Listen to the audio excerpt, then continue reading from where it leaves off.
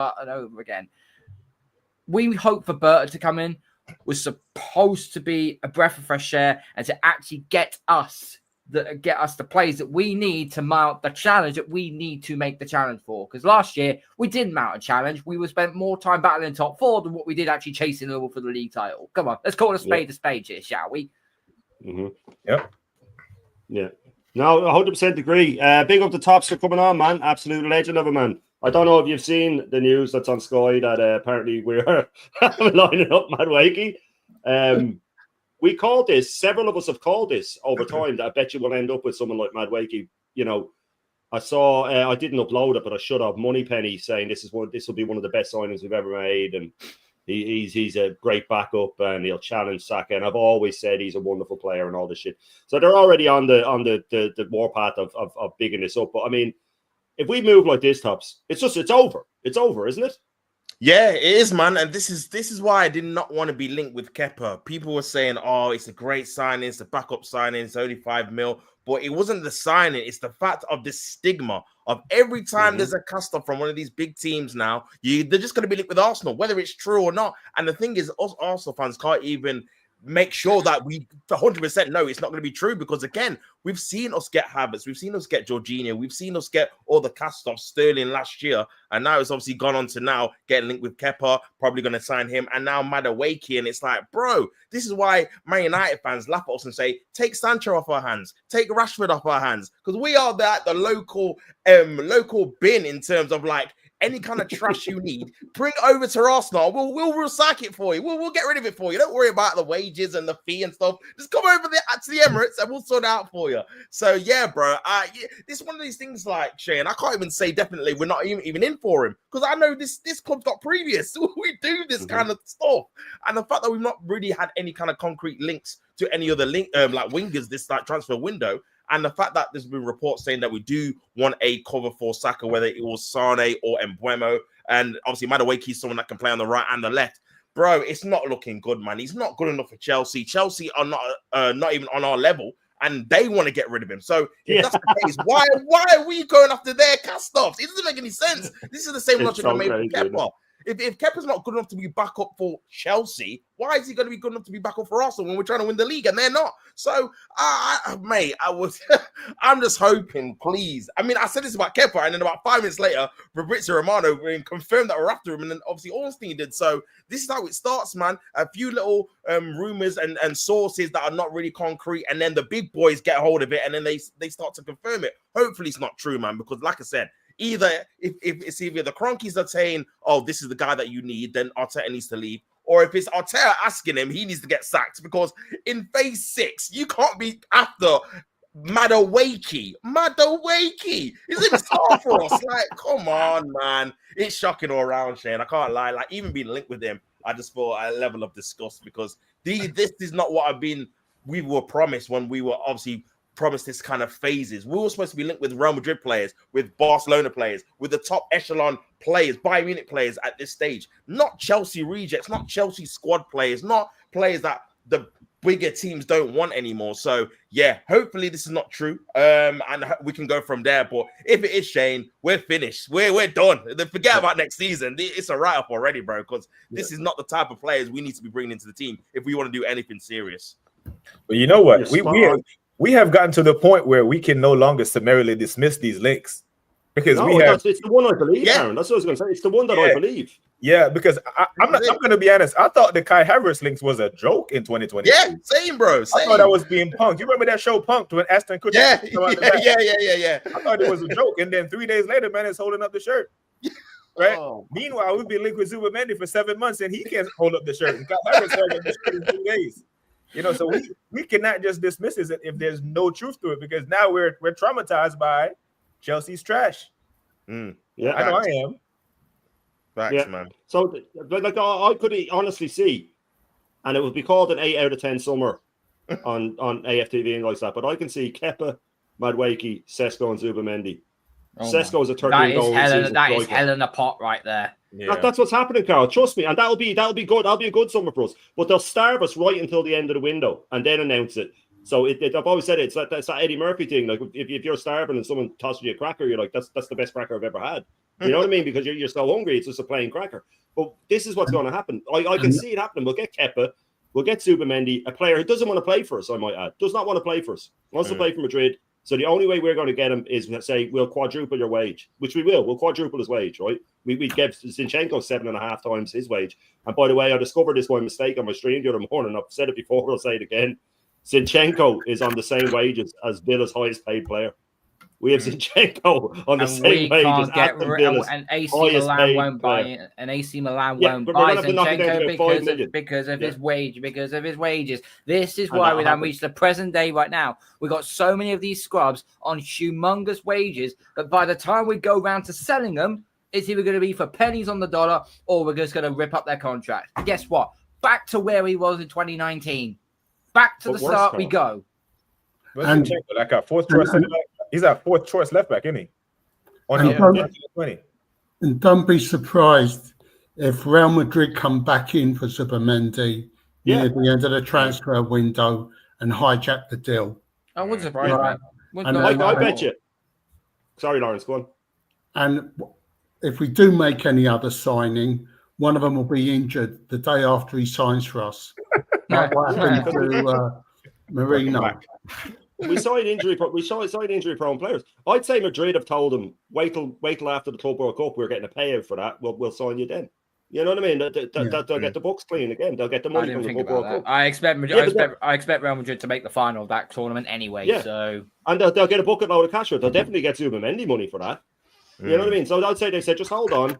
We'll get far enough in it that will make enough for you. We'll probably win it. And then we'll buy you. And we'll also have lost Party as well. So we'll have no back. Yeah, massive news. And we've lost Party, Lawrence, because Arteta wanted to reinvent the formation. Well, not the formation, but the style, slow it down more by getting Zubimendi. So he made Party feel completely unwelcome this year by never ever entering into contract talks and letting it run down, letting him go. And then when Berta goes to talk to him and say, "I want you to stay," Party's going to go, "Well, I don't want to stay. This fucker doesn't want me. Why would I stay?" You know what I mean? So they would have to give him even more money to make him stay. And those talks have stalled, apparently. So, I mean, it's just a laughingstock. So we could end up without the player that was brought in to replace him because we dragged our heels. Even with this Noipan lad, in January, we had signed him, hadn't we? You told us in January we signed him. Why am I seeing him in a Man City shirt? You know what I mean?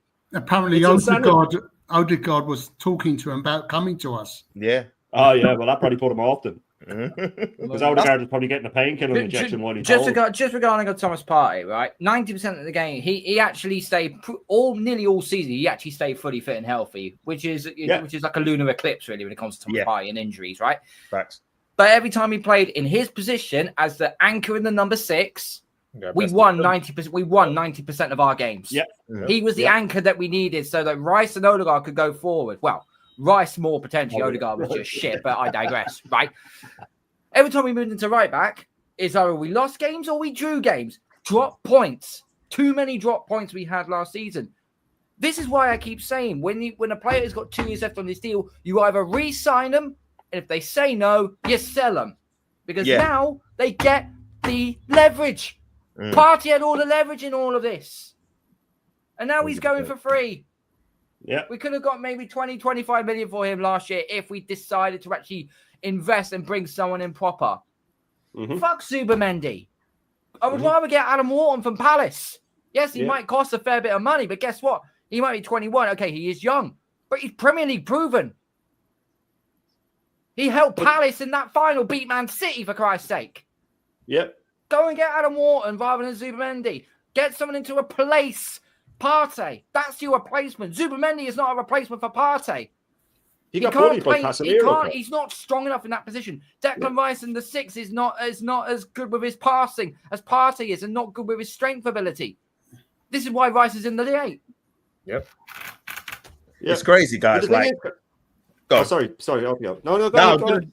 I was just gonna say it's just crazy how poorly our squad building has been from the midfield standpoint, because to allow the experience of Jorginho and Partey to leave in the same summer when you don't have ready-made replacements, because let's have it right, Partey was one of our, if not our best midfielder last season for the majority. Obviously, I know Rice came into it probably from February to the end of the season, but at the start of the season, he made a slow start because obviously he had a hangover for the Euros and we rushed him back, played him in the first game against Wolves when we didn't need to. And for me, Partey was very, very consistent throughout of the season. And to leave it to the last minute, and like you said, Shane, it was Berta that kind of reignited this kind of talk of him staying. Otherwise, it would have been him gone right regardless. He wouldn't have even been a back and forth where we thought he was going to stay. So to not have a ready-made player in place, ready to come in, and Partey's been, again, like I said, not even just this season, over the course of the 5 years, he's been our best midfielder in terms of performance levels. Like when he's been fit and in the team, that's when we've properly challenged for the league. Like when he's been missing or injured or whatever, our form drops off as a team because,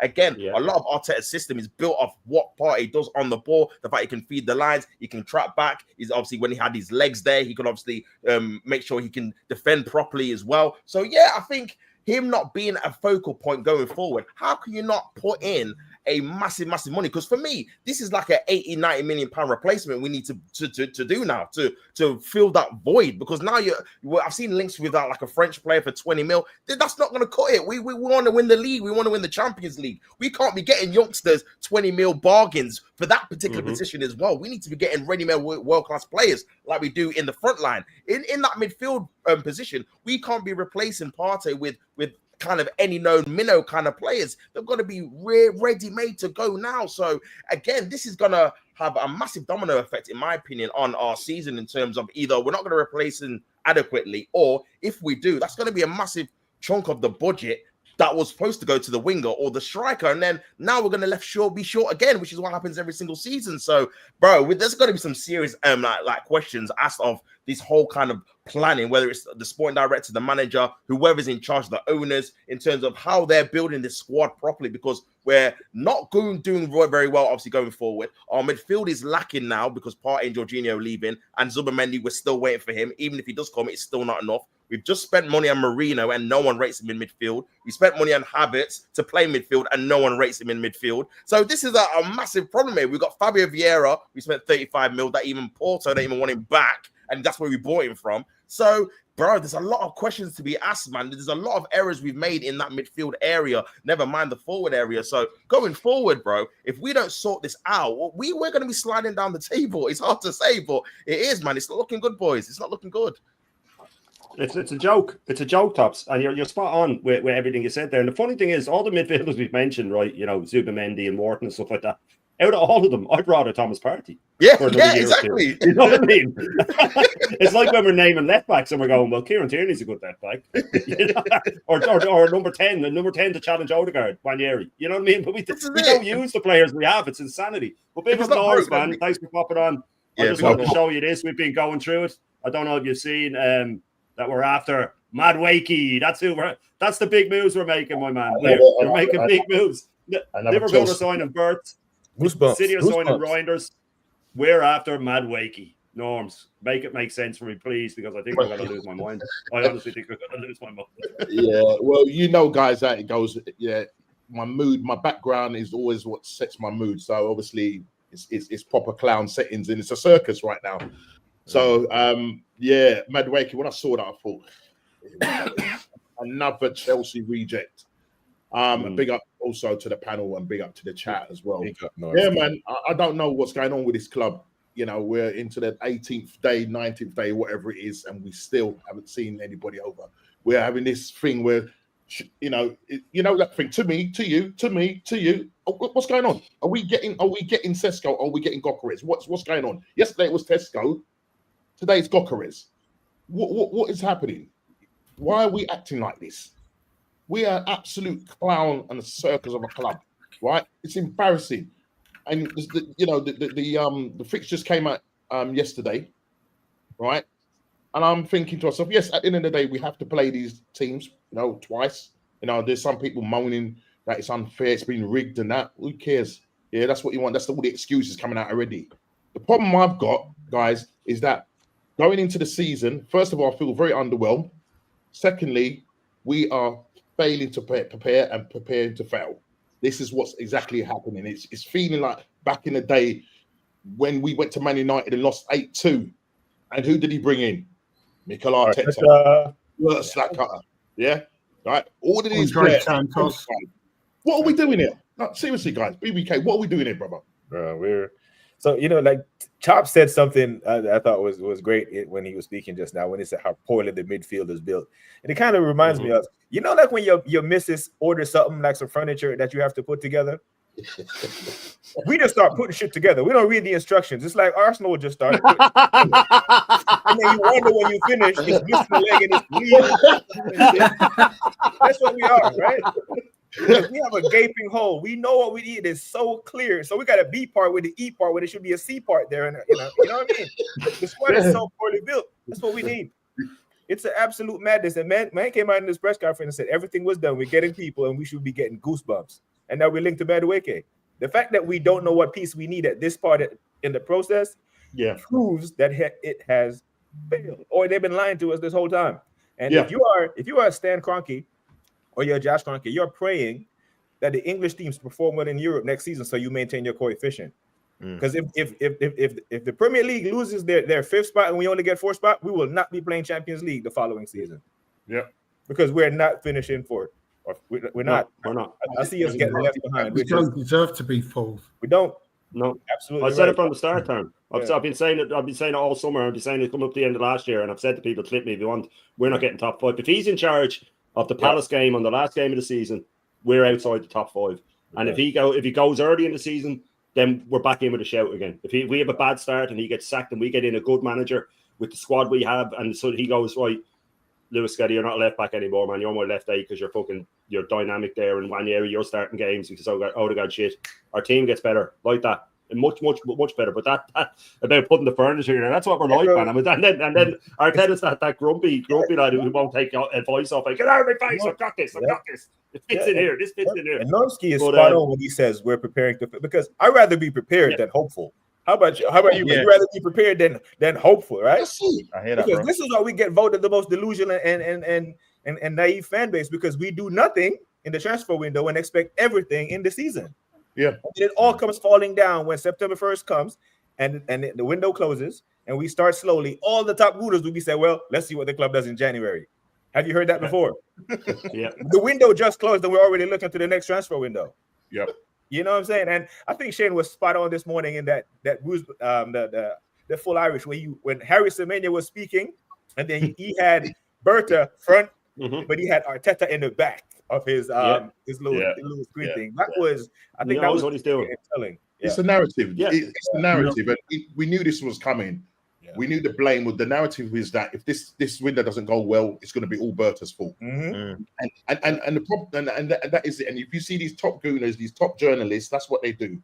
They're trying to discredit Berta. Berta comes with pedigree. Yeah, it's not like he's a fly by night thing. You understand? Yeah. When Edu and Arteta was selected to run this club, right? These guys didn't have any pedigree.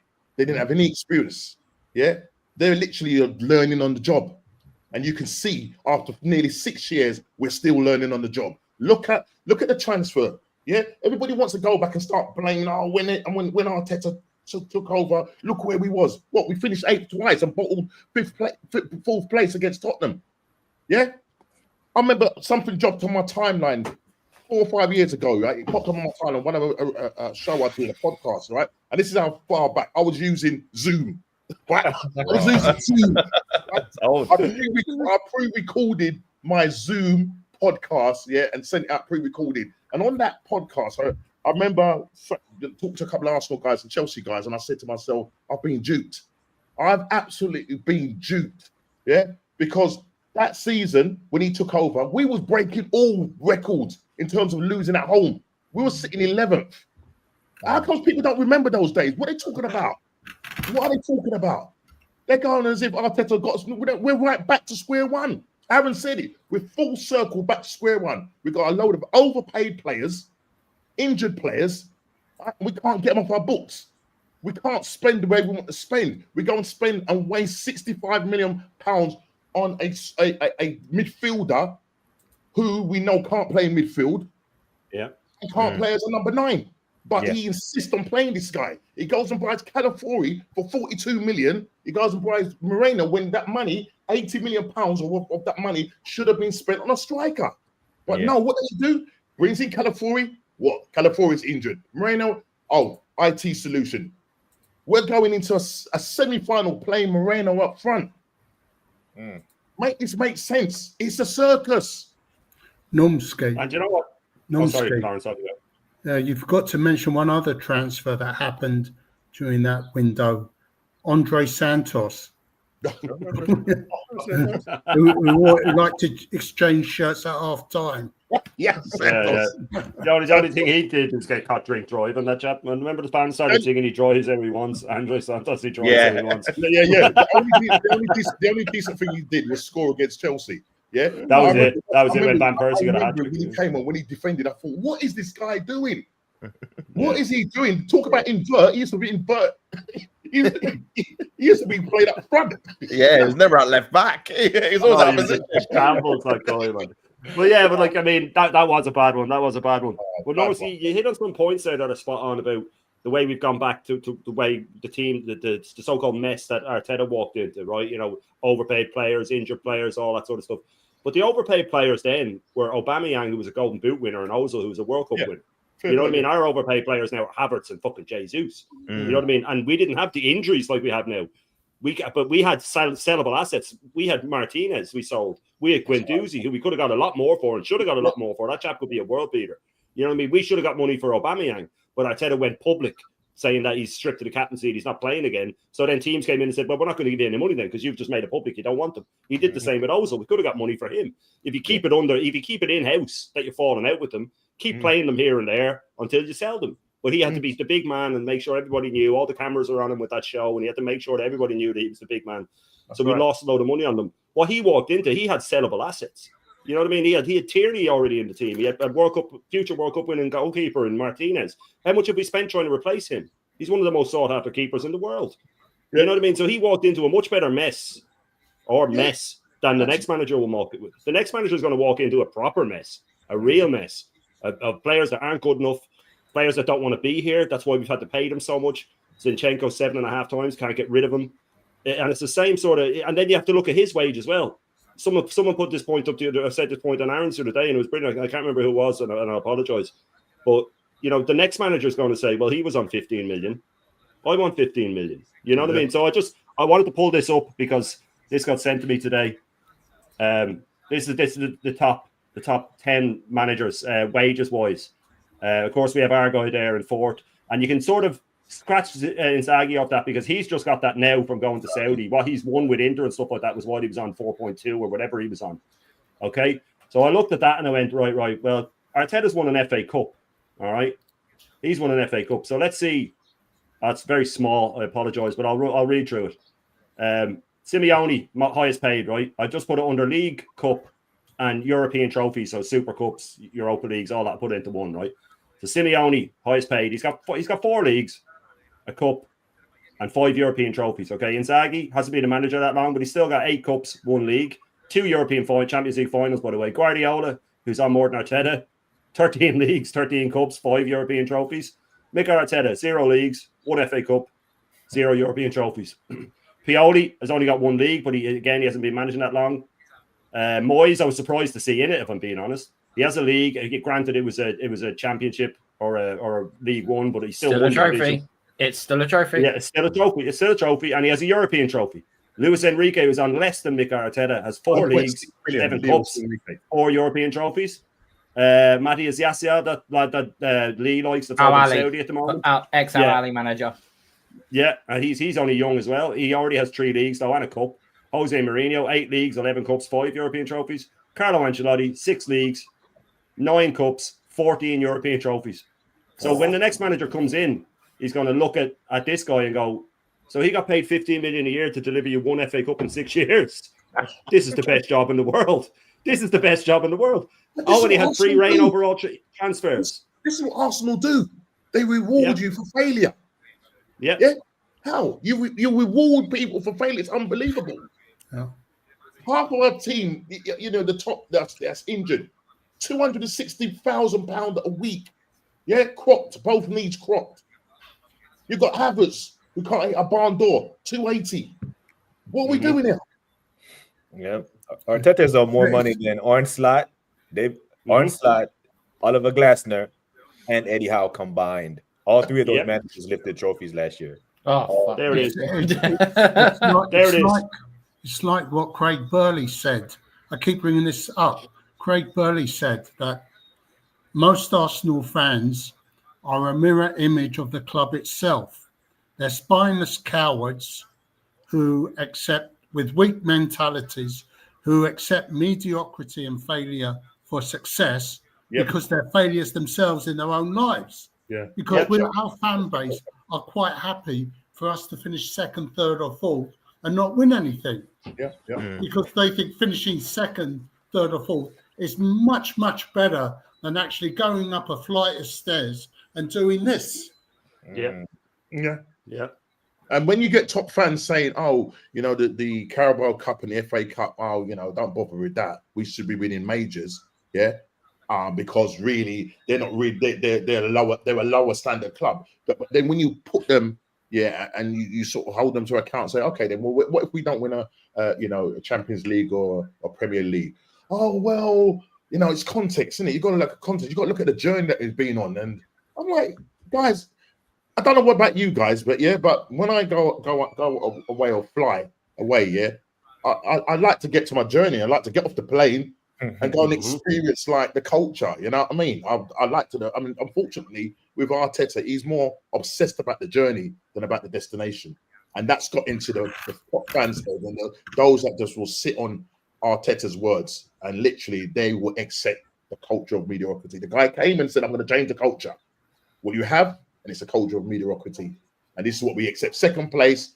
Free. What happens this season now? Because I'll tell you now, we ain't getting second place. It's over, Norski. It's over. Excuse what we did. If we get Sesko, the guy needs to bed him for 2 years. Give him time. I just don't see any other big club. Chelsea, man, even Man United. I don't see any other big club finishing second. Not even once, let alone 3 times. Finish second once and then move the way we do. Right? Chelsea is finishing second. They're going and they're breaking the bank for whoever they need to take them to first. I've seen Chelsea finish first and move ruthless. You know, so second 3 years in a row, and we're still trying to figure out what we need to do. This is crazy. This is lunacy. Just tell us you fancy Arteta at this point. If you're back at Arteta, just tell me you like him. You know, it's not an Arsenal thing or a coaching X's and those things. You just like the man. Just say that, because anything else doesn't hold water. No rational, no logical argument can defend 5 years and no trophies at the biggest or the third biggest club in England. And then you ask those same fans, why are we the third biggest club in England? Because of the trophies. Well, there you go.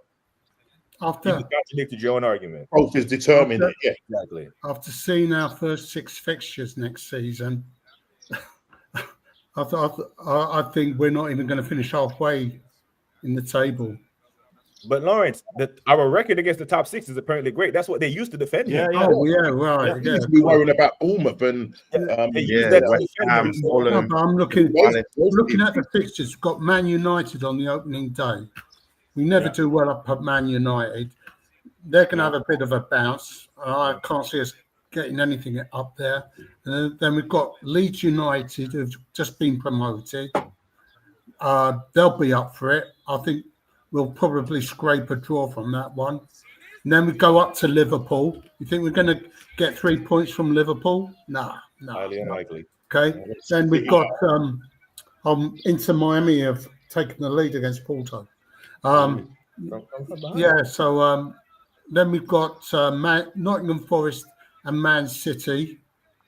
We may get a point against Forest. City will whip us a new one. Right, and then we go up to Newcastle. I'm telling you, we'll have 2 points out of those 6 games. We'll be down in the relegation. Because that's what I was saying as well, Lawrence. That if we slip up against United, I can see it being 0-0. You can see it being a stinky 0-0 Sunday first game of the season. You know, slow. United drag us down to their level. I could even see them winning 1-0 with Cunha or something like that, whipping one in. And against Leeds at home, we'll probably squeeze a 1-0 win.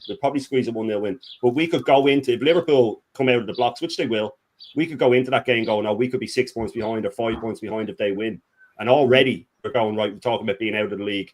Now, this guy will dress it up and he'll make excuses because our fans make excuses. And I just wanted to pull this up because I've uploaded it. This is, again, it's quite small, so I'll read it out. This is our good friend Moneypenny. This is what he put up today. Said it for a while. I don't know if he's perfect, but Madueke is a huge talent. Felt there's a talent there for so long. Sometimes you just need belief and an opportunity. I mean, there's nothing that these guys won't dress up. And this is the problem. And this is what I get back to what Norm often says, and I often repeat it. This culture of mediocrity has been, I say slowly because it's been five years maybe they've managed. PR Machine and Arteta have done it. And the top Gooners have mainly done it. But yeah, huge talent, exactly, yeah. But this is what they've done. They've lowered our standards so much with this bullshit, man, that it's become accepted now that we should be, like Norm said, we should be happy with the journey. Who's ever been happy with the journey? And now it's into the mainstream media where they talk about us like that. Gary Neville and all will talk about us like, you know, oh well, they think the Arsenal fans are getting a bit greedy, or think the Arsenal. He came up against Arsenal. He knows Arsenal. He knows our history. He was at Highbury. He saw the trophies there. He knows what we stand for. And it's being done by the club, and it's being done by Arteta. And I've said it before, the cleverest thing he ever did when he came in was in his first few press conferences go on about phases and processes and all this shit. And he bought himself a shitload of time. Right. And he just constantly referred to snide little comments about how bad the state of the club was in. We haven't been in a Champions League final. He always knows how long it's been since we've done these achievements that he makes, and shows us how far the club's fallen. But I don't think that our standards, and I want to bring you on this, Carl. I don't think, I can only speak for the time I've supported Arsenal, but I'm going to wager a guess that in 140 years, what we're coming up to, that our standards or our expected standards have never been this low. Have you, as an Arsenal fan, ever seen the sort of the public view of our club being that we should just be, that we're punching above our weight by getting second? I still maintain that we're the third biggest club in England. Therefore, we should still be competing for the league. We should still be competing for all major honours because we're Arsenal Football Club at the end of the day. Sorry to sound like a spoiled child, but that's the reality of why we got. That's the reality of why I got brought up to be an Arsenal fan, was because we were successful. But it has seemed like now, as time goes by, ever since we moved into the Emirates, it feels like those standards have slipped. Even the standards were starting to slip when Wenger was still in charge of us, when he was still in this old man yelling at cloud stage in his career. So nothing surprises me with this fan base, and it makes it worse because 20 years ago we didn't have social media, not to the extent that we do right now. We never had social media back then. So the only way you'll get intel from how the club's doing or the manager or so on is through, you go out, you go to your club, you go to your shop every morning when you buy your milk, you buy your newspaper. That's how it used to be. You bought your newspaper to actually see. Okay, and then you just have to take the journalist's word by gospel, not some freaking 13, 14-year-old kid who's got like 1,000 subscribers on YouTube or something, because what the hell do you know? And at the end of the day, social media now it's oversaturated football in a really bad way. It's no longer about being camaraderie and passionate for your football club anymore. It's all about getting one up on another one fan base, or another one up on another part of the fan base that you're supporting the same club at. Yeah. It's no longer become a friendly game. It's no longer become a community game anymore. It's all about business. It's all about control, local populace control, stadium control, money control. Everything is monitored and checked very, very carefully now. It's not what it once used to be. And the fan base has made it 10 times worse. Especially this generation has made it 10 times worse. Yeah. There are some of the generation actually got their head screwed on and actually understand this. You know, big up to True Gooner. He's one of them. Big up to him. But, you know, the way it's going right now, it's just going to get worse and worse and worse. Until some of these get a reality slap in the face. And the only way that will happen is when this manager's gone. Yep. But it all depends. But all depends what happens after then. What happens after then? Are we going to go after another novice manager, or is our ownership going to learn the error of their ways and go, okay, we finished second quite a few times. We've reached a couple of semi-finals now. It's time to get someone in. If they do that, then I know this ownership has got a little bit more, has got a bit of ambition. If they get some mediocre guy who's been in a job for 30 years and never won a league but won a couple of cups here and there, we know them that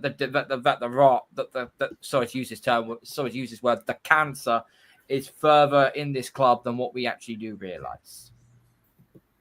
Facts. Yeah, absolute facts. Man. 100%. And just for a disclaimer, I'm sorry to use that C word because I hate it. Okay, but I just had to use that now. Don't worry. Apologies. Tops, where do you stand on this with the Yeah, standard of our club? Yeah, I feel like it's funny because now that we've actually got a team capable of doing something, it feels like the standards are dropping even lower. It's crazy. Like when we had players that weren't at the level, it felt like the actual standards of the club were actually higher compared to what it is now. When we still had your Mustafis and Louises and stuff like that, people weren't happy with where we were. People wanted us to be doing better. And when you actually look at the quality of player, the quality of players just weren't good enough to do it. Now we've got actually decent players like Rice, like Saka, like Odegaard, like all these kind of guys in the team, Saliba, Gabriel. The standards, we should be going for league titles, winning cups on a regular basis, getting to Champions League semi-finals, finals. And it seems now everyone's just happy with the phases and the processes and stuff like that. The PL that's been spinning has been crazy, to be honest with you. But I just want to obviously read out a little bit of a quote from I think it's Gary Jacobs. He just put a little bit of an article about Arsenal's transfer window. He says Arsenal are not panicking in the transfer market as their targets are on holiday until next month after the international duty. No club wants to pay for wages for new players sitting on the beach. Arsenal expected to accelerate deals around the turn of next month, so that's start of July. So it's obviously been kicked down the can already. Do you know tops? Do you know how many tweets I bookmarked for the 1st of July? Do you know how many tweets? If nothing happens after a few days, guess what? I'm fucking cooking every single one of them. Honestly, man, they've got us right here in the palm of their hands. To be honest with you, he goes on to say Arteta wants to sign a left winger, a forward, at least one midfielder, a centre back, and a reserve goalkeeper before the start of pre-season, which gets away early next month. Also go off to their training camp in Spain before traveling to the Far East on July 19th. So you're telling me we're supposed to in a month's time 7 players before July 19th? Come on, guys! Like the writers on the wall here, like it's fully inverse taking a holiday. Let's hold them to it. Let's hold them to it. But the save on 2 weeks' wages. The save on 2 weeks' wages. They risk missing out on the top targets. Oh well, we just want to save on 2 weeks' wages. Well, we're paying Tommy Asu 120 grand a week to play 6 minutes football. And I'm trying to fucking save on 2 weeks' wages, man. You cannot make this up. This club, man. Oh, it's been used as an excuse, though. The fact that they're trying to dress it up. That these top gooners are out there trying to say that this is what we're doing. Calm down, guys. They do not think that we see every other club moving and they can move. Why do these rules only apply to us? Why do we only get transfers? Why do we only play every team twice a season? You know what I mean? Fucking hell, man. That links into the whole culture of mediocrity, Norm. It links into it.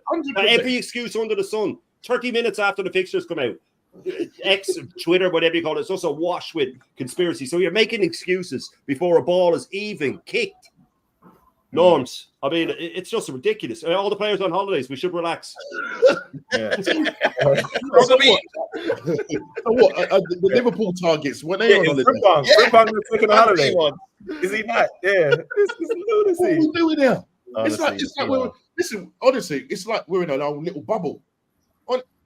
Seriously, it's like we're in this own little bubble, and weird things go on. I haven't been to the Matrix for a long time, guys, and I feel like I'm being pulled back in. I'm not gonna lie, guy. You know what I mean? The blue pill is about to be taken again. If you ever wonder why some politicians you've just read that out of Tops, man. I'm like, what?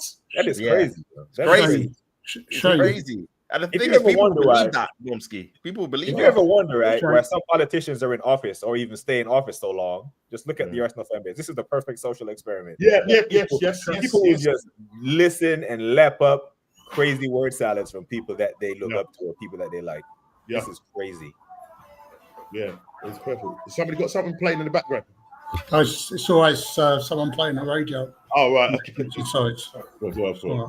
Sorry about that. Just in case you don't get copyright.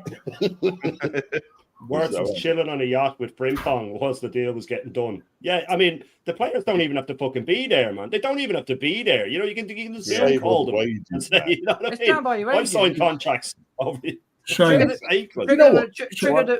the release clause, and you get on the phone to the player. Goes, hello, Florian. Hey, we've just triggered your release clause. Do you want to come to Liverpool? He goes, yeah, cool. Right, okay. Well, get ready for pre-season then. It goes, yeah. When is that? Send over in a few weeks' time. We'll send over the contract. Send over the contract. Yeah, where are you? Oh, it's all right. I'm on a yacht right now in the where it is. I don't know. It's Well, free. we It's may not have to. that hard. Come on. Shane, Can't be that hard. Go on, Shane, Lawrence.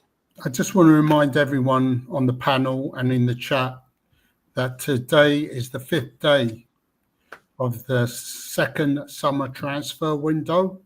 But at Arsenal, it's Thursday, the 19th of June. Yeah. Well, we're going for Madueke. Lawrence. Yeah. So we're all right, mate. And Madueke, actually, now that you mentioned it, Pepper. I just wanted to say big up to Static. Happy birthday, man. I missed your birthday Oh, 2 yeah. days ago. Happy Big birthday, birthday, Static, man. The Big legend of the mods, man. Happy birthday, my man. Absolute Happy birthday, legend. bro. Never sacked. Sorry, Lawrence. Big up, Static. Yeah, I'm just saying it's just typical of the way this club goes during the summer transfer window.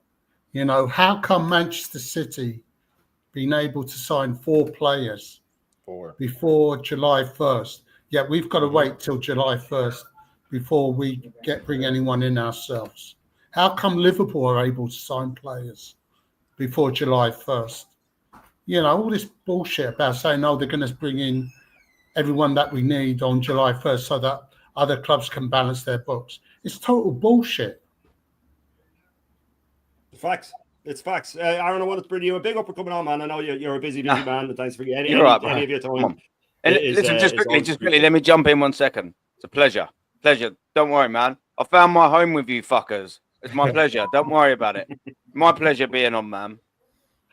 No, but absolute legend, man. Absolute legend. But listen, I just wanted to bring you in because according to Sky Sports, our big summer target is now Madueke, which we called. According to We who? called it. We Sky said, Sports. yeah. I was Apparently only we're looking joking at about that Madueke. last week. Yeah, we've said it. That's what I said. We called it joking. We said we'll end up with Madueke. But apparently that's who we're after, mate. Apparently that's who we're monitoring. Liverpool have Berts. No. You can't believe it. We are Have a monitoring nice stream, Madueke. and I'll see you all later. Catch you later, Aaron. Yeah. See you in a bit, mate. See you later. According to Moneypenny, she has said it for a while. I don't know if he's perfect, but Madueke is a huge talent. Felt there's a talent there for so long. Sometimes you just need belief and an opportunity. So everything's all right. Moneypenny said it's good. Moneypenny, the last pick in school for football, the guy who probably sat out while everybody else played, while he sat there with his lunchbox and his panini cards that no one would even swap with him. That guy that knows absolutely nothing about football said it's all good. So we're fine, Aaron. We're looking at Madueke. Liverpool are looking at Berts. Well, you took the jam out my fucking donut, Shane, didn't you? I'd say, there's me going. I'm privileged to come on here. Oh, Jesus. Mate, I don't even know. That's just a right fist to my face and then a good old kick in the bollocks while I'm down on the floor. That's madness, man. So that's on Sky Sport. I know, obviously, there's not 100% there, but there also means there definitely is something in that. Yeah. When it goes on them bigger platforms, it's never 100%. But when it's on them platforms, there must be something in that. And just basing just off of that alone, that there is something in it. That haunts me. That is worrying. Big up to everyone in this world-class chat, by the way. Like and subscribe to all these wonderful, wonderful people. And smash a like on Shane's channel. It means a lot of things. It means a lot, doesn't it, the likes? But either way, I'm not going to cut myself. Mate, this is worrying. We are now signing possibly another Chelsea outcast. Like, no, that is just worrying alone in itself. But where is the ambition? So when we're talking about we are waiting for it, let's just pretend that last year wasn't the shit show that it was, yeah? Let's just pretend. Of the 5 years, you are expecting a project, regardless of how we've done in the last 5 years. At the end of the 5 years or 6 years, you're expecting it to be right there. Or either at least just knocking on that little door. And what are we doing? Signing off-casts, being interested in off-casts. We are signing the basement players around Europe, but we expecting Champions League world-class players. What are we actually doing as a football club here? There's got to be some truth in that. Now, we're not talking like we're signing him. The very fact alone that we are interested in this man makes my skin crawl. Not because he's not good enough for other average Premier League teams, but we are not aspiring to be an average Premier League team. We are ready, well, we were last year until we took a step backwards, to take that next step from second to first. Signing players like Madueke, Sesko, not so much sort of Kepa, only because it's a backup. And I can annoyingly somewhat deal with that. But signing these players is not taking a step from second to first, it's taking a step from second to fifth. Yeah. Because everyone else around us will improve. I had a lot of people, boys, going to me, why are you so harsh when it comes to Arsenal business? Chelsea ain't done nothing really much, even though they've still done more. Tottenham haven't done loads. Newcastle haven't done loads. But then in the same breath, these people are going, we're not competing with them. We're keeping with Manchester City. We're competing with Manchester City and Liverpool. Okay, then we'll compare our window to Manchester City and Liverpool's. Mhm. That's it. Exactly right. I'm glad I can use your own logic against you. Well done. I'm very good at that. Very tactical. Cool. Okay, so let's compare that then again. What have we seen in the last 2 days? How many Manchester City players make their debut? That's how well their window's going. We're seeing Manchester City players making their debut. We're seeing Florian Wirtz, Mesut Ozil to Madrid, putting a Liverpool shirt on. What are we doing?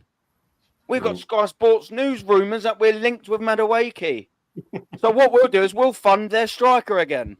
That's it. What's his name? Oh, I keep saying Rory Delap only because the throw-ins are burnt in my head. Liam Delap. I know. I'm terrible with it. So we'll probably just fund that then. Yeah, cool. And give them some changes. We always do. Me and Matty were talking about funding Chelsea. And even though we all say we funded Manchester City with, the signings that we made off of them, they made an absolute biblical stinker with Mudryk. What did we do? We funded that with Havertz. 65 million and taking 250k a week wages off of them. And now what we're going to do, we're going to sign more of we're going to fund more of their players. Thought we were supposed to be funding the advantage for our own squad and not everyone else's, because all we've done is strengthen everyone else. That's all we've done. When you deep it and look into it, that's all we've done. Just strengthen everyone else, or at least relieve them of the crappy mistakes that they've made in the past. And while we'll just go, here we go, charity of Arsenal, don't worry, you fucked up. We'll be the bigger problem now. We'll just take all your mistakes. We'll just leave it to our own. And what do we end up with? We end up with disgruntled fan base and a deluded one. Nothing in the middle, just complete morons and us in complete frustration. But what essentially is it? There's no success. You put up a fantastic table there. I was just quickly looking while I was getting sorted, and I see that, all the managers and things like that. All the managers of the money and what they've earned. Exactly right. Look at the geezer above him, mentor. Everyone else. He's so out of his depth. Oh, he's in the top 4 though. He don't deserve to be there. He don't even deserve to be in the top 10. And that's what that's. It just worries me. I know I'm having a little whinge. It just really, really, really annoys me and worries me when I start seeing legitimate links and interests to players. We might not sign him. That's cool, but we're not talking about signing him. We're talking about the interest. That's where people will listen to us get it wrong. They're like, we ain't even signed him yet. I know we ain't. We're talking about it. Why are we even interested in him? We should be, whether we'll get him or not, and we won't get him. We should be going for the Rodrigos. There you go. If we were a big club like Liverpool and Real Madrid and Man City are acting like, we'd send an offer over. Sorry, I'm stuttering. We'll send an offer over. There you go. There's 90 million. There's a question. Answer it, Real Madrid. Yeah. How badly do you want to keep him, Rodrigo? Do you want to leave? There's 90 million. Structured over 5 years, like all deals are structured. There you go. There's the question. Answer it. Come on. They'll bloody think about it. And they will definitely answer it. But we don't answer any questions. We probably won't leave. So what we'll do is we'll just get one of the worst wingers in Premier League. Who can we go to? Oh, no, Chelsea. Oh, yeah, we've been there 10 times already. Who's their shittest player? Who's their underachieving young player we can pay over the odds for and put him on astronomical wages and not be able to sell him for said astronomical wages? Well, we've just done it all before. It's a cycle. It's repeat. It's like watching the washing machine. Round and round and round. Washing machine FC, except the clothes don't even get cleaned. They just get dirtier. They get dirtier. They get dirtier. Yeah. They get fucking dirtier. The washing machine. Aaron, I was saying at the beginning of the stream, I said the amount of Chelsea players that we get, we should move to Stamford Bridge, wear blue, and come out to blue as the colour. It'll be easier. I'll tell you what we'll do. When they get a new stadium, what we'll do is we'll pay for the new stadium and just move it to Stamford Bridge. That's what we'll do. And Taron made a great point, Aaron, where he said that Slot, Eddie Howe, and Glasner, the 3 winning managers combined, are on less than Arteta.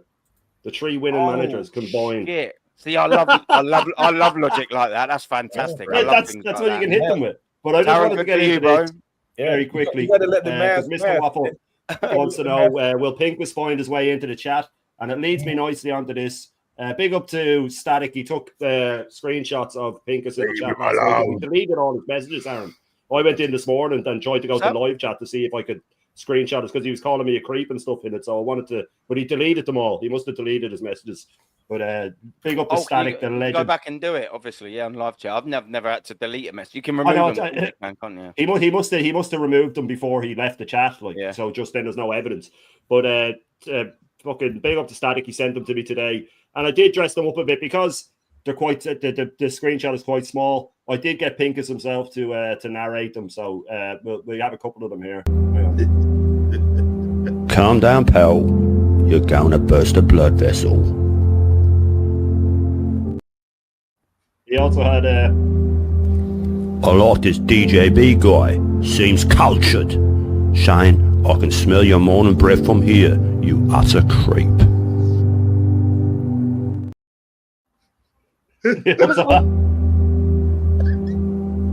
I've slated players and Arteta since creating content. That's why I'll never and probably will never work directly with Arsenal. Was this all in my chat? Was this all in my chat last night? Yeah, it was. And I've missed some of them. Some of them we didn't get. There was one where he said, Aaron, I'll talk to you on the blower and blah, blah, blah. We didn't get them. But there's two more. And I'll go through them. It's cool. Don't worry. I'll download the whole thing. Oh, no, you don't have the chat on there, do you? I don't put them up. Ignore that.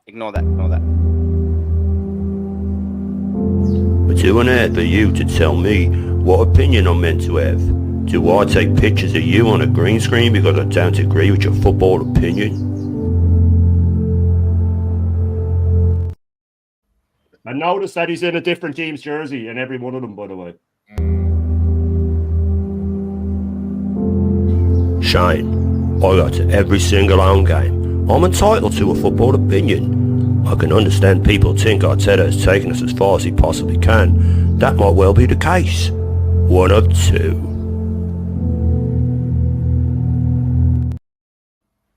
There's Pinkus, ladies and gentlemen. Pinkus, the guy who then took his chats down because he didn't want to get... He'll play the victim card soon, you see. He'll say that we're bullying him or that we're picking on him or something like that. But that's it now. I'll leave it at that with Pinkus. But big up the Static for screenshotting those pictures.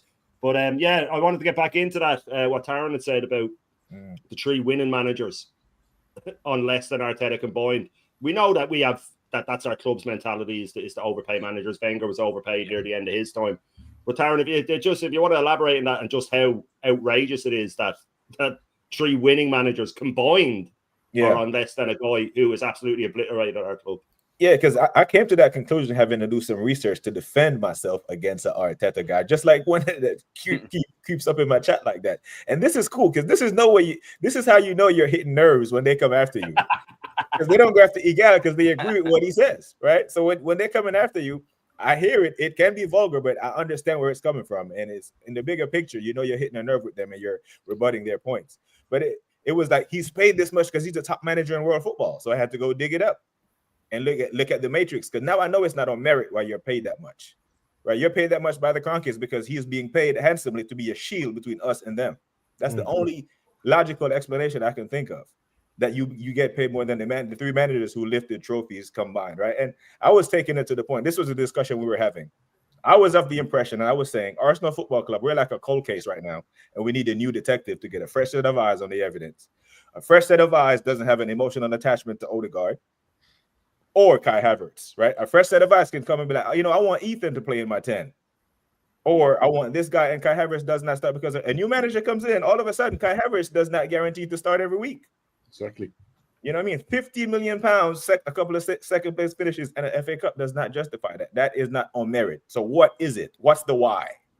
And until they can answer that, I'm going to make my calculated assumption, right? It's a swag. It's a scientific wild-ass guess. It's not just a wild-ass guess. It's some science behind it. And I'm going to logically say that the owners pay you handsomely so you can deal with us and lie to us and tell us that we're going to get goosebumps when all you have lined up is Kepa and Madueke and maybe Zubimendi while you lose Partey. That's a side pass. If you lose Partey and you signed Zubimendi, that's not an upgrade. It's literally a sideways pass. That's right. Yeah. Not even goosebumps. It's like fucking duck bumps, isn't it? Do you know what I mean? That's how crap it is. It's not even full on goosebumps. It's just something But so you lower get tier. goosebumps when you're scared, though. So it is goosebumps. I'm fucking terrible. One last point that I make, right? One last point that I want to get on is you see, like Liverpool go sign Verts or whoever. I haven't heard one Liverpool fan in any of the spaces, and lots of them. Big up to some of them in the chat. I see them from my channel. I heard no Liverpool fans come on and say, "Where's McAllister going to play? Where's Gravenberch going to play? Yeah. Where's the Buzz-Lag going to play?" But when we get linked to anyone, it's where's Saka going to play? Yeah. Where's this guy going to play? Where's that guy going to play? And you see, that's why they are where they are, and where we are where we are. Arteta's got his protected players, and that's what happens. So as soon as you say, or the fans have got their protected players as well, they're players that are their favourites. So as soon as you say, right, I want someone to come in and challenge Saka, someone to come and challenge Havertz, or someone to replace Havertz, same on the other side. No, we can't have that. Yeah, what are we doing here? We need a proper squad to challenge on all fronts. Yeah, that's why we're in a situation where we're rotating till the players are completely running to the ground. And then he looks over his bench and thinks, well, I've got 50 left backs. What am I going to do here? Yeah, no, seriously, what am I going to do here? How many times have we looked and said, look at our bench? There's nothing there. Aaron, you're at the games, you see. Yeah. There's nothing coming off the bench. Kids. When we're meant to use, like, I'm saying, I was saying to Matt on my channel last night, he came on, and I was saying, like, if you're in a situation where you need a natural striker to come on and get your goals, yeah, would you go for Moreno, who we know is a midfielder? Yeah. He only found out by accident that this guy can score goals. Me and Aaron got our shares in IT Solutions. Yeah, popping. We're wealthy as anything, can we? With that, right now. But what I'm saying, making it rain, Noms. Yeah, he won't say, right, there's a Deje, right? The guy trains with him. He's 22 years old. He's not a little baby. Yeah, he's 22 years old. At least trying for a couple of minutes. We're not saying for you to play the whatever. He won't even do that. And now he's gone. He's released, like all the other 17 players. And Zilch coming in. Yeah, it's true, man. It's true. Not to wind up the panel even more, but I've just seen another quote from Gary Jacob. I'll just read it out a little bit. It says, it says the reason for the hold-up of the striker situation is because Arsenal believe the price of Gyökeres is too high considering his age, and the £75 million fee for Sesko is also considerably too high for a player of his quality that hasn't proved himself. They are now considering signing Ollie Watkins. So that's the latest for the striking situation. Gary Jacob. I think he's part of the Independent. I think. Let me just double check. He's a journalist. No, part of the Times. Yeah, it's part of the Times, man. Do you have the other one there for Aaron? Aaron wasn't here for the other quote. Oh yeah. Let me just quickly get the other one. I'm ruining my evening even more. Come on. Yeah. Oh man, this is a cracker now. This is an absolute cracker. God, let me try and get this up now. Where was it? Oh, is it a player? Is it a player? No, it's just explaining why we've excuses. not signed any excuses. Yeah, it's not the 1st of July thing, is it? While you're looking, I do have a quote from Semiu. It's only 8 seconds. So. Oh, hey, look, I've got another idea. Look, stop whatever you're doing, everybody. Look, because we're going for a walk in the park. Oh, hey.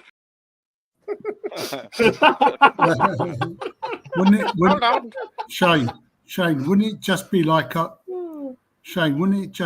Arsenal to sign Marcus Rashford? Yeah. No, I wouldn't be shocked. The only thing that'll stop him coming is that he doesn't track back. Otherwise, we'd be well in for him, man. Do you want to tell you some names I'm genuinely worried about? And I've got there's no knowledge of anything like that. There's no links at all. I'm worried about us signing Jack Grealish and putting him on silly wages because it just stinks of Arsenal and Arteta and Sancho. I'm looking at them players just and they worry me. There's no links to anything like that. You can just see us ending the transfer window. We're all looking at all these players, and then that's who we'll end up getting. Aaron, why are we, us Arsenal fans, thinking like that? That, oh my God, we could actually get. Well, it happened. It happened with Sterling. Yeah. You know what I mean? So that's it. This is our reality, people. Yeah, this is our reality. It's like, well, look, the chances are we're going to end up with Madueke. We could end up with a Sancho. We could end up with a Grealish. Because we just can't land our targets that we're meant to land. Yeah. Yeah. It's a The madness. biggest We experience won't one. use this. Sorry. We're PTSD. Sorry. It's PTSD. We've had it done before, like you said. We had it the summer when, like, thank God we didn't get Mudryk, but that's who we wanted. Let's remember that that's who we wanted. Aaron says that quite often, and it's a great point that that's who we wanted. He wanted Mudryk because he knew, even though Martinelli is Aaron quoting Aaron here, that was in his best ever season, and he knew he wasn't good enough. But like, if he hadn't got him, look at the mess we'd be in with that. How long you know ago what I was mean? that, Shane? 2.5 years ago. Yep. 2.5 years ago. Still hasn't signed him. And thank you very much, and you quote me perfectly. The reason I use that is to show how inept we've been in terms of signing. I used the Bill Saliba one, the same thing. Yeah. Ruined our season, ruined the Premier League. Have we signed the right-sided centre-back since? Nah, of course we haven't. No. And I used to tie that on if either Mikel Arteta never learns or he takes too slow. The Mudryk one, we knew there's facts there. He was willing to spend 90 million 2.5 years ago to sign Mudryk whilst Martinelli was popping. And you're telling me now 70 million for the world's most available prolific striker available, and he don't want to do it. 60, 70 million. Yep. He don't want to do it. Rodrigo, much more at that time, winning multiple trophies with Real Madrid, established player at elite level, maybe not world class. I don't know, Argue. I don't think he's in that bracket, but he's in an elite bracket. But we won't do that for Rodrigo. But we was willing to do that with Mudryk, who was in Ukraine 2.5 years ago. But we won't do that for Rodrigo now, 2.5 years later. It's just ridiculous when you actually think about it. Like what we're doing it. So you won't pay 70 million for a striker, but you will pay 105 for a central defensive midfielder. That was only 3 years younger. People think Gyökeres is 37. He's 27. And he doesn't rely on pace. Look at Harry Kane. Look at Lewandowski. I'm not saying he's as good as them, but the point I'm trying to make is he's not Thierry Henry player. He doesn't need to rely on beating the players. I mean, he might not be the slowest bloke in the world, but that's not my point. People are acting like he's 30, 31, 32. He's entering the best. This now is the best year. 27 on the back of 2 or whatever really, really good seasons. He's primed to step up for the next level. Primed. And we are petrified of it. And he's a late developer. He's a late developer, which is often the best thing about a forward. I always say that. Ian Wright was a late developer. You know what I mean? A lot of top forwards. Harry Kane was quite a late developer, if you think about it. But he was out on loan at Leicester and stuff when he was younger. He was absolute dog shit. It wasn't until he did some pots started edging him into Millwall and all that. But I just want to read up Eric, this super chat from Gianni. Big up to Gianni, man. He's always supporting the channel. He's absolute legend. And big up to everybody in the chat. There's almost 90. Make sure you're smashing the likes. Make sure you subscribe to everyone on the panel. All the channels are linked. We're all out here fighting the good fight, and subs and likes and all that stuff. It really does help the algorithm. And the super chats are always welcome. I'm like Aaron, it does go towards everything to keep the channel moving, i.e. paying for StreamYard and stuff like that. But big up to Gianni. He says, if we end up with Zubi, Sesko and Kepa, Arsenal could have spent 1.28 billion euros since they bought Oba, 1 FA Cup, Arteta out, top gooners out. I mean, the more you do it, the more you look at these things, the more that you sort of see how bad it is when you just say it out like that. That's when we start laughing. That's when we just have to laugh when we see Madueke, because it is laugh or cry with this club. It's actually laugh or cry. And the players he's mentioned there, I said it earlier, Aaron, I don't know if Madrid have told Zubamendi, wait till after the Club World Cup. If we get far enough in it, we'll get 50, 60 million. We'll buy you then. I don't know. That could be happening.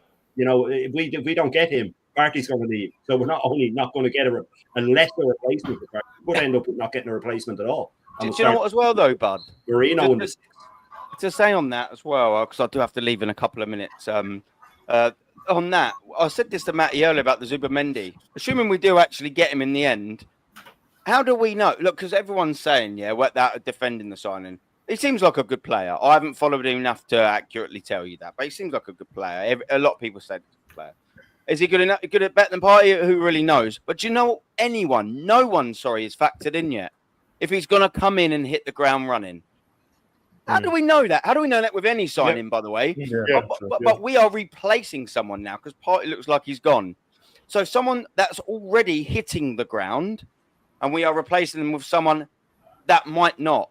That's worrying in itself. And we might not think that he's better than Partey. So let's just say he isn't, because I don't think he probably is better than Partey. But what about if he takes six months to bang? What about if he takes 12 months to bang? What about if he doesn't? But if he picks up an injury? What about if he picks up an injury, which he probably will? People went through. Yeah. And this is the thing, people ain't factoring these things in. They're like, he might come in and he just might do a Marino. Yeah. God forbid. You know what I mean? It's I don't know. He got bullied by Casemiro. He fallen off a cliff. He's finished. And the thing is, I said it to Carl and that earlier. All the midfielders were mentioning Wharton and Zubimendi and all. I'd rather Thomas Partey than any of them. Yeah. I'd just rather keep him and not get any of them. He's a better player. But listen, Aaron, I know you need to shoot off, man. Big up for coming on. Absolute legend. Do you want to share your channel or tell people where you're going to be? All I will say is, instead of me, make sure you are subbing to every single one of these absolute legends. If you could just do that for me, that'd be just as good. Big up to Cole, brother, Tops, Geezer, Norms, legend. We got Lawrence, Geezer, BBK, Taron, nearly my name, but you know what I mean, with a T, legend, and of course, Shane Gooner. Absolute pleasure, man. Come on, just smash the like and subscribe to everyone else. Big up to you, man. Thank you very much for letting me share a panel with you for 20 minutes. Legend. Big up to you, chat. You world-class geezers. Enjoy the rest of the show and enjoy the rest of your Thursday. Big up, man. Thank you. Sweet, man. Legend. Yeah. Bye. Yeah, if anyone else needs to shoot off, just put it in the chat. I don't know if Hughes is jumping on later. Lee is in and out. He's very busy. He said he might come on, he might not. Depends on if he gets a few minutes spare. I know he's got watch-alongs coming out as ours, so we shall see. But Lawrence, man, I wanted to get to you about this. George Graham was rumoured to be one of the highest paid managers at the time, and that's what caused a lot of friction because the players were on such low wage and they saw that he was getting a big wage. But that fucker earned it, man. George Graham earned his big wage. He won leagues. He stopped that Liverpool juggernaut in the 80s. He won cups. He won European trophies. Yeah. Compared to this guy, I mean, should he even be in the same sentence? Yeah, to be honest, I didn't want George Graham at first when he was linked with the job. You know, I don't like ex-players coming back as managers because most of the time it doesn't work out. But he proved me wrong. And I appreciate that. I mean, if you compare his first 5 years at Arsenal to Arteta, he won the Littlewoods Cup in his first season. Yeah. He won the First Division title a couple of years later at Anfield. He won the league title again with the Near Invincibles. Yeah. A couple of years after that. What has this clown achieved in his first 5 years? And then we've got dickheads in our fan base who want to build a statue in his honour. What about a statue for George Graham? What about a statue for David Rocastle? David O'Leary? Mickey Thomas? These people deserve statues more than him. Ian Wright. Yeah. True legends. But no, these mugs in our fan base, just because this clown used to play for us, they want to build a statue in his honour. I'm making your head wobble. Unbelievable. No, facts. I don't think that the word legend gets thrown around too much now. I don't think people realise like what a statue means. I wanted to ask you this, Taron, and then I want to come to Tops, and then obviously the legend that is Norms. In American sports, are they big on statues and all that? Or it's more just retiring jerseys over there, I think, is it? Yeah, it's retiring jerseys and hanging banners. Yeah, we're not big on statues. But in American sports, the American sports model, the director of football or the general manager is who hires and fires the coach, right? The general manager fires hires the GM, drafts the quarterback, and all that stuff. So with their sports model, I'm not sure if they appointed Berta to operate that way. Because it doesn't seem that way. Because I've heard Sky Sports report this morning that Arteta has a heavy hand. Those are the two words that they used: a heavy hand in recruiting. Translation to me means he gets the players that he wants. You know. But yeah, statues and stuff. No, it's just banners, retirement jerseys, and Mount Rushmore sculptures of their face when they get put in the Hall of Fame. Okay. Yeah, no, I knew about the retiring jerseys. I don't. Over there, the people, it's sort of the basketball teams and stuff like that, players would have number 96 and things, though, wouldn't they? It wouldn't just be sort of... Yeah, so Michael Jordan, obviously, because he has a statue outside the United Center in Chicago, but he is just because he is Michael Jordan. Not He's Michael Jordan. He's regular other players that they don't really. It's not a common practice. He's Maradona. What Maradona is to Napoli, though, isn't he? He's like the stadium's named after him, and there's a church and all dedicated to Maradona. Yeah. But Tops, man, you need to help me here. You need to help me out because I mean, you had your quotes there about everybody making it okay and everybody this and that. Do you see this happening with any other club? Like, and Taron made a great point, so I want to bring it on to you. And it really did make me think. We're definitely the only fan base who, when we get linked with a player, it's, oh God, what if he takes his place, or what if he... Did other teams sign players to challenge that position? We're always talking about backup. Why are we always talking about backup? Why aren't we talking about, let's get someone in who can push Saka further, who can make him want to play for his place? Why do we always have to just have backup in case we upset our precious first 11? Have you seen it with anybody else? No, you know what? It's crazy. Sorry, before you do, I just want to let Carl needs to head out. I know he's got other appointments. Carl, big up legend coming in. What have you got lined up, my man? So I'll be doing a couple of watch-alongs over the weekend. I'll probably be bouncing on Aaron's call-in show tomorrow night as well. And I will be doing a couple of uploads over the weekend as well regarding of Partey leaving for free and more transfer news rubbish and so on.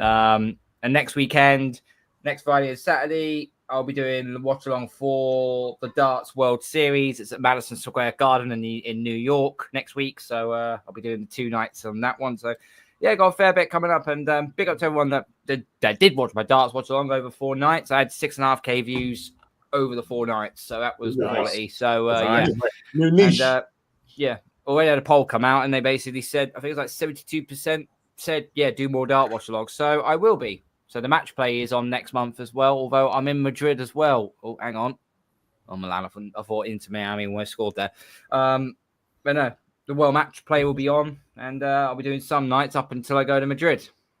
Go north side to Madrid. So that's going to be a revelation of my life. That will be. But anyway, big up to people. Normski, Tops, big up, bro. Taron, big up, Shane, my brother, as always. Big up, and I'll raise your standards, gentlemen. Hold it. I'll turn it around. Yeah. No night. Big up, Carl. Big up, bro. Big up to everybody in the chat, everybody that's commenting. Keep them coming, man. Chat's been absolutely lit. Make sure you're smashing the likes. Make sure you are subscribing to the panel. Exactly. Vigilante. There he is, the Burkham straight in. And sorry, Tops. About the stand or the having to sign players that don't upset the status quo with our club. But let's remember that our first 11 isn't great. You know what I mean? It's hardly a first 11. But we're signing players that just to back up a lot of players that are mediocre. I don't get it. Do you see it with any other club? No, I don't really see it with any other club, to be fair. And the thing is, Arsenal have done it themselves in the past. Like, we've seen the likes of how Ramsdale's been treated in terms of he came in for 1 season and Arteta wanted someone else and he got replaced. And even like Ben White, he was obviously coming in and had a fantastic start to his Arsenal career at right back. And then we brought in Timber, and then he's obviously been replaced by Timber. So in that defense, in terms of goalkeeper and defensively, he's been able to reintroduce new players and get rid of players who have been okay. But then when it comes to that forward line, that front line, he just neglects it to high heaven. I don't know what he's got a problem with that front line. He just doesn't want to strengthen it. He's got his favorites, like Normski said. He's got his Kai Havertz. Saka doesn't seem like he wants any kind of competition for him because he just wants to play him under the ground. And we've seen he's obviously hamstring burst off his leg last season because he just played so many minutes. And yeah, it just seems like even though we're linked with these forward players, we never pull the trigger on any of them. And then we just come in with the same front line season in, season out. And it's a massive, massive, massive worry. I feel like we penny pinch in the wrong areas. We need to be spending the most money in the forward areas, but instead we spend the most money on, like you say, a Calafiori, like a Ben White, all these guys at the back. But then when it comes to the forward line, we don't want to spend the money. I want to, obviously, I've just seen another quote. It's the same quote, but it's a bit in more detail. So I'm just going to quickly go over the whole striker situation. It goes, Andre Berta has been in talks to agree deals for both Benjamin Sesko and Gyökeres, but could revive Mikel Arteta's interest in Ollie Watkins from January. No bids have been made yet. Berta brought Gyökeres to the table, mainly because he scored nearly 100 goals over the past 2 seasons in Portugal. However, others feel at Arsenal that the valuation of 80 million is too steep. Some of the Arsenal hierarchy want a younger striker with greater potential to grow, making Sesko a more attractive option at 22. wages are not issue, but one internal view is that 75 million for Sesko is way too high given his unproven in the Premier League. This is why Ollie Watkins is now being reconsidered. Arsenal must hope that Aston Villa reduced their 60 million valuation from January after failing to reach the Champions League. Villa need to sell to boost their own, obviously, transfer PSR worries. But the thing is with that, like, all I'm hearing is that Arsenal are just penny pinching with all of the options. Pay one of them. I don't care. Just pay the money for one, two of them, whatever. Why are we trying to script and save 75 mil, 80 mil, 60 mil? We need reinforcements in that area. You're quick to spend 65 on Havertz, but you don't want to spend 60 plus on Watkins, who scores Havertz every single season. It makes no sense to me, man. Nobody's got his head in his hands. I'm feeling the same way. It's crazy, man. But yeah, I just thought I'd put that report just to give some context on obviously what's happening with Arsenal. But yeah, man, to obviously go to your point, Shane, I feel like the club is they just got their priorities all wrong, bro. It's all about scrimping and saving. And then the real fans like us, we have to spend top dollar to watch the team, to buy the merch, to do all these kind of things. We're not allowed to scrimp and save. If we want the things, we have to pay full whack. But these guys here are just, they just don't care about winning, guys. They're just content with finishing in the top 4, finishing in the top 5. And if they win, great. But if they don't, it's whatever. You know, we're all still going to pay what we need to pay to obviously watch the team next season anyway. So it's just run like a business, man. And I feel like the fans, obviously, we do our best, but more fans need to stand up and actually call it how you see it. Call it out, the lack of ambition from the actual owners. The fact they've only won 4 FA Cups since they've been here is a massive detriment to their ownership. You got to be winning league titles. You've been here nearly 15 years or whatever that you've took charge of the obviously of Arsenal. And you're right, we've had a couple of title challenges, but no majors, no major honors, no Champions League, no Premier League. So yeah, you got to call it out. But yeah, that report's shocking, to be honest with you, man. Like the fact that we're penny pinching on 3 options, we probably won't even sign any of them. That's how bad it's looking at the minute, man. So yeah, I'm not really optimistic, Shane, to be honest, bro. I'm not. Yeah. Crazy. Big up the sewage. Sorry, Lawrence. There you go. Yeah, just a side note. Inter Miami just beat Porto, with Messi getting the winner in the World Cup today. He still got it, man. He still got it. Did Fabio Vieira play well? 35 million. Fabio Vieira got substituted. Surprise, surprise. Fabio Vieira got substituted. Yeah. Apparently, they're not even going to bring him back. But listen, Tops, you have to shoot off, man. Absolute pleasure for coming on. Pleasure as always. You're a gentleman. What have you got coming up? You want to shout out your channel? Yeah, man. Obviously, my channel's T-Transfer Sports. I'll be obviously doing some watch-alongs for the Club World Cup, doing some obviously transfer news. Got to do some obviously uploads about Partey leaving, and Mazu Skelly signing a new deal. So make sure you come over to my channel and check everything out, man. Big up the panel, big up Normski, big up Lawrence, big up BBK. First time speaking to you, bro. Just a pleasure, man. And obviously, big up Shane, man. Been a pleasure, guys. And I'll catch you, man, on the flip side, man. Peace and love. Chat as well, man. Peace, love, bro. Yeah. Legend, Tops. Make sure you're subbing to Tops. Make sure you're subbing to Carl and Aaron as well. I'm pretty sure you will be subbing to them already, but if you're not, make sure you do. And everybody on the panel too. Big up the Suge. Big up Shane. Class panel and chat. Hit the likes. Come on, Suge. You're always throwing your support out there. You're an absolute legend. Normsy, I wanted to come to you on this because Tops hit on something there that we're penny pinching with forwards. We're looking at these. We're looking at that. Do you think we're looking at anyone apart from Mikel Arteta's pet project Sesko? Because I don't believe we are. I don't. I'm seriously worried. I'm seriously worried that come the 16th or 17th of August, we this protracted thing with the strikers is probably going to go on until that point. Because I'm not seeing anybody that's going to come in and so we can bed them in, and too much focus is on these 3 targets now, and the other targets that we should be looking at in terms of a left winger, another defensive midfielder with Partey going out. Honestly, I don't think. I just don't think the way they're putting this out publicly is just embarrassing to the club. You know what I mean? Yeah. Just you're prepared to go and spend 65 million. You know, look how quick that deal was done with Havertz. You know, we heard. I thought it was a joke. I thought it was a bit of a joke, but no, within days it was done. They spoke about it. Rumors, bang, we got him. What we're doing here in January? Yeah, we said okay, we need a striker. Supposedly we need a striker. We knew that Arteta didn't want one, but to make it look good, yeah, we said look, we need to go for Ollie Watkins. We're saying now. I think it was 40 million. Was it 40 million pounds? Was it 40 million pounds that they were looking at in January? And they 60. said no. Yeah. The question is, have we got the money? I don't know. Have we got the money? The way we're going on, have we got the money to do anything? I know we've got this situation where like, you know, when you're buying, you don't just chuck the whole money down. You pay over the series of their contract. So if you've got stuff that's going on with Havertz where you're still paying his fee, because remember he's contracted till 2028. You got Jesus contracted till 2027. You got all of these players that are, you know, contracted to 2027. We are paying the amortization over their period. So you what are we paying in terms of, if we're paying, is it 15 million? Is it 15 million pounds? Whatever. I don't know what the actual breakdown of it is, but I'm sure when you put that all together, it's a few hundred million. All right. And now we want to go. Maybe they're looking at the Sesko and thinking that's too much, far too much to pay 75 million, because again, they're trying to get it down to Clara payments so that they can pay over his contracted thing. Same with Gokares, they're saying that it's too high. 69 million pounds. That for a guy that hits you or bags you 30 plus goals. Yes, when he comes to England, it might be a different kettle of fish, but he's still going to get you, over the required amount that you need. But I just think now it's almost sounding like, we have to sell before we can really do any serious business. But I'm not even hearing about who we're selling. Who are we selling? Who are the people that we're likely to sell? There was rumors about maybe Zinchenko going, but we heard that last season, the season before. How many times we heard, Bart Simpson is going, and then he's still with us start of the season.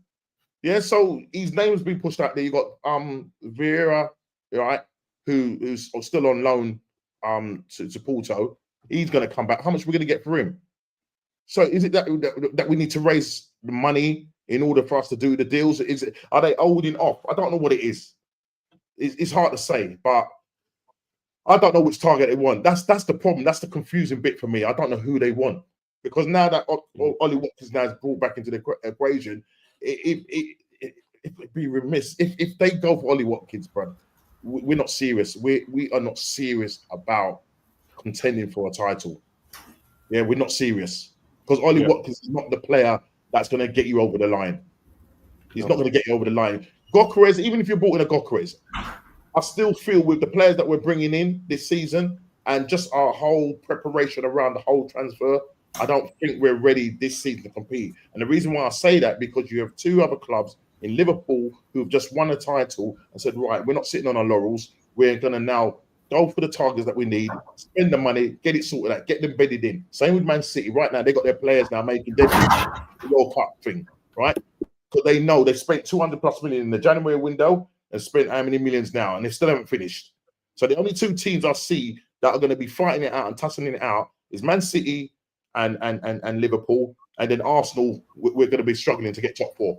But I don't. I can genuinely say, Shane, I don't know.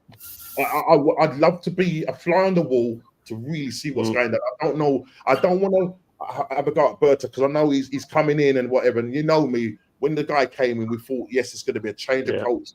I said I was confident that man was going to go in, do the mafia thing, get the cheese wire out, deal with the thing, get rid of the evidence, and then we move. But what looks like has happened is that Arteta, as Matty says, that it's the red mafia, and who sits at the top of the tree? Arteta, and then the board. Yeah. Until those guys have got rid of, we ain't doing anything. So I think Berta's coming with his hands tied, can't do really too much. He's got to sort out all the contract situations, and then he's got to go and start doing his negotiation thing. But then again, fingers have been pointed at him and saying, well, you're not doing your job. You're coming, hit the ground running and do your job. Now they're having a go at him and taking all the blame away from Arteta. Because Arteta just wants to throw his toys at the crowd. I want Sesko, but the problem is that the club is looking at saying, well, we're not going to pay 75 million. If that's the case, then I'll be like, we'll just turn and say, well, we'll keep him then. If you don't want him, and this is the price we're setting. If you don't want it, we'll keep it. And that's why everything is protracted for so long. Liverpool, 160 million pounds.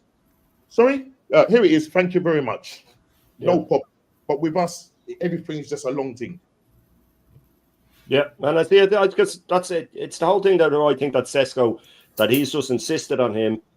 Leipzig know that he's our only target, so they can just keep messing around with the price. The agent can mess around with the wages if you're not in for anybody else. City went for Verts. He hummed and had, said, I'm not sure. They said, well, if you're not sure about coming to us, we don't want you. We'll move on. We'll get Cherokee and Reinders instead. Moving, like as View says, they've got their big boy pants on. But this is a great point here from Ethan. He says, you need to get your players in before pre-season.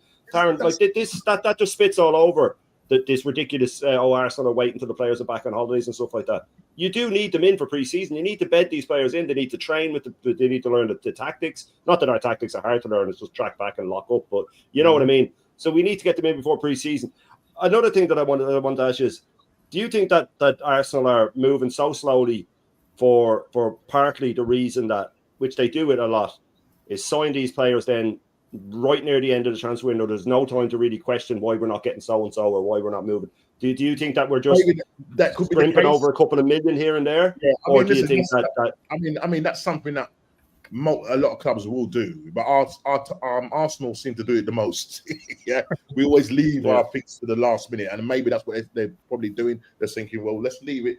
So, and the other thing as well, I don't know who I heard it, what channel I heard it on, but they were saying maybe the reason why Berta has got, I think it might have been Matt that said it, that is, you know, they're doing a deal with Berta, with Gokares, they're doing a deal with Sesko, and they're possibly doing a deal with Ollie Watkins. Now, maybe with the Sesko and the Gokares thing is maybe to say, well, we're dealing with him, no other club can come in and start looking at them. So maybe that's how Berta does his dealings. I mean, that's supposedly, like, he has two things going on the go. And now, if that doesn't work out, then the third option is to look at Ollie Watkins. So, I don't know, Shane. I'm at a loss to know really what is happening here. No, I'm agreeing with you. Ollie Watkins ain't winning leagues, man. He ain't winning leagues. But you know, the thing for me, it's dangerous to leave it so late towards the end. You know, because what happens is that the player can't come in and embed himself in. And we're going, for me personally speaking, with all the noise that's happening, we're going into the season unprepared. Yeah, and that will happen. With, you know, our first game away is Man United, and they, you know, if you're thinking, you know, a lot of people say, "Oh no, that's an easy 3 points." Somebody said it on one of the things. I said easy 3 points. 1 minute they're saying, the fixtures against us, but Man United is an easy 3 points. Because it's the team that finished 15th. You really think that Man United are going to be that bad? Yeah, I'm sure. First game of the season at home, Super Sunday, 4:30. The whole world is looking at them. Yeah, they've got to be really, really bad for us to go out there and do something. But the thing for me is, at the moment, we need to get the players in before pre-season. That's my concern now. Whoever you get, just get them in. And Arteta, you're paid 15.6 million. Go and do your job. And I've said it. I think Dan Potts has said it. I'm tired of people saying, "Oh, he doesn't fit the profile. He doesn't fit the profile." Look, as far as I'm concerned, what I understand, what a striker does is he gets the ball and there's an onion bag, yeah, and he puts the ball in the back of the net. That's what strikers are there for. Yeah, build your what's the name around him. Yeah, don't start turning around saying, "Oh, you know, we prefer Sesko," because what we're going to see is long balls in. We're just going to turn to Stoke FC if we're not Stoke FC already. Yeah, Taryn, is there any plus to leaving business late like this? I mean, surely in business, when the people you're doing business with know how desperate you are, and the closer we get to the transfer window closing, they'll know how desperate we are. They can up the price. It's the same in any business. Is there any plus to what we're doing here? Because Arsenal Football Club are the only club who pretends that bad news gets better with time. Right? It only hurts you the later we get to the transfer window. And I think this, in the grand scheme of things, this is what Arteta wants. Because deep down, I don't think he wants a striker. He's been forced to sign one, but he doesn't want one. Because on August 17th, whether it's Sesko or whoever else we sign, because I don't think we're getting Gyökeres, it's Sesko or whoever else, on August 17th, Kai Havertz will be leading us out at Old Trafford. That's right. That's his guy. Yep. That's why he doesn't. That's why he's not perturbed or throwing a fit or even seems concerned about getting Sesko over the line, because he knows that Havertz is going to start. Prior to the season ending, he's at the press conference talking about how he's transformed his body and how good he looks post-injury. The Newcastle game, Arteta is known as a like-for-like merchant. He takes off Ben White, he puts on Timber. He takes off Trossard, he puts on Martinelli. But all of a sudden at Newcastle, he's not a like-for-like merchant anymore. He takes off Saka, a right winger, and who does he bring on? Kai Havertz.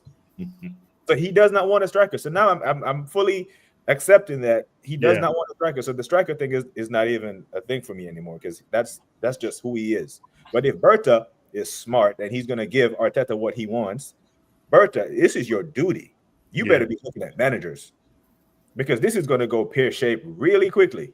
So you better be looking at managers now. So when Arteta, when Liverpool and City are on 20 or 21 points at the top of the table, and we are languishing with 14 points from our first 7 games, and it get toxic at the Emirates, you better know that he has to get sacked, and you have to bring a manager. So start looking at him. Do your due diligence now as a sporting director. It is your job. You have a dossier. You didn't lose all your contacts in football because you're not working for Atletico anymore. You have contacts all throughout Europe. So there are goalkeepers on that list. There are strikers on that list. Right wingers, left wingers. I'm pretty sure that Benjamin Sesko was not a high priority on Andrea Berta's list of top targets, whatever club that he went to. So if we're linked with Sesko, that's an Arteta signing. But in that dossier, he has managers as well that he wants to work with. So he better be backdooring and making contact with those managers early, because there will be a job opening at Arsenal Football Club when it goes pear-shaped, and it will this year. 2 things will happen. Both won't be true. Either he leaves this summer, or either he leaves this year, gets sacked, or we win something. Both those things cannot be true. Yeah. One or the other has to happen. Yeah. Lawrence, where do you stand on this? Do you think that it's just because my view is that Arteta is so insistent on his 2 signings, Zubimendi and Sesko, and most other clubs will have a list of, right, I want this striker, but if we don't get him, I want this guy, and if that doesn't work, I want this guy, where he's going, no, I just want these 2, and Bert is just going, what the fuck's going on here? Where do you stand on this? Do you think that, it's all down to Arteta being too picky, or are players just not wanting to come to us? I think it's both. Yeah. I mean, we've seen this before. We've seen this over the last 5 years, the same scenario, right? He doesn't get the players to fill the positions that are required. He thinks the way to resolve the situation is to sign every left back that's out there. Yeah. Like I said that pick to you the other day. He's now looking at the bloke at Brentford, Phillips, another defender. How many fucking defenders does he want? I'm telling you, he's going to field an entire team of left backs up at Manchester United on the opening day. That's not how you manage a team. I mean, and I keep saying this, it's rinse and repeat every year. Yeah. But there's a group in our fan base who are quite happy for this to happen every year, because they are failures themselves in life. They're quite happy to see us finish 2nd, 3rd, or 4th, because we all know you get a trophy for finishing in those positions according to them. Yeah. And as I said, the first 6 games this season, I believe we'll only get 2 points out of the 18. Well, and if that is the case, and Liverpool and Man City are walking away in the title chase, we're not going to win the league. We're not even going to finish in the top 5 or 6. Yeah. And my question to these ostriches in our fan base is, if we finish 10th or below, are you still going to back this clown? They will. That's the problem. Because it's gone to the point now of being a cult. We say it jokingly sometimes that it's a cult, but it really is a cult, because they follow the manager now. They don't follow the team. That the point where they defend him like he's related to them, and then when they hear shitty rumors about shitty players, they start to build these players up and they start to smash them down. Semio did a video where he said he picked apart why Gyökeres isn't the man for Arsenal. He's laying the groundwork for when we sign a 13-goal a season striker. This is what they do. They're already making excuses. They're blaming fixtures. They're blaming Berta. They're saying this guy's crap. We saw that post there with someone saying, how can anyone say that Madueke's good? We have tweets from these guys saying that Kepa's a terrible goalkeeper. And then when it looks like we're going to sign him, they're saying it's a great signing. So they're defending the manager. They're laying the groundwork to defend him. And then they live in this world where they tell you, oh, well, why can't you just be positive? But there's nothing to be positive about, mate. So if you start finding positivity where there isn't none, then that makes you delusional. That makes you delusional. If you're finding positivity where there isn't any, then you're delusional. And then you have the other ones, the AFTVs and the Pinkus and these guys who are doing it just for views and rankings and for likes and money and access. They'll deny it. They'll say it's not for that, but that's exactly what it's for. If they came out and said, look, I am now part of the Arsenal, staff, I'm a reporter now. I'm not really, if you said that and said, I can't, there's some things I can't say, I'd go, right, well, I don't respect you, but I definitely have a shred more respect than you pretending that you're a fan first. Your man Pinkus is in trying to say, I've badmouthed the club before. No, you fucking haven't, man. You're putting up videos saying that you'd rather, your man asked him, if would you let Saka go if it meant that you win the league? And he said, no. You know what I mean? Like that makes no sense to me, because if you support the club, then the club means everything. And then, well, I'd want Saka to be part of it, and I'd want this and that.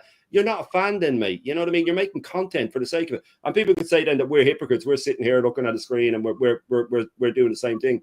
But the difference is that we wouldn't sell our principles down the river for likes. We wouldn't sell our principles. I could put up, and Taron could put up thumbnails, and Normsy could with Gyökeres in an Arsenal jersey and say Gyökeres signs for Arsenal, and everybody clicks into it. But it's not true. So we don't do that. We just put up a thumbnail, but I barely even say what it's going to be about. I just say, I'll be on a 10:30 or whatever. Taron will put up the same. He'll go, oh, this is in the news today. I'll do that as well. But it's not fake news, and it's not just for the sake of it.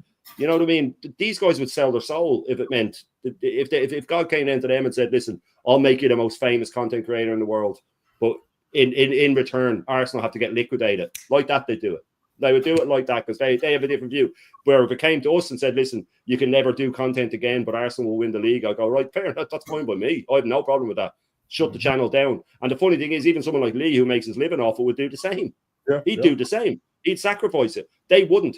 And as Aaron put it brilliantly, and I'll finish after this, he said that these guys take money from the club. We give money into the club.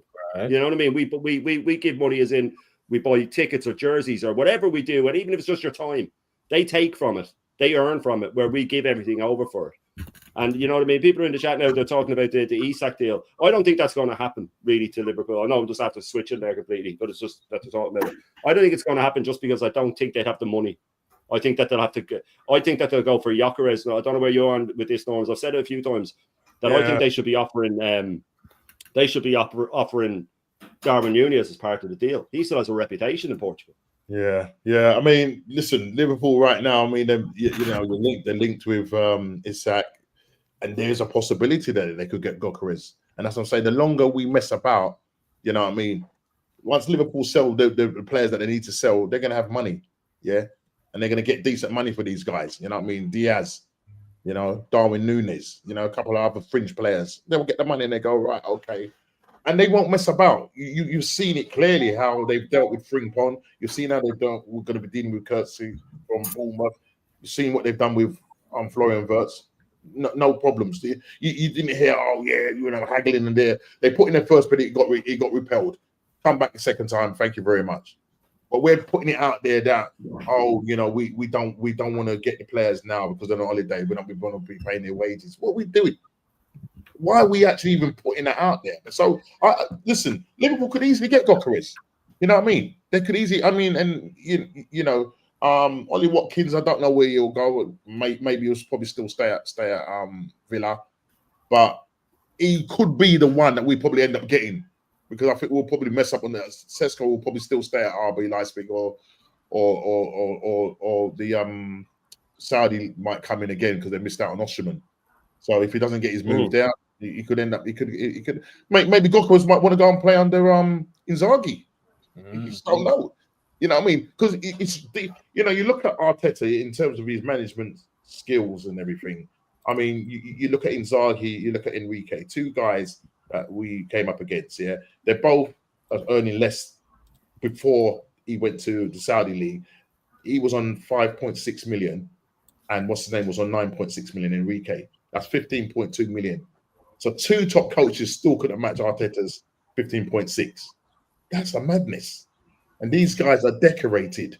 You know what I mean? They are absolutely decorated. So for me, Yeah, we could lose out. We could lose out on Gokares. We could lose out on Sesko, and then we're back to square one. But as BK said, you know what I mean?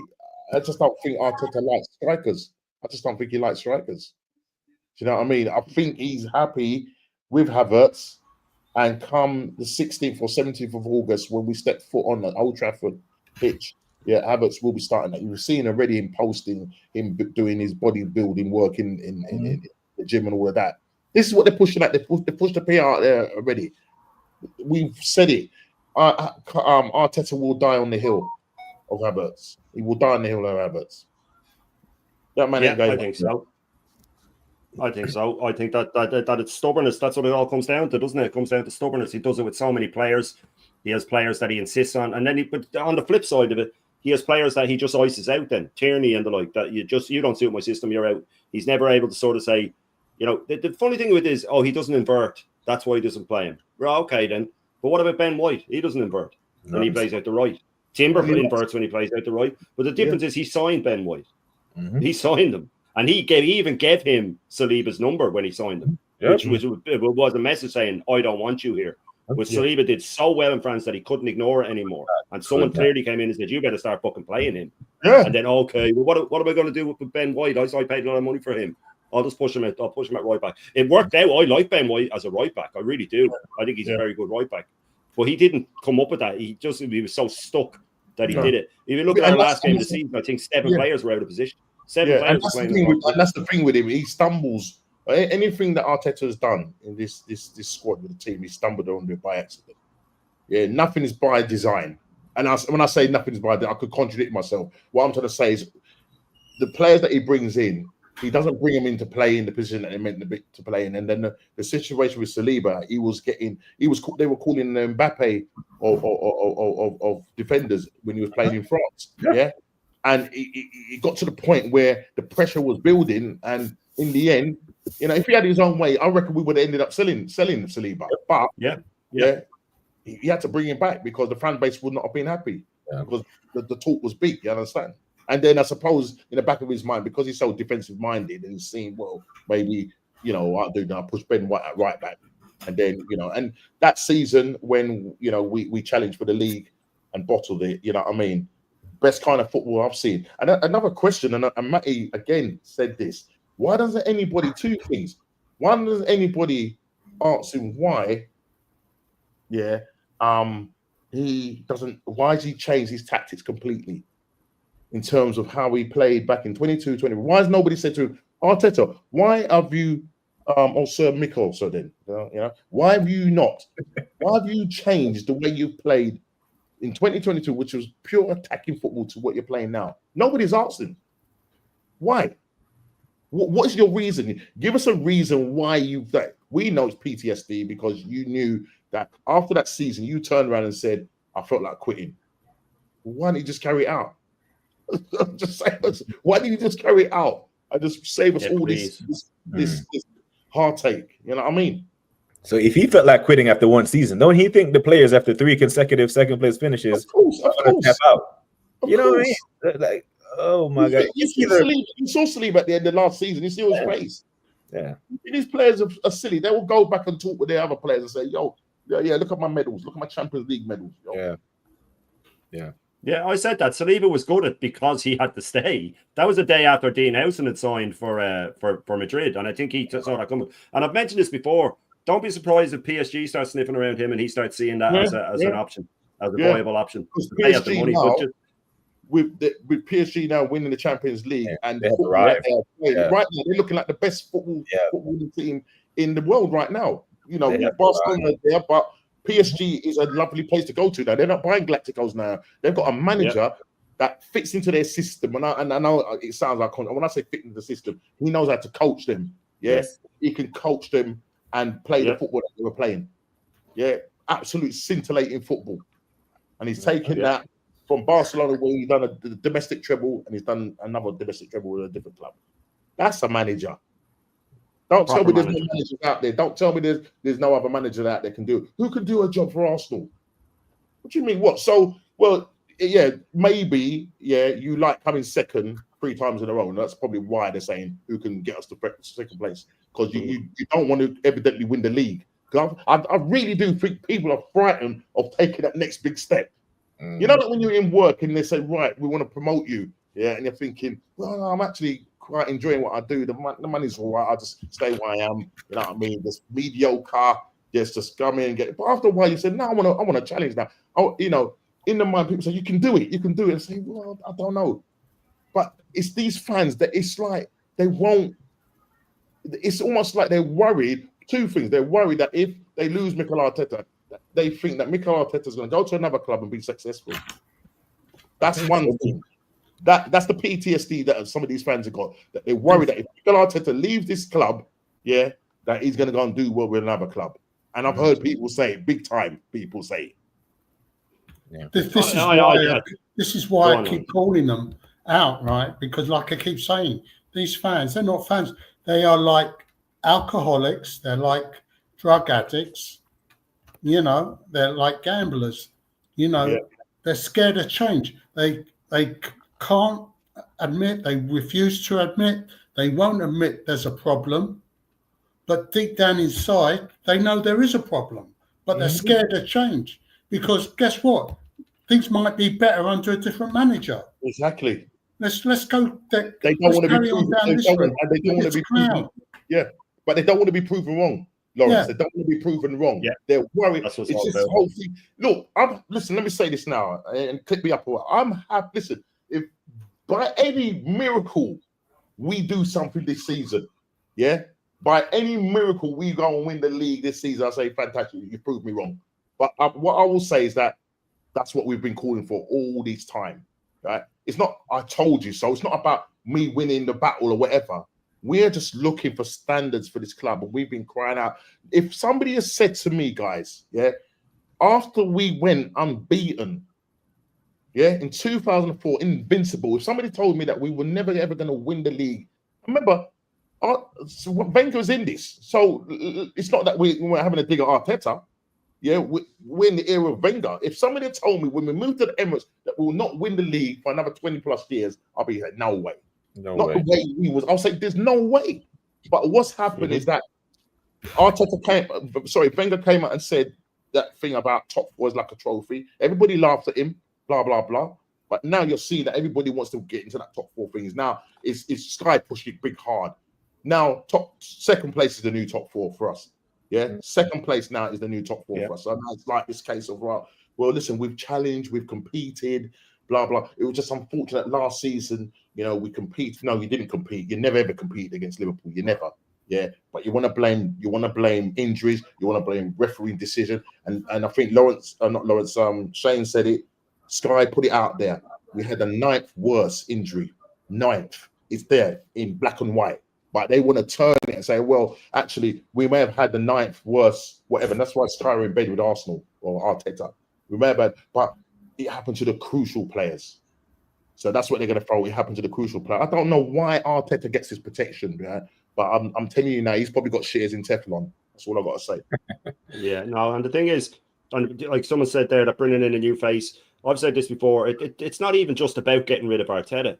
If you bring in a new manager, he goes, okay, well, you know, he'd fallen out with you, had he clean slate. You know what I mean? You've got a clean slate. I see you as a midfielder. Here, Wanyeri, you're going to start games. Lewis Skelly, you're a midfielder. Everybody's moving, everybody's changing. Suddenly our midfield is stacked, by the way, if a new manager comes in. We have 2 of the best young midfielders in world football, in my eyes, in Lewis Skelly and Wanyeri, if they're given a bit of responsibility. But we should be getting... you were saying about... Havertz beefing out. I don't know if you've seen the pics of him recently. Is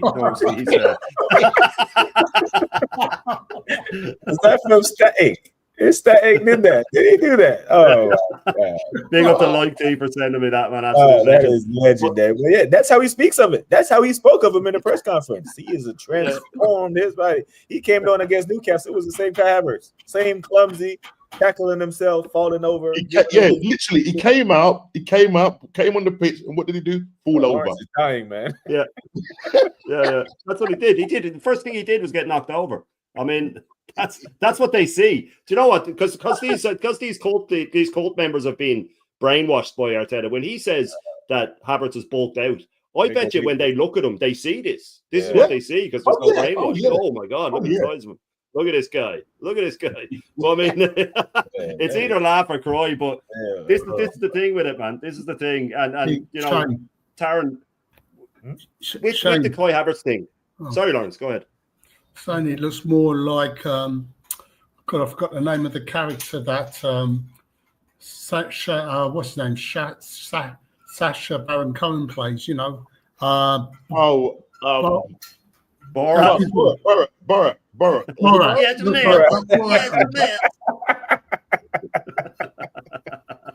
Yeah, but listen, I'm with you, Taron, because when he came on in that game, he wasn't fit, by the way. He rushed him back to try and hope that we got a penalty or something and he'd score and we wouldn't have to sign a striker then. But it was the same thing where he's just flopping to the ground. He was just any touch he goes down.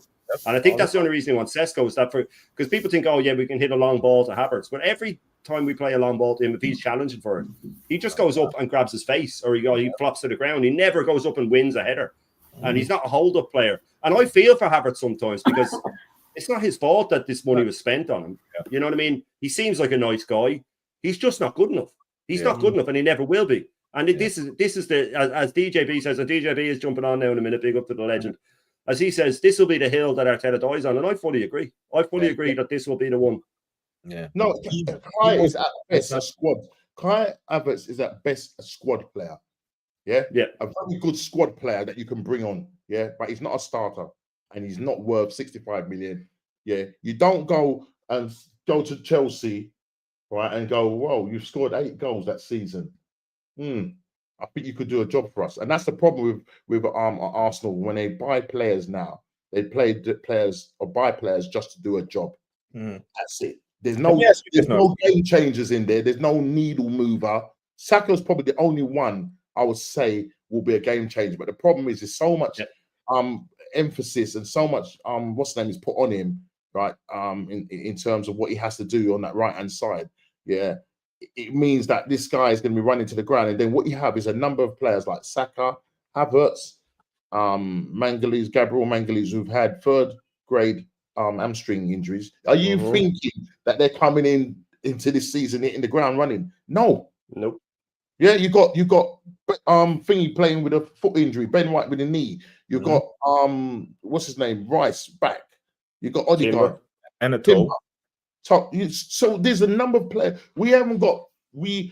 Our players are probably at say about 70% fit in terms of impact or muscle injuries. You got 3 guys, coming from grade 3 tiers. Yeah. Question for none of them are going to be right. You think if we offered Chelsea 100 million quid for Cole Palmer right now, they'd take it? They'll sell him to us. I don't think so. No, I don't. That's what I'm saying. That's how much because they value him, right? Yeah. They value Kai Havertz. The fact that they value Cole Palmer, I mean, but the fact that they were able to give Chelsea was just so ready to give him away to us, proved just how much they valued him. They did. That's how the deal got done so quick. Chelsea couldn't believe their luck. They could not believe we offered them that money.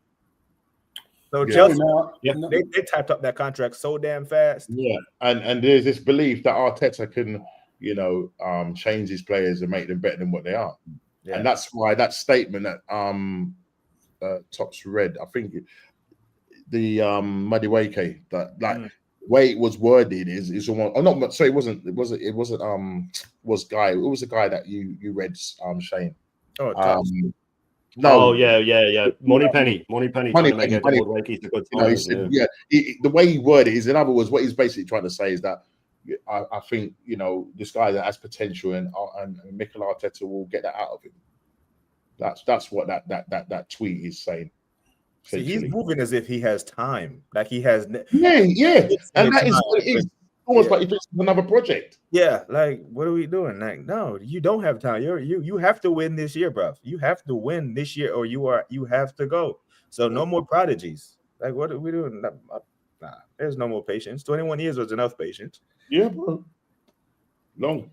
Yeah. Knowing now, we'll end up with Dominic Calvert-Lewin and Callum Wilson. I wouldn't be surprised. Wouldn't be surprised. He's been a fan of Dominic Calvert-Lewin, and I don't know. It's because maybe it's because he's injury prone. You know, he likes an injury prone player.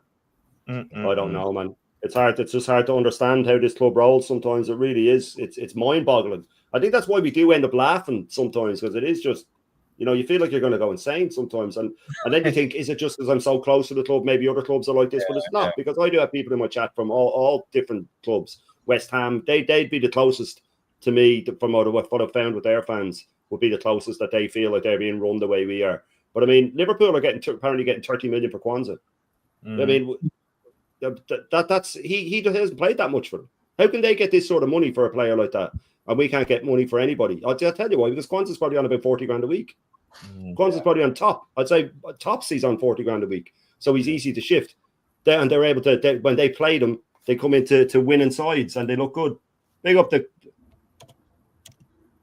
Is that big up Kyle? You're glitching there, man. Ah, there you are. Now you're settled. Have you got your? Are you on mute? Is he on mute? I think you're on mute, Kyle. No, Shane. There you are. He's on 15K a week. Kwanzaa, 15. 15K. There you go. 15K a week. Shane. I'm just there. I was flat out there. My phone is on 10%. I'm running into the shop here and I want to get some diesel in the car. But when I get home, if you're still on, I'll jump back on. No bother, man. All right. Talk to you later, I'm listening to this there. I was doing a bit of work there and I was listening to the chat. So I'll jump on. Just want to run, get diesel, run home, charge the phone, and jump back on. No bother, man. Take your time. Yeah. All right, legends. Big up, Kyle. 35 million, someone's saying that 35 million are getting. Okay. Yeah, he is. So they'll equal our record, Darren. They'll equal our record for players out. That's our record. That's our highest ever. That's our highest ever transfer received, and they'll get it for a player who doesn't even get in their team, really. That is a mad. 15K. Well, you know, you would just hope and pray that Berto has some involvement, because you know, if he's known to be able to sell and buy players and get them at a, you know, decent rate and sell them at a decent rate, he needs to get on. He needs to get on that now. He has to get on that. Yeah, you know, I know he's got to take care of other things, but if we're struggling to get money together for one of the strikers, then he needs to get on and sell our fringe players and sell them quick. But with the fringe players though, with the fringe, big up DJB, a legend. With the fringe players though, Norm, who do you think we could get money for? Who's a sellable asset of the players that don't get in our team? Oh, God. I don't think there's anyone. There isn't. Think we can get 10 million for Reese? Maybe, yeah, maybe. What about Fabio Vieira? Maybe 10 million. 15 for Fabio. They were thereabouts. Bart Simpson. You're gonna have to drop his price though for his wage. You see, a lot of them you'll have to drop the price drastically for their wage. He's on about 115. So that's the problem. Because he's got big wages. I mean, even with Reece Nelson, he's on 100K a week. Yeah. Sure, Jesus, yeah, he is. The lowest wage at Arsenal Football Club is Fabio Vieira on 45 a week. Kwanzaa is on 15. Well, what's you know, the deals with Ethan and Skelly? What are they getting now? Yeah, I'm interested. I think Skelly's gone up to 100 grand. I think there's no way. What? No way. That's what I heard today. Yeah, I heard that today. Yeah. One season. I don't know how true that is, but that's what I heard today. Okay, if that's the case, yeah, come on, Arteta. I mean, not Arteta. Come on, Arsenal. What are you doing here? Listen, I rate Skelly, but you can't push somebody that was on what 3-4 grand a week to 100K a week. Yeah, go off the rails, man. And furthermore, he's not a left back. I'm sorry, he's not a left back. No, he's not a left back. 100K a week. Does that mean that Ethan's going to get the same? Ethan will probably get slightly less because he's obviously not played as much. He's a better player, but he hasn't. Yeah, he has more of a ceiling, I think, Ethan. But big up to DJB and now, he's absolute legend. I don't know if big you've up seen my the friends. news today, mate. Yeah, thanks, Shane. Thank you. Have you seen the news today that we're after Yeah, Madueke? I've done it. I've done a stream earlier on the party leaving. I was a bit upset by it. I'm a bit upset. Me Parties too. going out the door. To be honest, I don't think it's good at all. I don't think That's it's good not- at all. No, it's crazy. It's crazy. But yeah, I had a look at the Madueke with Chelsea. Nothing surprises me, Shane, with this football club now. To be honest, nothing surprises me. You know, and it wouldn't be it wouldn't shock me that he got over the line and got some sort of deal and ended up at Arsenal.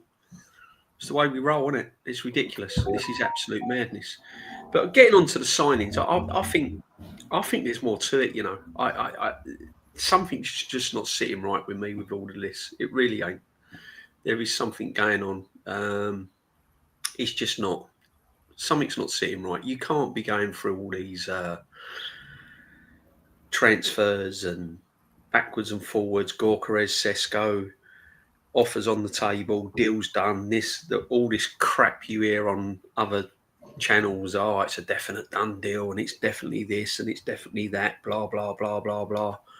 And then we're back to square one a couple of days later. I mean, it's just ridiculous. Absolutely ridiculous. Crazy. I mean, I don't know if you've discussed the party thing, but what I can't understand with that, I can't understand how you can offer Zubimendi millions and millions of pounds over the top just so that we can pay instalments, but you can't give Party in a year's extension. Yeah, don't make sense. Don't make sense. Do you know what I mean? And if we've got all this money in this war chest that everyone keeps talking about, we're going to have 200,000, 3 million, £3 million, £300 million to spend in the summer, untold. And we was told, the reason why we're not buying anyone in January is because we're going to do it all in the summer. We've got all this money. Right? War chest. And here we are, a player in February that's supposedly signed. We're playing instalments over. If we've got the money, why don't you just go, here you go, here's your money, it's in the bank. 1st of June, hang up the shirt, Zubimendi's in the door. I just don't get it. Yeah. Don't understand it. I personally think we ain't got that much money, Shane. No, I don't think we have either. And I don't think we've got the money. I think we've probably got about £150 million max to spend, and that's about it. And I reckon the reason why Sesko and Gorkarez, well, I don't even think we're in for Gorkarez. I think all that's paper talk. I agree. I don't even think we're in for him. I don't even think we've even looked at no him seriously. No bids have been made for either one. I don't think we've even looked at him Norski seriously because he wants Sesko. And I think what's holding it up now is Sesko is probably too much money because they know they need players in other areas and they haven't got the money. And that's what's holding the deal up. And the thing is, if you're triggering somebody's buyout clause, we know how it works. £51 million bang in their bank, So they've said, well, listen, we have got the money up front. So they haven't got the money up front to just go bang. So that's why they had to pay over so they've paid maybe 60 million or whatever it is, right? Over the whatever he's got his contract for. So the amortization, that's 5 years. They'll say, right, we're going to pay X amount for 5 years over that thing. And I said this earlier on in the stream, all the other players that you've got, they're paying their Clara payments as well. So you've got all of that, plus the wages on top of that. And then we have to start looking at player sales. And at the moment, we've got ourselves in a situation, Normski, where we can't get players out the door, so we can't then get players in. So if you look at Liverpool, they've just sold Kwanzaa. So this Wirtz is costing them in effect £80 million, right? But that's how big clubs do. That's how proper clubs do business. They sell assets to go and buy the real deal. We can't sell any assets because the wages that no one's going to buy our assets because they're not good enough for the wages they are. You can't go and sell Fabio Vieira for £30 million. Who's going to buy him with his wages? Do you know what I mean? It's just craziness. And this has not just happened this season. People think, this has happened this season. This has been building up over a number of seasons since this manager's been in charge.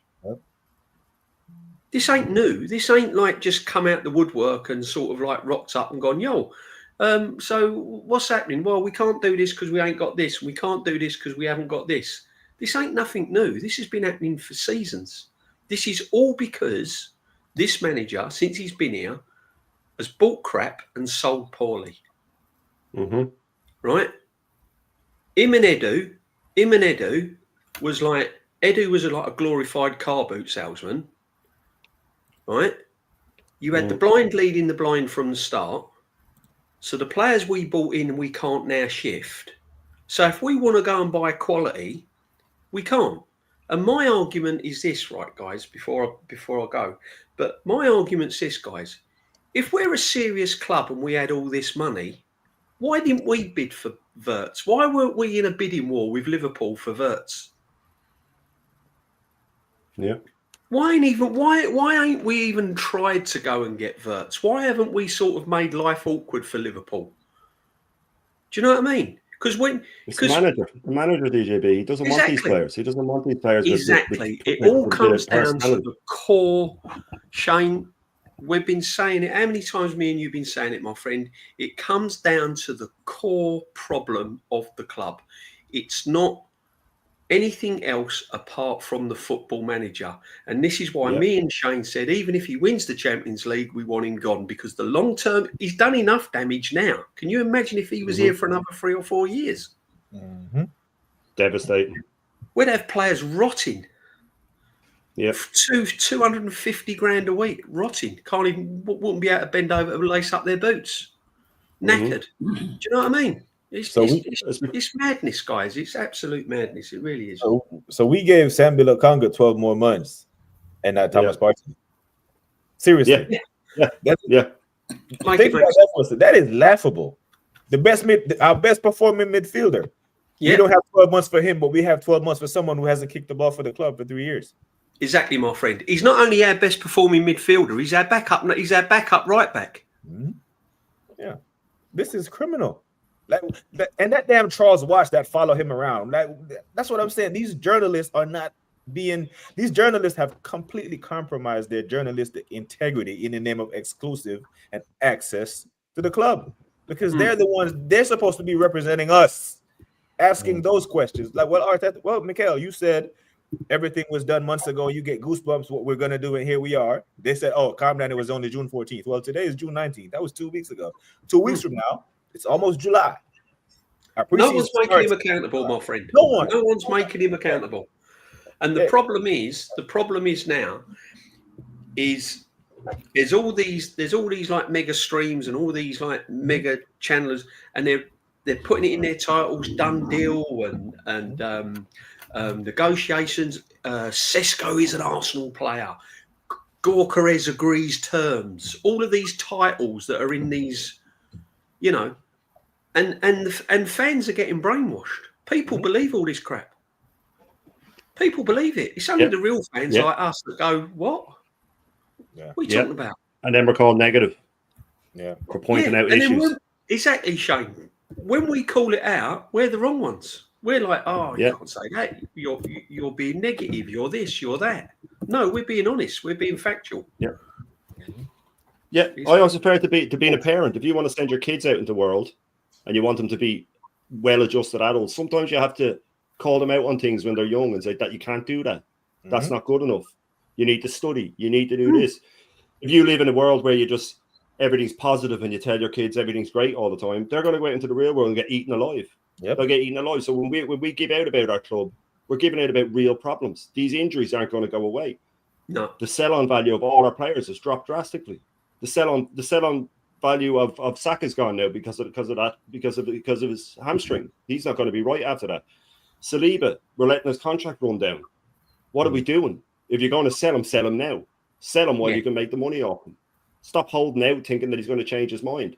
And like you said, we're going for players, and Arteta's insisted on, I want Zubimendi, I want Sesko. Nothing else will do. So then the other teams know, well, we can just keep putting the price up then, or we can mess you about because we know how desperate you are for this player. It all comes back to the manager all the time, and it's getting repetitive now. But we need people to see it. We need people to see it, and they don't, and that's the problem. And that's why we're here pointing it out. And you get called negative, and that's why I go for these other channels. I go for these channels that say everything's okay. We have this one here that I put up earlier, and I put it up for you, DJB. This is your man Moneypenny. This is what he had to say. This is what he had to say on the Madueke deal. Said it for a while. I don't know if he's perfect, but Madueke is a huge talent. Felt his talent there for a long time. Sometimes you just need belief and opportunity. These are the guys that are promoting this now just because we're looking at them. Because we're looking at them, they're out there saying that everything's fine, that this guy's a great player. They're doing it with Sesko. They now, and what they're doing now is what your man Semiu is doing, is saying he's doing a whole video on how Gyökeres wouldn't suit our system and it wouldn't be a good signing. And they're not on the club's payroll. Yes, they're on the club's payroll, and we're the negative ones. And that's the way that we're seeing it. That's the way we're painted. But this is what they do. They all exactly. They're doing it for the wrong reasons. And this is the guy that we have, the fourth highest paid manager in the world. The fourth highest paid manager in the world. And I just want to hit you with this. Taryn hit me with it, and I'm going to be using it from now on. Mm-hmm. Eddie Howe, Arne Slot, and Glasner, the three managers that won everything in England, combined wage less than Arteta's. Yeah. I heard, it's madness. Madness. Criminal. The thing is, what's embarrassing, right? You go through the transfers, you're hearing like championship clubs and Division 2 clubs and non-league clubs signing strikers and getting deals done. And Arsenal can't get nothing done. Nothing. And then the only reason I can think of that's holding it up is because we haven't really got the money that we think we have, or we thought we had. Yeah. That's the only reason I can think of. Because if money's not an object, you'd go, right, how much do you want? Oh, 70 mil, 80 mil. Right, okay, done. Do you know what I mean? That's all you can. That's all I can think of. I can't think of anything else. Other than, well, the only other thing I definitely know is true is the manager digging his heels in and acting like a spoilt brat. And just saying, I want Sesko. I think that's a massive part of it, DJB. I really do. Taryn, I don't know where you stand on that. Do you think that it's money, or is it him, or is it both? I think either way it bodes well for Arteta, because if it's money, then he gets what he wants, which is nobody. That way he can play his guy, which is Kai Havertz. Yeah, I do think we have the money, because Aaron was on here and he was just giving us the numbers of how much we're willing to spend on Mudryk, how much we're willing to spend on this guy, and all of a sudden we don't have money because Arteta doesn't want that guy. You know, he has to be either he's the dumbest genius or the smartest fool that we've ever seen. This guy, right? Because the stuff that the man is a walking contradiction. Like at this point, I'm ready to believe a politician before I believe anything that comes out of Arteta's mouth. But if it's a money thing, then again we have been lied to. War chest, not in January, or we're going to do it in the summer. So either way, we're fucked. Goosebumps. He's getting goosebumps. Yeah. What the club should have done. What the club should have done before any signings was bring this manager in and say, thank you for your services. You've had some good times. Thank you very much. Unfortunately, you haven't bought us any silverware. Yeah, but we've come second and runners up in Champions League. Yeah, but the players haven't. The players are not walking around with winners' medals around their necks. You haven't won anything. Then, once he went out the door, then we can start bargaining for players. Yeah. That would have been the biggest message, or the clearest message the club could have sent. Just rid of the manager early. That would great point.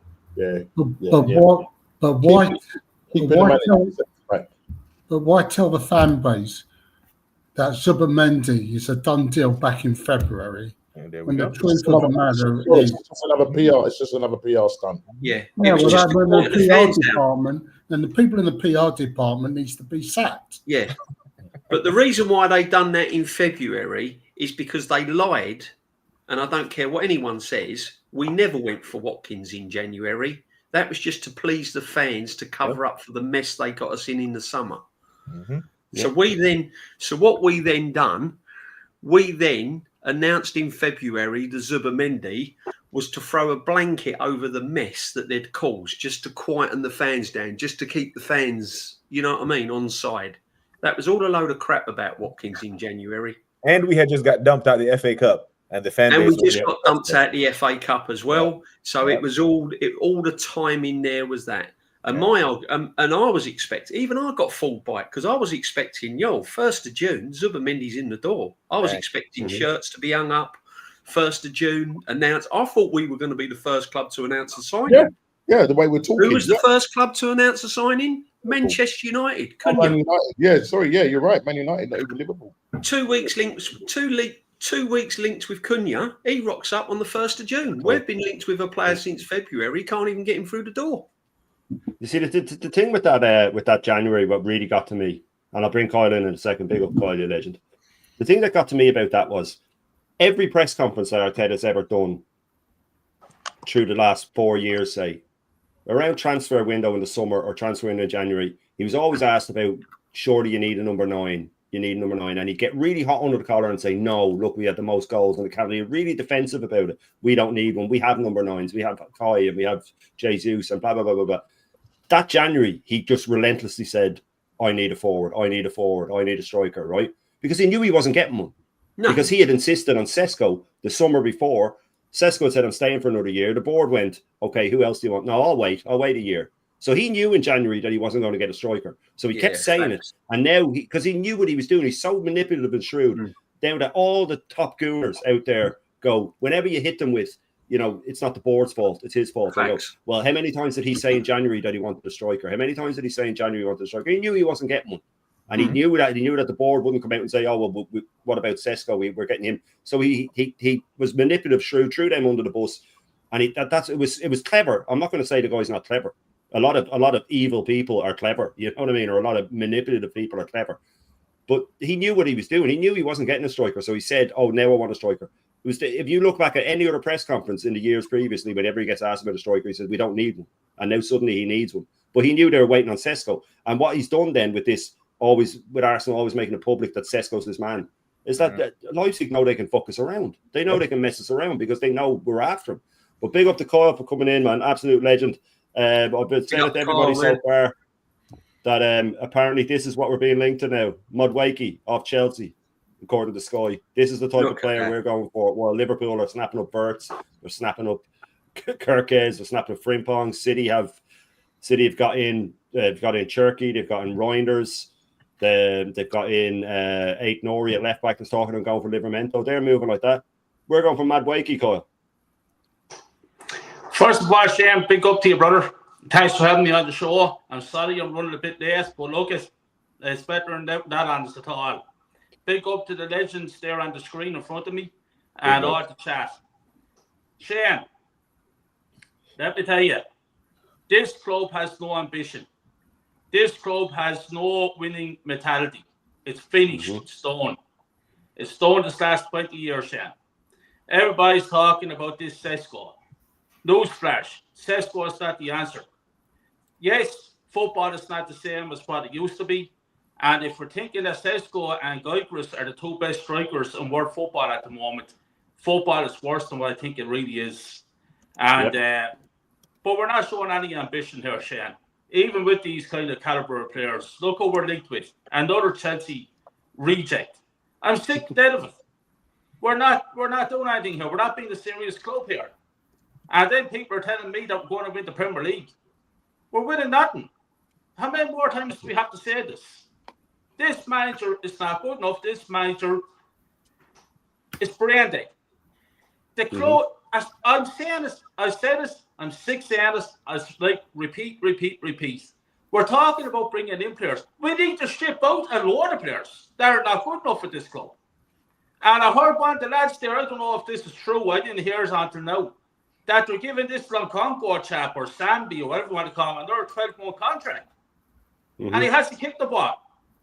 This is the standard this club is at. And we're talking about Sesko at 85, 90 million. The fuck is going on here? And they were being linked as Madueke. I'm fucking sick of her. And meanwhile, across the road, Liverpool are buying around them. Man United are buying. Man City are buying. All the rest of them are buying. All these teams are going to be stronger and stronger next season. And Shane, the players that were injured, they're going to relapse, my friend. there are going to be all in more injuries throughout this season coming. Saka's going to go down. I told everybody Havertz will be our number one striker going into the season. And as far as I think he will be. Now, if we're relying on Havertz to cross over the line to win a Premier League title, we're fucked. This the club. Shane, this is not just about buying players in, man. We have fucking players at the club that are not good enough to wear the fucking jersey. And these players are still here. What's birthday done? It's facts, man. Do you know what I mean? What's going on here with birthday? What's he done? The club, the standards of this club is on the ground. I'm sick of being linked to Sesko.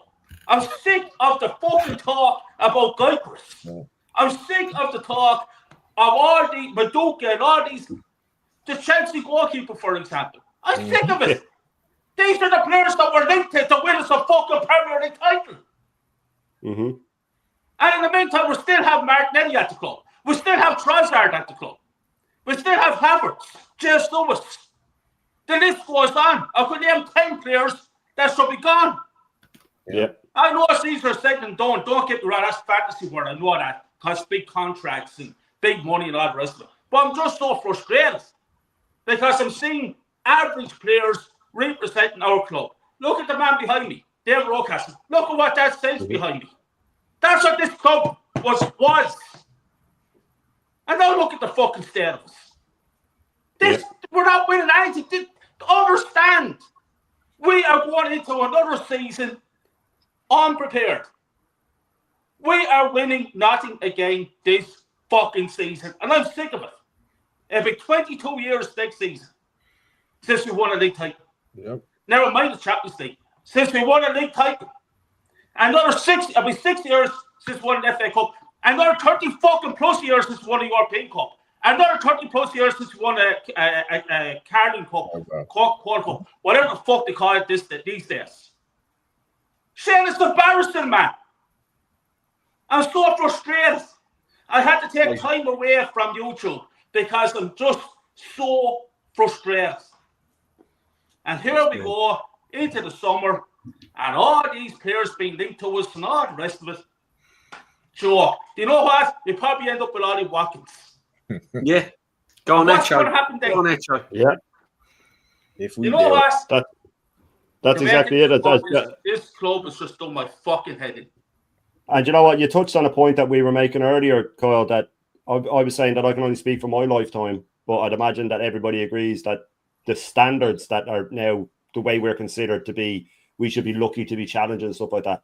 I don't think Arsenal standards have ever been this low, ever. And this is all in this is in the media. The media, like Gary Neville and all, will be talking about. It's like, oh, the Arsenal fans need to, settle down. They're challenging. They're doing. We're not challenging for jack fucking shit. And as Joe says, big up Joe for the super chat, absolute legend of a man. Madueke or Garnacho, dear old me, Shane and Kyle. Yeah, and we will end up with one of them. It's a guarantee. It's a guarantee we'll end up with one of them, or worse. Sorry, Shane, I'm sorry, you have to jump in and say this here. I don't want to hear any more about Arsenal challenging for this or Arsenal challenging for that. I want Arsenal to fucking win. Yeah. Cut out this challenge. Negative bullshit. Win. End off. Win or nothing. And if it's nothing, fuck off out the club. Simple. Yeah. Yeah. Fully agree. But listen, Taryn, I know you need to shoot, my man. Thanks for coming on. I know you're carrying an injury and you're still showing up, man. You know, you've got more heart. No, you're legend. 100%, my friend. I have to, man. Thank you for having me on, man. And I just leave it with this: never, ever, ever trust a manager who has signed more goalkeepers than strikers. Yeah, no, 100%. Nice to be on with you, my friend. Yeah, Take care. I'll be watching. I just got to go elevate the knee and put some ice on the ACL, but I'll be watching you, man. On the so keep it going. Thank you for having me. Absolutely. Fair play to you. Lawrence, and you need to shoot off in a few minutes. Do you have anything to add before you go about the state of this club?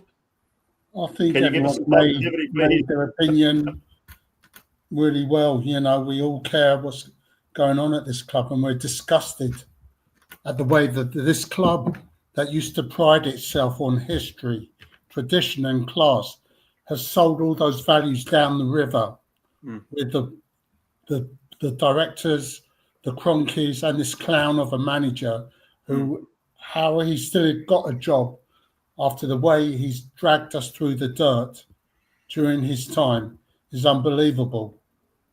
And I'm waiting, as I said, I'm waiting for the transfer deadline window to end because I feel another I told you so speech coming on. Because I don't think we're going to bring in anyone of any note. It's going to be the same as last summer, okay? And as I say, looking at that fixture list that came out yesterday, I'm sorry. If we end up with just 2 points out of 18 and Liverpool, Man City, Newcastle, Chelsea are running away with the title, okay, then there's no option but to get this manager out. And somebody better call a taxi at the end of September, beginning of October, so that he can pack his bags and fuck off out of here. Yeah, couldn't have said it better, man. Couldn't have said it better. But big up, Lawrence. Thanks for coming on, man. It's always a pleasure. Shane. Big up, Lawrence. You've been here for every bruised banana, and you're always welcome. You're always welcome. See you around, bloods. Bye. See you later, Lawrence. Legend. Absolute legend of a man. Listen, he's hitting on points there. You know, this once proud club and the standards have just gone so far down, and it is due to social media. It's due to the other channels that promote mediocrity and keep saying everything's okay. But I mean, I've never been so on the floor with this club, never. No. And they're making excuses about fixture lists. Oh, they're against us, and it's getting so desperate, man. To me, they sound like I used to argue football like that when I was about 8, and I grew out of it by the time I was 9. Where you'd go, oh, Man United, the league's fixed, and all this sort of stuff. You grow out of it, then you mature. But these are adults out there making these excuses, man. These are adults out there saying the fixture list is against us. It's insanity. You're already making excuses. Shane, you're not about children and then adults. That's are adults. Let me tell you a good one. You probably know this, Shane.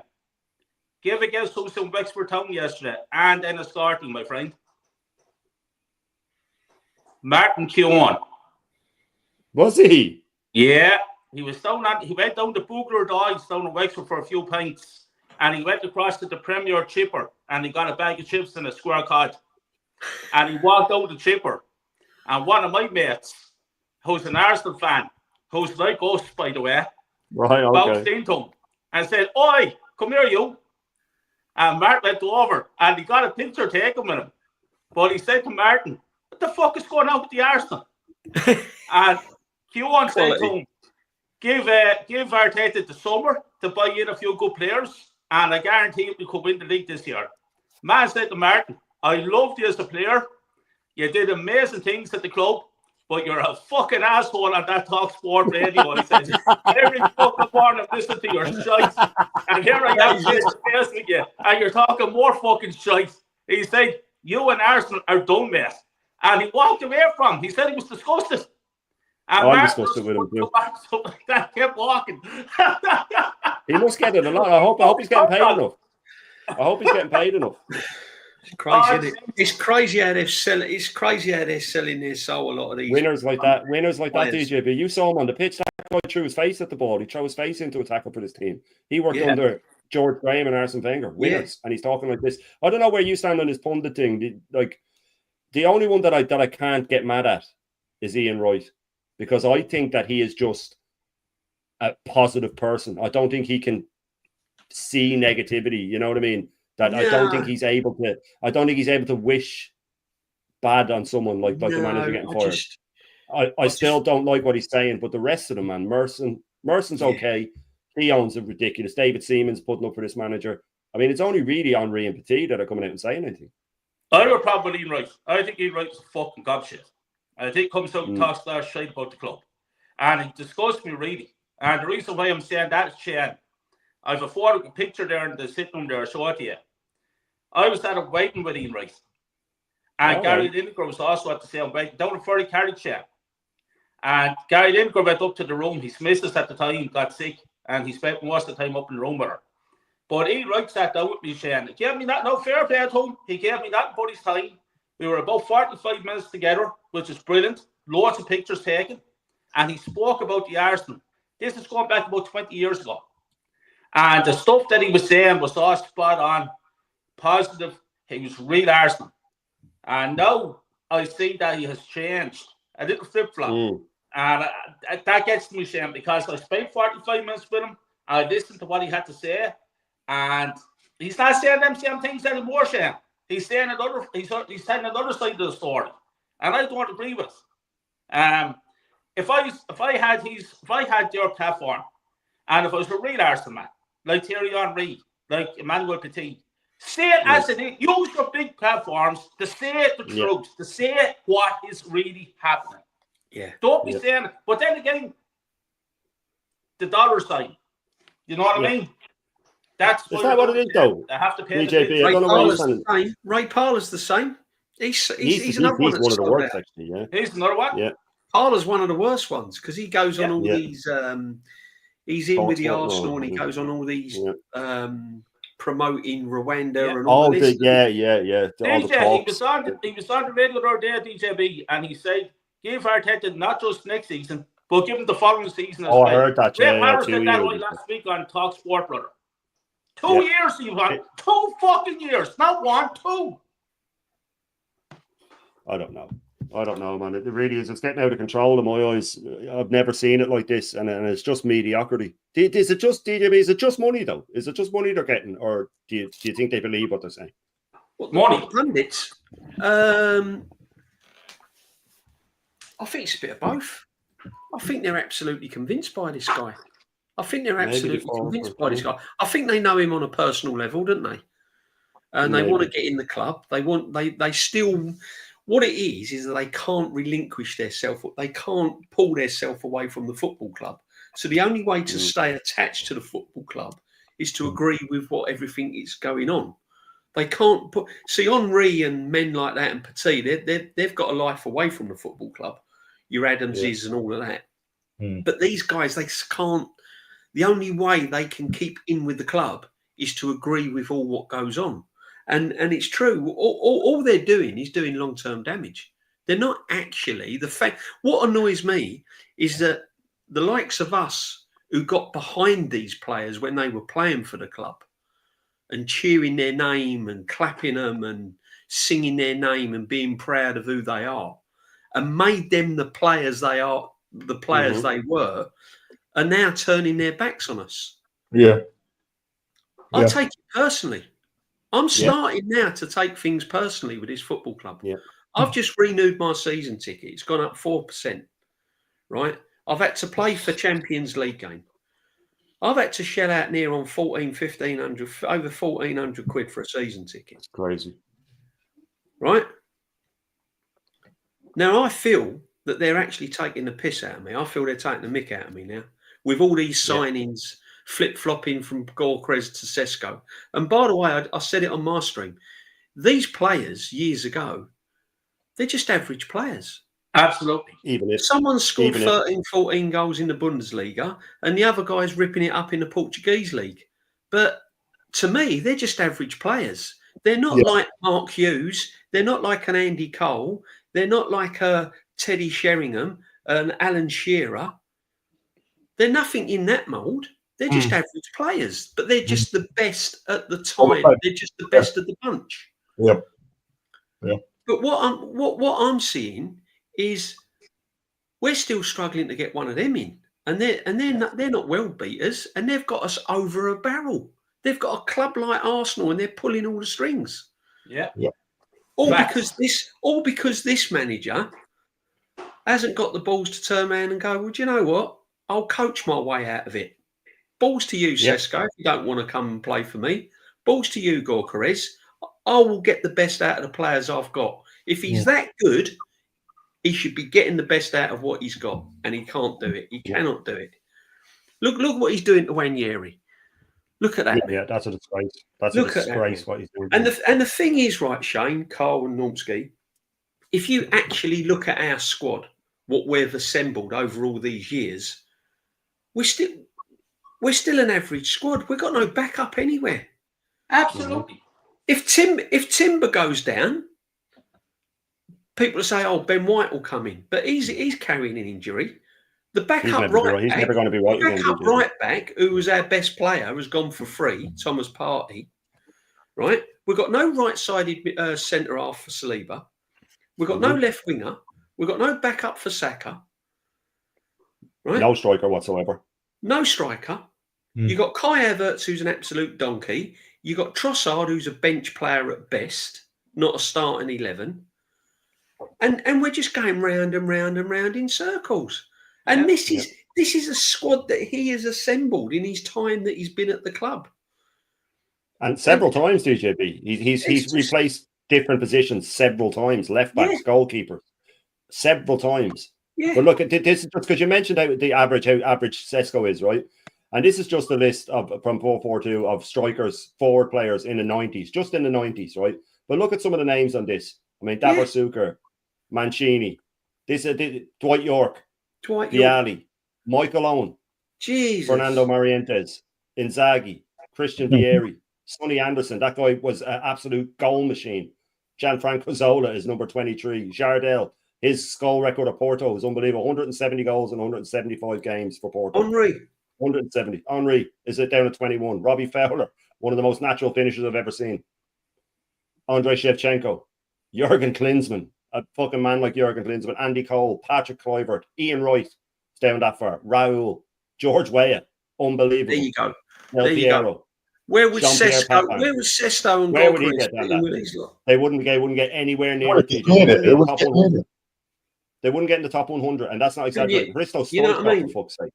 Yeah. Shearer, Romario, Dean, most natural finisher I saw in my lifetime. Best ever. Left foot, right foot. Bergkamp at number 6. Cantona, Van Basten, Gabriel Batistuta, Roberto Baggio, and R9. That's just the 90s, people. That is just the 90s. Sesko and Gyökeres would not be in the top 100 of players back then. If you look up the Golden Boot in England in say 97, 98 season, it's Anelka, Shearer, Overmars, Bergkamp, Andy Cole, Alan Shearer, Michael Owen. I mean, that's just in England. We're talking about, and you're talking about these guys like, oh, wait till we get Sesko. He's the new Anelka. Oh, he's the new Van Persie. He's the new Ibrahimovic. Get in my face, man. That's what's winding me up more than ever. I can handle the fact that there's no strikers around, and the day of a quality striker has gone. I can handle that. And if you're getting if these two are the best there is around at the time, go and get the best. What I cannot stand is top gooners comparing these average players with some of the best centre forwards we've seen. That is what does my head in. I can't handle all this. Oh yeah, he's like an Elka and all. They've never even seen an Elka. No. None of the. Honestly, it's just. He was devastating, DJ. He was devastating. Yeah, when he was incredible. He would have been 17 when he broke into our team as well. Let's add that. He was like 20 when he left. Yeah, and then when he was 28, he was at Bolton. I pulled up the top score. I think it was 2003-ish. And he was down at about 7th or 8th in the top scorer in England. But he was 28 when he was at Bolton. So he was in his prime. If the 28-year-old Anelka was around now, everybody would be after him. Everybody would be after 28-year-old Anelka. But he couldn't get in the top 10 teams in England. The standard has dropped drastically. And I'm with you. When they start comparing players of this generation to legends like this, it makes no sense to me. It makes absolutely no sense. It's fair enough. Like you said, it's a great point. If they are the best around in this generation, fine, go for them. But I'm also with you that I don't think this man wants to sign a striker.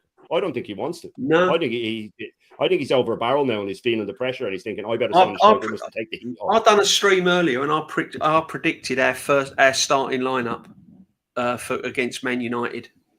And it ain't no different. Even if we get a striker, he won't start him. I'm telling you now, do not be surprised. He will start with Havertz up front against Man United. He will. It's a guarantee. 100%. Havertz will start against Man United up front. You'll have Martinelli on the left. You'll have Saka on the right. You'll have Marino in the middle with Rice. And the two new signings, if they come in, will end up on the bench. But I said it months ago, and best big up, Aaron. I said, don't be surprised if we only make one or two signings. That'll be it. Yep. Yeah. That'd be it. I think we'll get Madueke, Kepa, Sesko. I have a feeling that Zubamendi, that Madrid are waiting to see when they get their money after the Club World Cup. I think they told them to wait. I think they've said wait till after the Club World Cup. We'll get a 60 million injection or whatever they'll get off that, and we'll spend that on you, because I don't see why this is taking so long. If he was already signed in January like we were told, why is it taking so long? I don't understand it. But big up Aaron, man. Thanks for coming back. Legend, big up, Aaron. Yeah. I mean, my name ain't Slim Shady, but I'm back. You know what we doing? So good, I joined twice. Come on. I love it. Come on, bro. I don't know if you've seen how much Havertz has been working out, man. I don't know. If he's got them gains now. Yeah.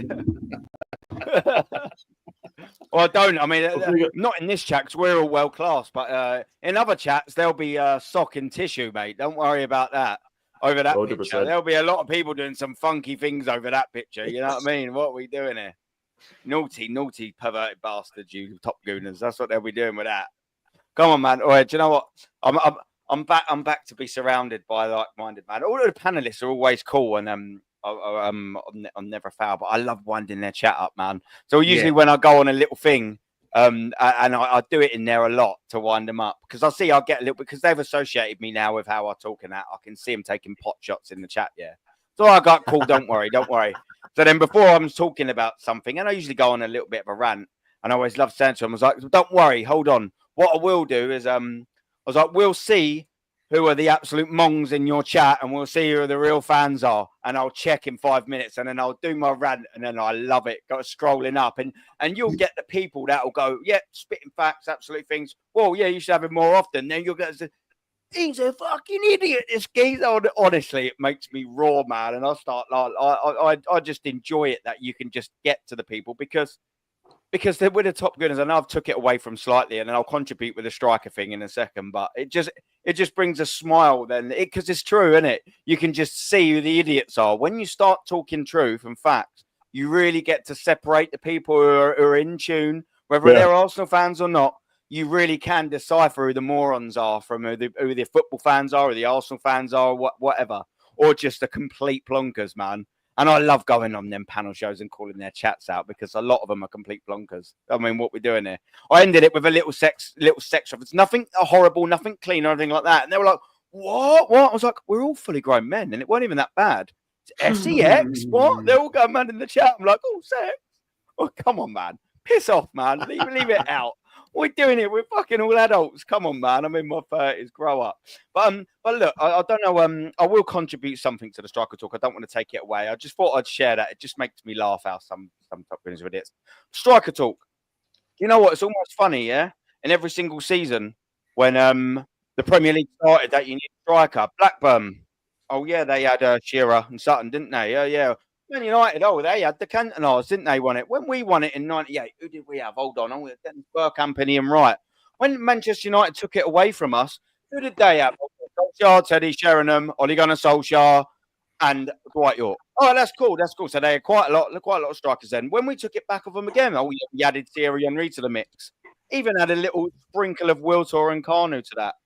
And then when Chelsea won it, who did they have? Oh, you had the likes of Hernan Crespo's and the Didier Drogba's. Then when Manchester United won it back again, they had the Ruud van Nistelrooys. Then when Chelsea won it back again, they still had the Drogba's. They and then added Anelka to that mix. But when Manchester United won it, they had Tevez, Berbatov, Rooney and Ronaldo. Not all of them technically strikers, but some of them were. You get the point what I'm trying to make. Almost like you need strikers. And then guess what happens again? The Chelsea try and sprinkle a bit of Shevchenko in there. Then Manchester City come and they get Aguero. Then they also try and up that 4 year. Do you remember? They had Dzeko, Balotelli, Negredo, and Aguero. They were the only team, or the first team, to have 4 strikers and then to get double figures, all of them in that season. Yeah. And then they also, Manchester United bought Robin van Persie to win the league. And then they still had Aguero, and then they added Jesus to it, but meh. And guess what? Then they added Haaland. And Jamie Vardy. I forgot. Yeah, they won the Premier League. Yeah, and they had an elite level striker. People will then say the only one, was the Liverpool side. But guess what? All of the years that it's been there, almost like you need a striker, isn't it? Almost like you need a striker. And the value of all of them players that you were scrolling across there, the Robbie Fowlers and everything like that. But Darius Vassell would probably be one of the top 5 strikers in the Premier League in this era. Darius Vassell. I always quite like Jermaine Defoe. It's probably be an elite level. Jermaine Defoe would probably be an elite level in this thing. Imagine Robbie Keane would be world class. Just gonna say Robbie Keane. It'd be one of the most sought after players. It'd be up there on the Isak levels. Like, but obviously there are a lack of strikers around. But the point is, it doesn't mean to say you don't have to bloody sign one. It definitely doesn't mean to say you have to try and manufacture one from within, i.e. what Mikel Arteta's done. I.e. sign a midfielder and then playing up front, and a right winger and playing up front. We just need a striker. There's one out there, people, and we're just not signing him. It's madness. It's ridiculous. I hope that hasn't negated too far away from what you were talking about. I know you was talking about the legends, so I wanted to add that. No, it was because of that. Because DJB had said that like they're talking about Sesko like he's some special forward, and we were just going through the quality. But some of the people have been telling me, big with the Liam and stuff, about this interview with Timber. I don't know if you've seen it. I'm just after breezing through it, but he's basically admitting that he was riddled with injuries all season. But I'll run through it very, very quickly. During Timber, defenders revealed the extent of the pain he endured in the final weeks of the season, admitting he played through injury in the Champions League semi-final despite knowing he needed surgery. The 23-year-old who had been recently returned from an ACL. Yeah, like, I'm glad they said recently, at least they're being honest. That sidelined him for most of the 2023-24 campaign, admitted he had been suffering from a persistent ankle issue before picking up a new injury. So he had 2 injuries before the first leg against Paris Saint-Germain. He said, I had a scan done with the national team. Of course, it's always the national teams that are physios that are calling out these injuries. I had a scan done with the national team, and the conclusion was that I had to undergo surgery at the end of the season. I wanted to keep playing for Arsenal no matter what, but that was difficult. Okay, this is where the manager puts an arm around you, mate, and says, I know you want to play, but you're injured, so you can't. He doesn't say, good, you can play. Despite the pain Timber featured in the first leg against PSG, but suffered a setback at half-time. I got a new injury in the heel in the same foot, he said. At half-time, I thought, how am I going to do this now? I couldn't even run. But in the second half, I got adrenaline again. And in the 80th minute, I knew it was time to come off. This is absolutely staggering, man. Timber did not train at all the following week and feared he would miss the second leg. However, with the damage already done and surgery already scheduled, Mikel Arteta opted to keep him involved. There you go, people. This guy is an absolute... The guy is a narcissist. I've been reading it. This guy is wicked. He's absolutely wicked. The coach thinks Jur has had a scan. It can't get any worse. Make sure you're ready. But he doesn't see how much pain I'm in. Former Ajax defender Timber tested himself the day before. He had to get the test himself. Running didn't hurt, but slowing down did. I thought, this isn't going to work. But adrenaline, he's covering for him, turns out to be the best drug.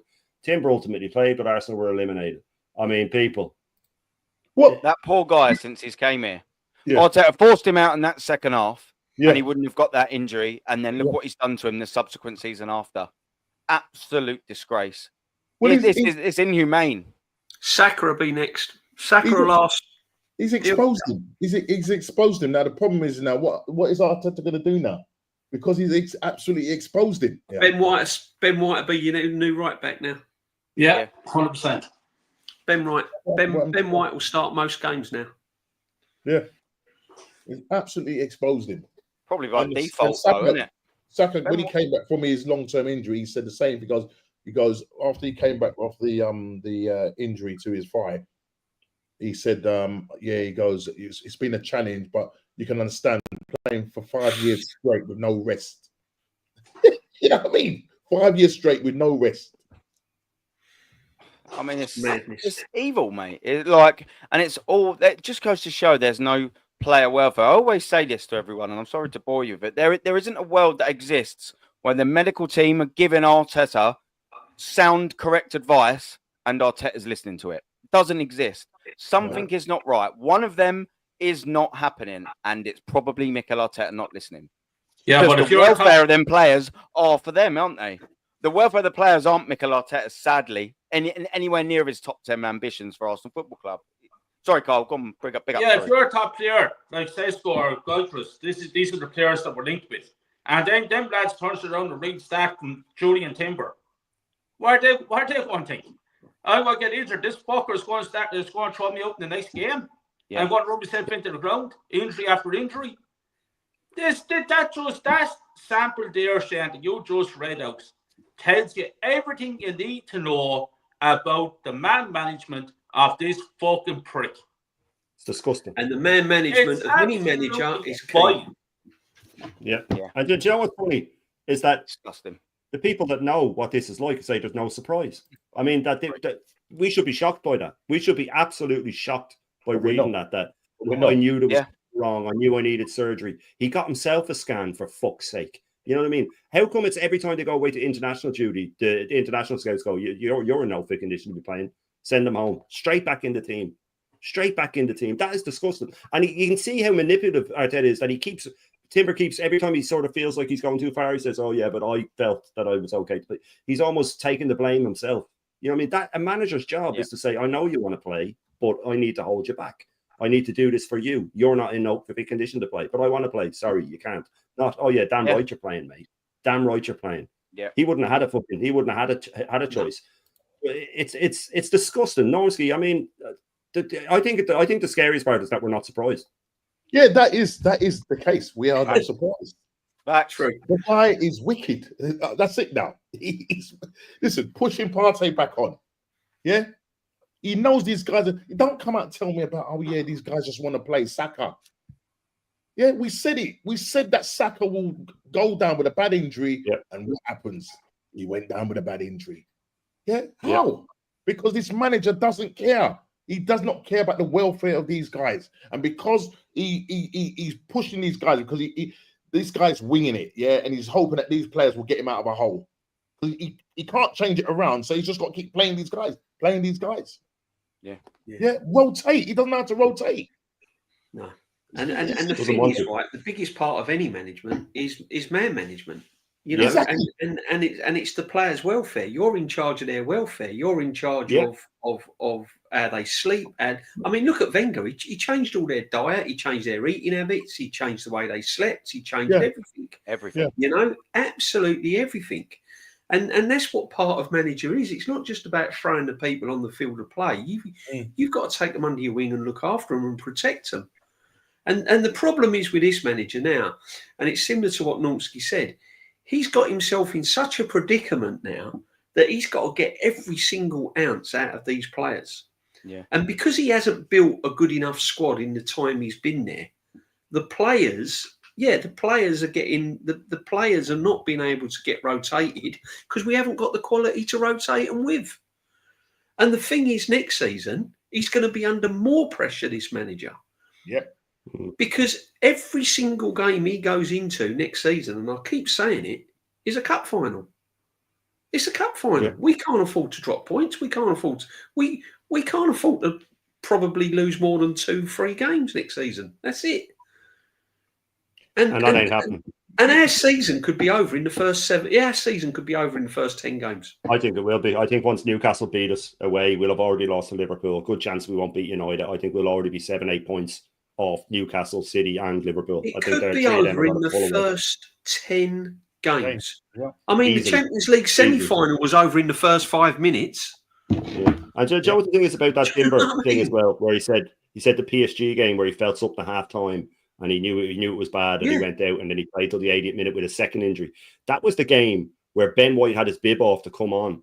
Yeah, and he told him to sit back down and wait another 10 minutes. Told him to sit back down. Sit back down and wait another 10 minutes. He was getting ready for his mate. My mate's in trouble out there. Yeah. What was the game where? What was the game? Sorry, guys. What was the game where Timber was on the floor getting treatment and he was holding? And he was holding his up and he was holding his knee. I was at it, and then he pushed him back out. That's it. Yeah. Well, I mean, I couldn't see, but I saw the highlight. He was holding his. He was getting treated on his left leg, but he was holding his knee on his right leg. Yeah, he had a hamstring. His hamstring was at him, and then he hurt his other leg. That's it. He was holding his hamstring. Yeah, Fulham. Yeah, that was it. Fulham game. That was the one that was just before the Madrid game when we didn't need these players playing as well, and the league was over. That was a nothing game. It was a nothing. That's the one that Gabriel got his grade 3 hamstring in as well. Why was he playing? Why was he playing? But the Timber will get a blowback off that now. He'll get blown. Arteta will not like it with this surface. Listen, that is quite a frank interview that he's given there. Yeah. So there's something in it. Yeah, fact. Him to come out and say it that open. There's something in it.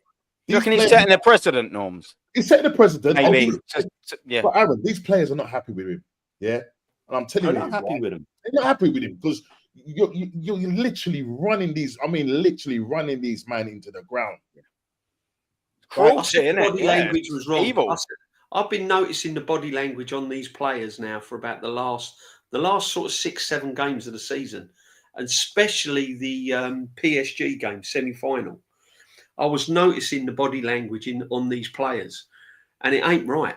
And he was being frank there, Timber. But can you imagine what's being said behind closed doors to one another, to each other, to players on text groups and stuff like that? Can you imagine it? I've said it before. They see their mates dropping like flies. They're their friends, like, you know what I mean? And they see them dropping like flies. And you touched on a point there, DJB, about man management.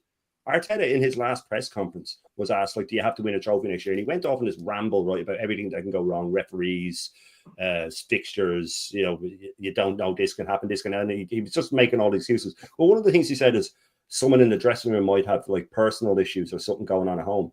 He didn't say, and then we have to help them with it. He just sort of said, right, well, because they mightn't play well because they have that. That's it to him. They mightn't play well. They have personal issues. What can I do about it? Sort of attitude. You know what I mean? But like Ferguson was known as a guy, he bollocked the right player at the right time, but then he put his arm around him at the right time. A lot of ex-United players like Beckham and Gary Neville and all the youngsters that came through, they see him as a father figure. There's nobody going to see him as a father figure. He managed Cantona, bro. Totally different. Yeah. I know more. Kung fuing in the crowd. But he knew, and he got the best out of him. Arteta would have binned off Cantona. Yeah. He would. Just like As soon as he came into the club, he'd be gone. Yeah. Roy Keane as well. Out you get. Magic players. Look how he treated Pepe. Yeah. When Pepe went to grab hold of the guy's throat, yeah. Granit Xhaka did it. So what's the difference? Yeah. If he likes you, don't worry about it. As soon as he doesn't like you, forget it, mate. And I'll tell you what now. Now that Timber's come out with this, let me see how these top gooners are going to twist this one around. It'll probably be sold. Probably be sold. Yeah. No, but for the top gooners, they'll have to dress this up. Do you know what they'll do? They'll concentrate on the odd time when he says, I wanted to play. That's what they'll concentrate on. Yeah.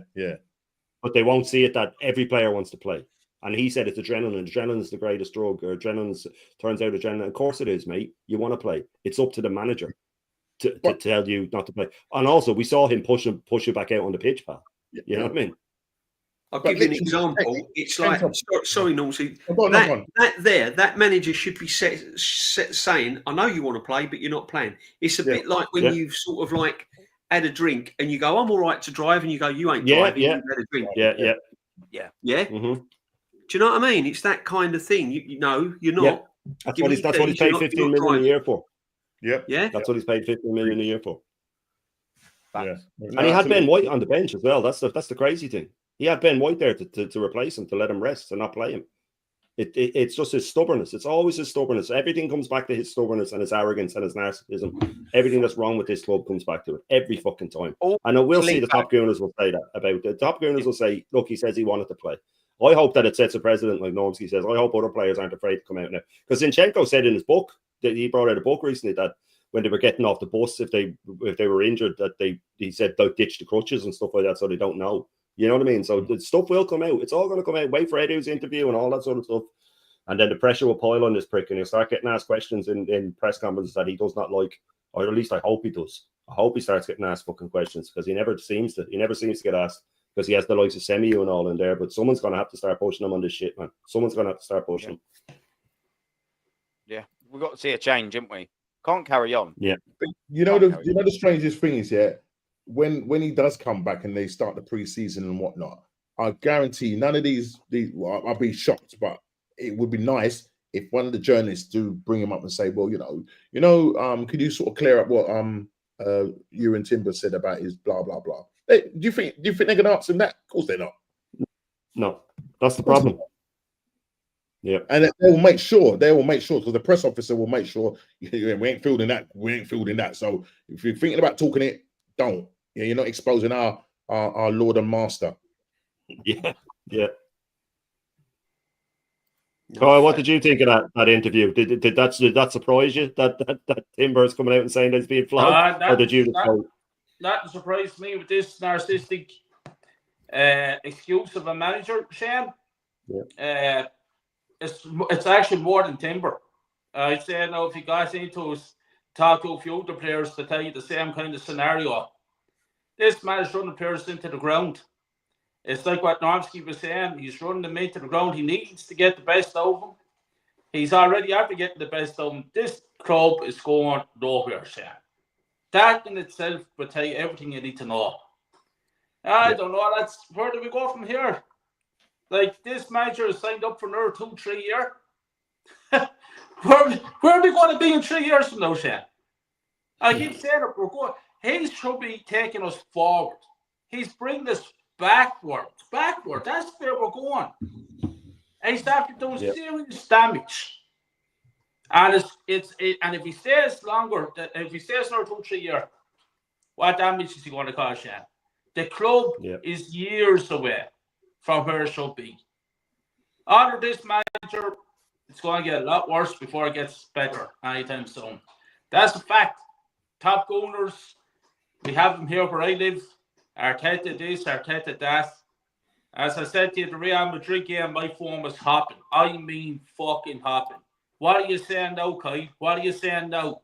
Look where this man is bringing us. Look where to the dreamland, to the promised land. I haven't heard my fucking phone beep once since that night. Our PSG beat putting us out. Not once. No. Not once. But the night of Real Madrid, phone never fucking stopped. But the difference is, Carl, if our team, I mean, this is where we come on. We have these platforms where we can come on and get our views over. But I wouldn't be getting on the phone to my mate and saying, "Oh, I told you so." They will phone you because they want to prove a point. But I wouldn't be getting on the phone and saying, "Oh, look, blah, blah, blah." No. We come on there and say what we see, and we call it out. Yeah. But you get those, look, I had my nephew phoning me. See, I told you. I'm doing a live stream watch log and he's FaceTiming me. I told you. I said, you're just a top gooner, bro. Too emotional. He's my flesh and blood, but I said, you're a top gooner. Too emotional with the fans like that. They're so engulfed in the moment, they forget that after that Real Madrid game, there was also a second leg and then a semi-final and then a final to win. Like they told me what they can win a one-off game. They're the same fans that told us that in 2010, 2011 when we beat Barcelona after being 1-0 down from a David Villa goal. You know, and what happened? Oh, yeah, we didn't get through. Like, who cares, isn't it? Like DJ B always says. It's just a good night out, wasn't it? Yeah. Do you know what? I'd at least appreciate a told you so if we'd won a competition. Yeah. Well, I wouldn't necessarily agree with it entirely because, you know, you'd always have your little ways back. But we'd won a competition when we told you so. I'll go, all right, I'll let you have this one. Yeah. I told you so after a fixture or after a good win. Do you know what I mean? If Arsenal, you know, when we beat Man City, and you'd get people that go, oh, I told you so, 5-1, I told you so. If we'd beat Manchester City and that left us needing 1 point out of our remaining 3 games to win the Premier League, I'd accept a told you so. I would. I'd go, all right, yep, cool. We probably will win the league now because of that, but we didn't. It made no difference. Do you know what I mean? And that's the thing. I don't mind, and I'll speak for all of us on this panel and the chat. I will happily speak for all of us. When I'm proven wrong, whatever, put your hands up. I will every day of the week because do you know what? The second I start lying and not taking accountability for myself is the time where I can't hold others to accountability. Yeah. Because then it's double standards. Now, how come you don't like it when you do it, but you can say that about them? So it's simple logic for me. I will call myself out. I do it on my own channel and I'll go, oh, actually, cool. If I change my mind, I'll own up to it. That's what we like doing, I think. If someone can change my mind, I'll go, oh, do you know what? Stod what I just said. You're absolutely right. No, I agree with you. There's no shame in that. In fact, there's a lot of pluses in there. You can hold yourself accountable. You've just learned something. You can change your mind. But they don't realise things like this. They don't realise that. Put your hands up now. You get them asking for apologies. What am I apologising for? What? For making an assumption or a calculation or a prediction? What apology? What are we doing here? But I'll tell you what I would do. If Arteta won the league and the Champions League this year, I'll go, do you know what? Maybe they were onto something. Maybe they just saw something that I didn't. Yeah. Cool. No worries. I said we wouldn't win fuck all, but we won the Champions League and the Premier League. Yep, I'll hold my hands up. I was massively wrong. Oh, and I'd also be celebrating the Premier League and the Champions League win, by the way. Yeah. Like it's not difficult, is it? Do you know what I mean? It's not difficult. I think people assume that we all wake up on the wrong side of the bed, stepped on a rake, and it whacked us in the face. And then the first thing we thought about was, I'll tell you what, I'm just going to go online and absolutely hate Arsenal for no reason. Yeah. I get it all the time. I get it all the time. What I mean? People coming into my chat saying, "Oh, why can't you find some positives? Why can't you?" There aren't any, mate. When there's positive, talk to me about Arsenal in '98 season. Talk to me. Watch my face light up when I talk about that. Talk to me about how quick Overmars was and how good Overmars was. Talk to me about anything like that. Talk to me about my favourite moment, that right in the middle there of Tony Adams with his arms held out. That sums it all up. Talk to me about that and watch my face light up. I was talking to Views about it the other day and I got choked up. We were backstage and I started getting choked up talking about it. You know what I mean? Because Ian Wright said that he actually thought that it looked like Tony Adams was shimmering because it was everything had come together. He was off the drink and he had a moment that he was in the sun and Ian Wright was the first to jump on his back, if you remember, when he scored that goal. Would you believe it? And Ian Wright says, I was looking at him, it's like time stopped. You know what I mean? Did we score that against Tottenham? Oh, yeah. I was only two. But I just wanted to get onto this because Joe, the absolute legend that is Joe, was in the house, and he had a question for DJB and Aaron. And what do you make of the crowd singing that Arteta song about what we need constantly? I know it gets to me, but DJ, I know it was you want to do right up, man. I don't sing it. It's got to be something that, just stop singing it. It's nonsense. He doesn't know exactly what we need.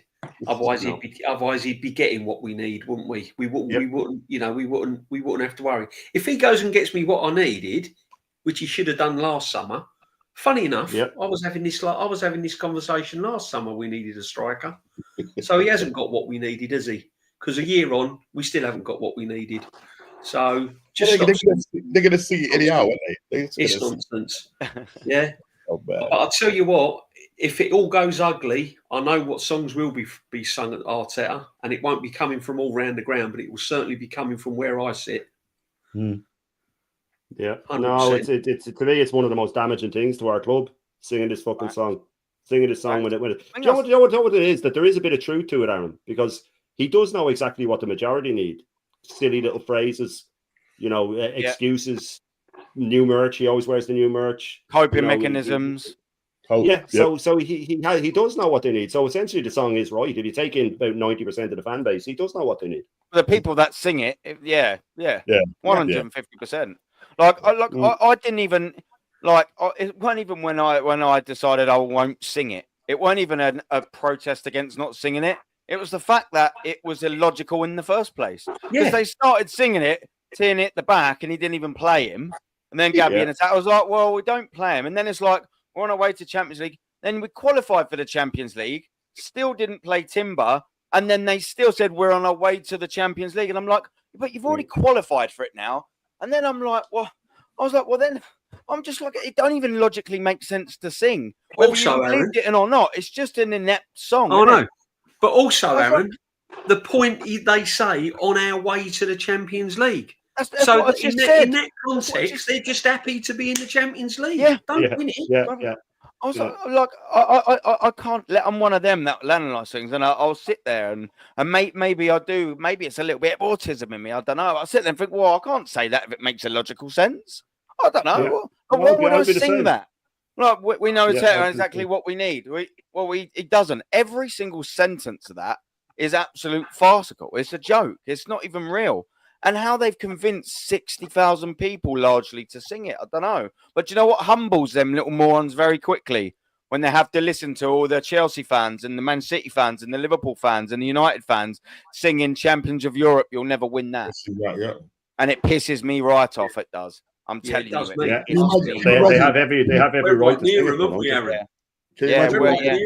Imagine when we go for the North London derby.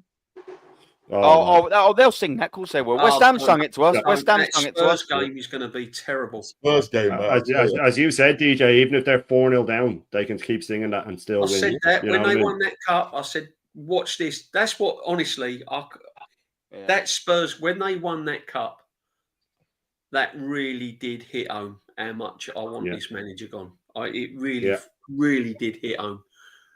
Really hit home. Yeah, it takes the piss on multiple levels, bro. It's quite small, but I should have made it bigger. But this is I had showed it already, but I don't think Aaron and DJ were here. This is that league of where how much we're fourth highest paid manager. But when you look at the likes of Pep with what they've won, and Mourinho and Ancelotti, and even your man Matthias Yassiel, I'd say his name, 3 leagues and a cup. Yeah. He's that young manager that Lee likes that's out in Saudi. Luis Enrique, he's been managing not much longer than Arteta, really. He's got 4 leagues, 7 cups, 4 European trophies. I mean, Pioli, fair enough, he's only got the 1 league, but it's still a league. It's better than Arteta. And David Moyes it's a championship. He won the League 2 or League 1 at the time, I think it was. Yeah. He finished he won a trophy, he won the league, and he won a European trophy. Yeah. And he's doing a great job. Factor in as well, Moyes, apart from the Manchester United spell for a little bit, hasn't managed a league level club. Mediocre teams. Apart from the Manchester United bit, that has to be put in there. Yeah. And he only got like 6 months. You know what I mean? He didn't even get a full chance. And he followed Sir Alex Ferguson. Simeone, 4 leagues, cup, 5 European trophies. Inzaghi, 1 league, 8 cups. I mean, he shouldn't be in that company. Arteta should not be in that company. He shouldn't be mentioned in the same breath as those managers. Yet we pay him an absolute fortune. For what? Shane, when he leaves Arsenal, he won't be. When he leaves Arsenal, he won't be.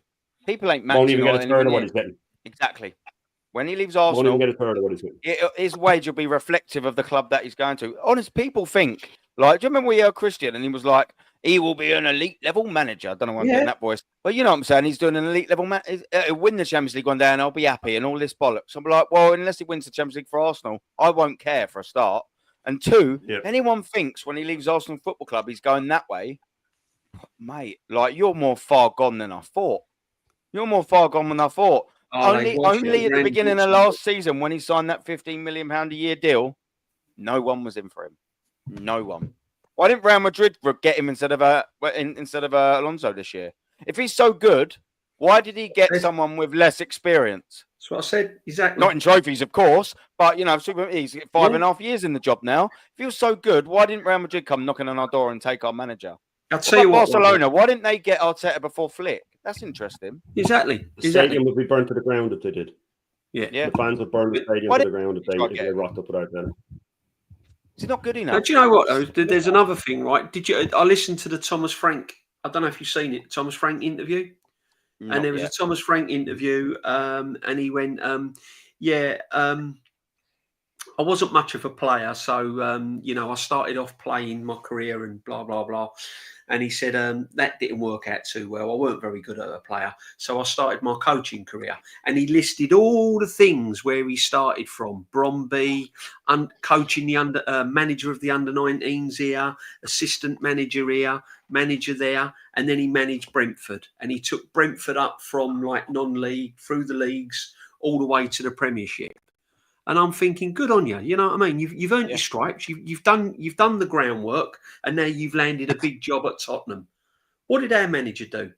Manage 1 game for Man City where he lost, and they went, there's the Arsenal job, and walked straight into an Arsenal club like Arsenal. Happy days.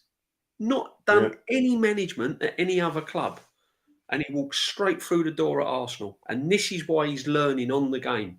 Week in, week out, season in, season out, he's learning on the job. That's why when it comes to big games like semi-finals and all that, because he's had no experience, he runs out of ideas. He's clueless. Or he turned into Rory Delap. That's all he has. Oh, we've never been here before. Long throws. Yeah, long balls. Yeah. And Raya giving it that. Go on, up you go. Get up, get up, get up. No, go away. Been kicking it short, passing out from the back all season long. And against PSG, he's throwing all the players up the field and booming it 30 yards down the field, Wimbledon FC style. You thought he'd trust in his own tactics after 5.5 years, wouldn't you? Shane. The legend that is Matty will be jumping on now in a minute as well. I just want to say, Shane, I'm going to jump off because as you know, there's big concerts up in Phoenix Park tomorrow, Saturday and Sunday. So I have to drive a coach of 52 people up to Phoenix Park tomorrow, Saturday and Sunday. So it's going to be a long weekend. Just control yourself. If Keown's still down there, you might see him crossing the road. Very lucky I didn't bounce into the fucker yesterday, let me tell you, because I would have took out the phone. I would have said, Martin, Kyle Walsh, Gunner, here's an interview. What the fuck are you on? But That's listen, classic. That is. big Go on, up Kyle. to all the legends on the screen, all the chat. Love you, brother. Big Go on, up to Kyle. you, Shane. Just want to say something before I jump off. For any top gunner that's listening, take a little stroll down to Highbury Stadium. Take in what used to be an unbelievable place to go to. And then go to your TVs and go on YouTube and type in the double in 1993.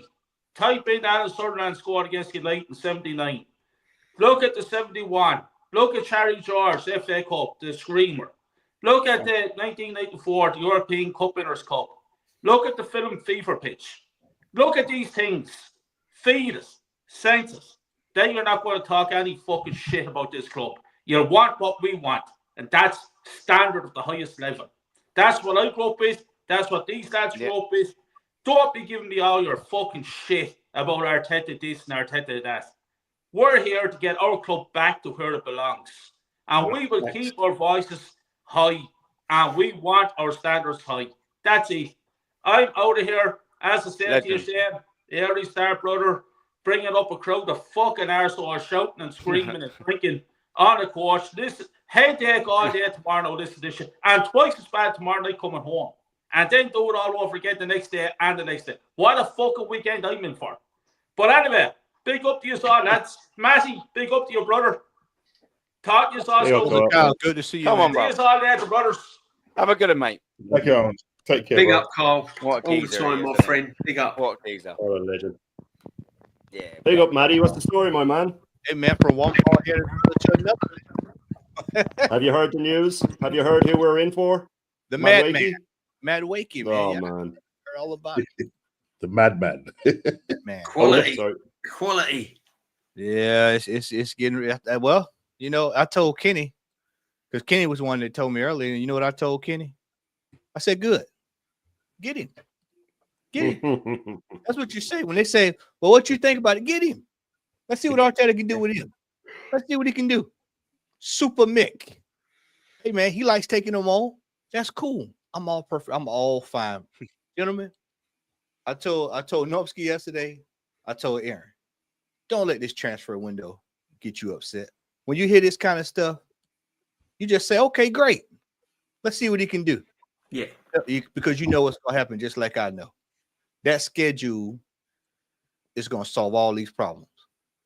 I'll say it again. The schedule this season will solve all of these problems. Time is running out for this manager. Time is running out. It looks bleak, my friends. It looks like it's the end. There's going to be some pain, but there will be sunshine soon because this manager will be out of here. Mm-hmm. He will be out of here because this schedule, when I saw that schedule, my friends, when I saw that schedule yesterday, We're going to do the screen. I said Christmas, Matty, didn't I? I said by Christmas. I hate Kyle F. I said by September. Yeah, no, Christmas. Because this brother's in trouble. And he's so stupid and so arrogant, he don't even see it. That's the crazy part. He don't even see it. That's the big thing, isn't it? Yeah. This brother moving like he's moving like he's got 30 years. Brother, you got 30 days. He's got 30 days. 30, what they say, what say you mail off a letter, they say 30 business days. He's got 30 business days to get it correct. And if he don't get it correct, it's time to move on. And guess what? So I'm gonna tell y'all why it doesn't bother me about Madueke. Tell you why it's starting to, I'm not about to get worried about Kai Havertz anymore. You know why? Because when he's gone, the next manager is gonna say, you're not in my plans. Yep. That manager is gonna say, you're not in my plans. And guess what? You got to go find somewhere to go. You know, when your child get 18, 19, hey, I love you, but you got to do what? You got to go find somewhere else to stay. That's what's going to happen here with these signings. So let them sign them up. Two to a mule. Load them up. Madueke, Garnacho, bring them all. Come one, come all. Come one, come all. I'm going to have a front like row a refuse, Matt. Yeah, Aaron, I'm going to have a front row seat, and I'm going to enjoy this shit show this year because they have nobody has anywhere to hide this season. They've got off the hook the last two seasons. few points behind City. And then you've got last year, with injuries. Okay, cool. Everybody's coming back. The band's coming back together. AC/DC, they back for the last go. Everybody's coming back. You got Wu-Tang traveling. They on their last concert. Van Halen. You got everybody shutting it down. Bring everybody. The last show, because this is the Arteta farewell tour.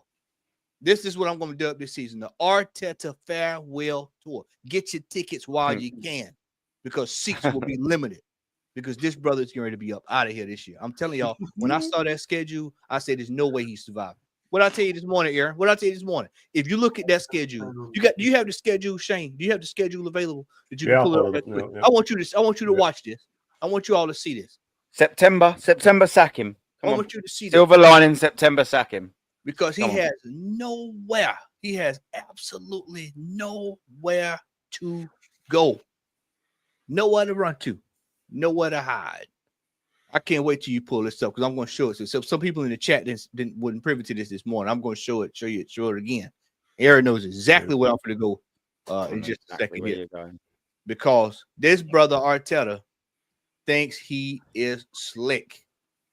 And I'm here to tell you, he talked himself right down a dog alley.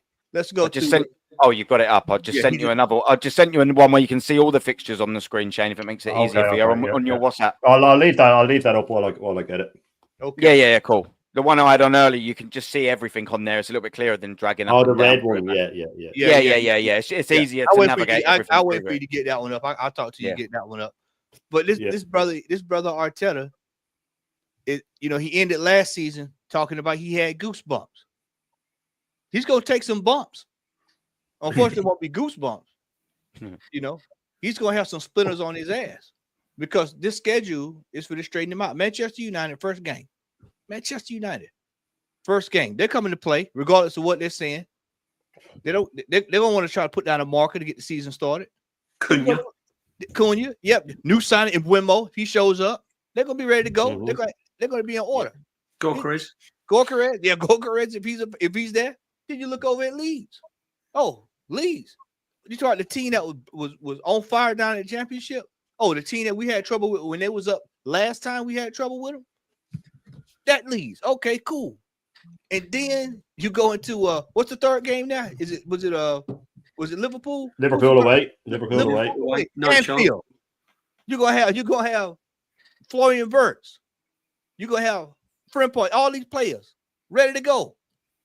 When's the last time we won at Anfield? What decade was it? Was it this decade? Or when's the last time we won at Anfield? 2012. Podolski, Cazorla. Yeah, that was 22. That was last decade. That was last decade. Last decade. Oh, my daughter wasn't born. Look at this right here, gentlemen. Look at this. We'll go to September. Man City, Newcastle, back to back. All right, watch this now. Watch this. October. West Ham, Fulham, Palace. Hey, gentlemen, does anybody realize we dropped points against all three of those teams the last 2 years? Mm-hmm. Yep. All right, we'll go to November. Oh, Burnley, away. How much trouble do we have at Burnley away? It don't matter who the manager is. How many times do we win at Burnley away? Has trouble. Low block. We already know what's coming. Low block. They gave up 14 points. They'll probably give up 30 this year at the most. Right there. Burnley. That's trouble. Sunderland. Stadium of Light. Trouble there. That could be a shit show. Tottenham, Chelsea, back to back again. Yeah, London derbies. Oh, wait a minute. Well, I got one for you, Novsky. Well, you just hold tight. You just keep that right there. What you just said in your mind. Hold that thought right there. London derby. We coming to something in just a second. You got Brentford, Aston Villa, Wolves, Everton, Brighton, Aston Villa twice in 15 days. Mm-hmm. Yeah. So that's minimum. That's about 4 points right there. That's maybe four if we own it. Then you go to January, turn of the year. Hopefully by that time the manager's out of here. He's done. He's out of here by that time. Then you got Bournemouth, Liverpool, Nottingham Forest, Man United, Leeds. You got the same three you started with August again. Okay. Then you go to February. Here we go. Normsky, you ready? Yep. Brentford, Tottenham, Chelsea. 3 derby. 3. 1, 2, 3. Right there. Yep. 3. And guess what? You know what the best part about it is? 2 of them away. 2 of them on the road. Crazy. This brother is cooked. This is what I saw this schedule. I said, oh, he's done. He's out of here. It's settled. I don't have anything to worry about anymore. It's just a matter of me sitting here waiting for the final shoe to drop. You go to March, Everton, Wolves, Champions League with that. Yeah, we're in the thank you, JB. During this whole period, we're dealing with FA Cup. Yep. We'll probably be out of the Carabao Cup. We'll probably get dumped out by well, we might even get dumped out by United because they got to go in the back way this year because they finished 15th, so they got to go through the long way in. We might get dumped out by them. Then you get to April. By that time, the new kits have arrived. We heard rumors of the next 20 signings we're supposed to get for the next year, and then we're looking at Man City, Newcastle, back to back. So that's survival. We're hanging on by a thread. And then you get to May. Look at May right quick. Fulham, West Ham, Burnley, and guess who we in with? Malice in the Palace away. Brother, this season's over. We're not winning anything. I told Kenny today. I told Kenny this afternoon when we were talking. I said, we're not winning. People have to get it through their head. We are not winning anything this season with the manager here. There's no need to even project it. There's no need to even formulate it in your head that we're going to compete for anything this year. We're going to be competing to survive this year. Yep. It is critical that this team gets top 4 this year with this fool. Because if we don't get top 4 with these wages, and you got players getting ready to leave, Saliba, he'll be on 1 year then by the time this season, by the time it's over with. Soccer, they tell you soccer signed. Well, okay, well, cool. That's all right. Well, where's the paperwork at? Where's everything at? You got Ethan's gonna have to start looking around. Does he want to stay? Yeah, Skelly signed back up. Yeah, Magalite signed back up. But look, everybody else is running out. We lost Thomas Partey today. Free. Thomas Partey, that was a nightmare. You know what I told Kenny, gentlemen? You know what I told Kenny? I said, Kenny, he was probably one of the best defensive mids in the world. So what do you have to do with that? You've got to replace the best defensive midfielder in the world. And before anybody gets happy here and rolls in here and puts in the chat, Zuba Mendy's here to do 2 things. He's to fulfill the Granit Xhaka role, and he's here to do Odegaard's job because Odegaard can't do it. He can't pass the ball. That's what he's here for. He's not here to do what Thomas Partey does. Oh, Mikel Merino, he can do it? Okay, cool. We saw that worked out last year. You might as well just go ahead and get ready to put him out on left wing. Let him try out there, see what he can do. This is an absolute shit show. And it is finally caught up with us. And this season is the apex. I told y'all, this is the final episode of this shit show we've had to deal with for this manager. And it's all going to crumble down. And the reason why our fan base is acting out like the way they are over this schedule, they're going out talking about it's rigged, oh, this is the third, is because the matter of fact, we have not done what we were supposed to do the last several years. Why are they saying this schedule is fixed when the year we were 8 points clear, we had the easiest run in? Yeah. But we were 8 points clear. We had run in again, man. Yeah, we had 2 years in a row, the easiest run in. And then nobody said anything about it was fixed, to fix this, to fix that. Man City Pep was coming out saying this is difficult. This is difficult. We don't know how we're going to do it. They're too far ahead of us.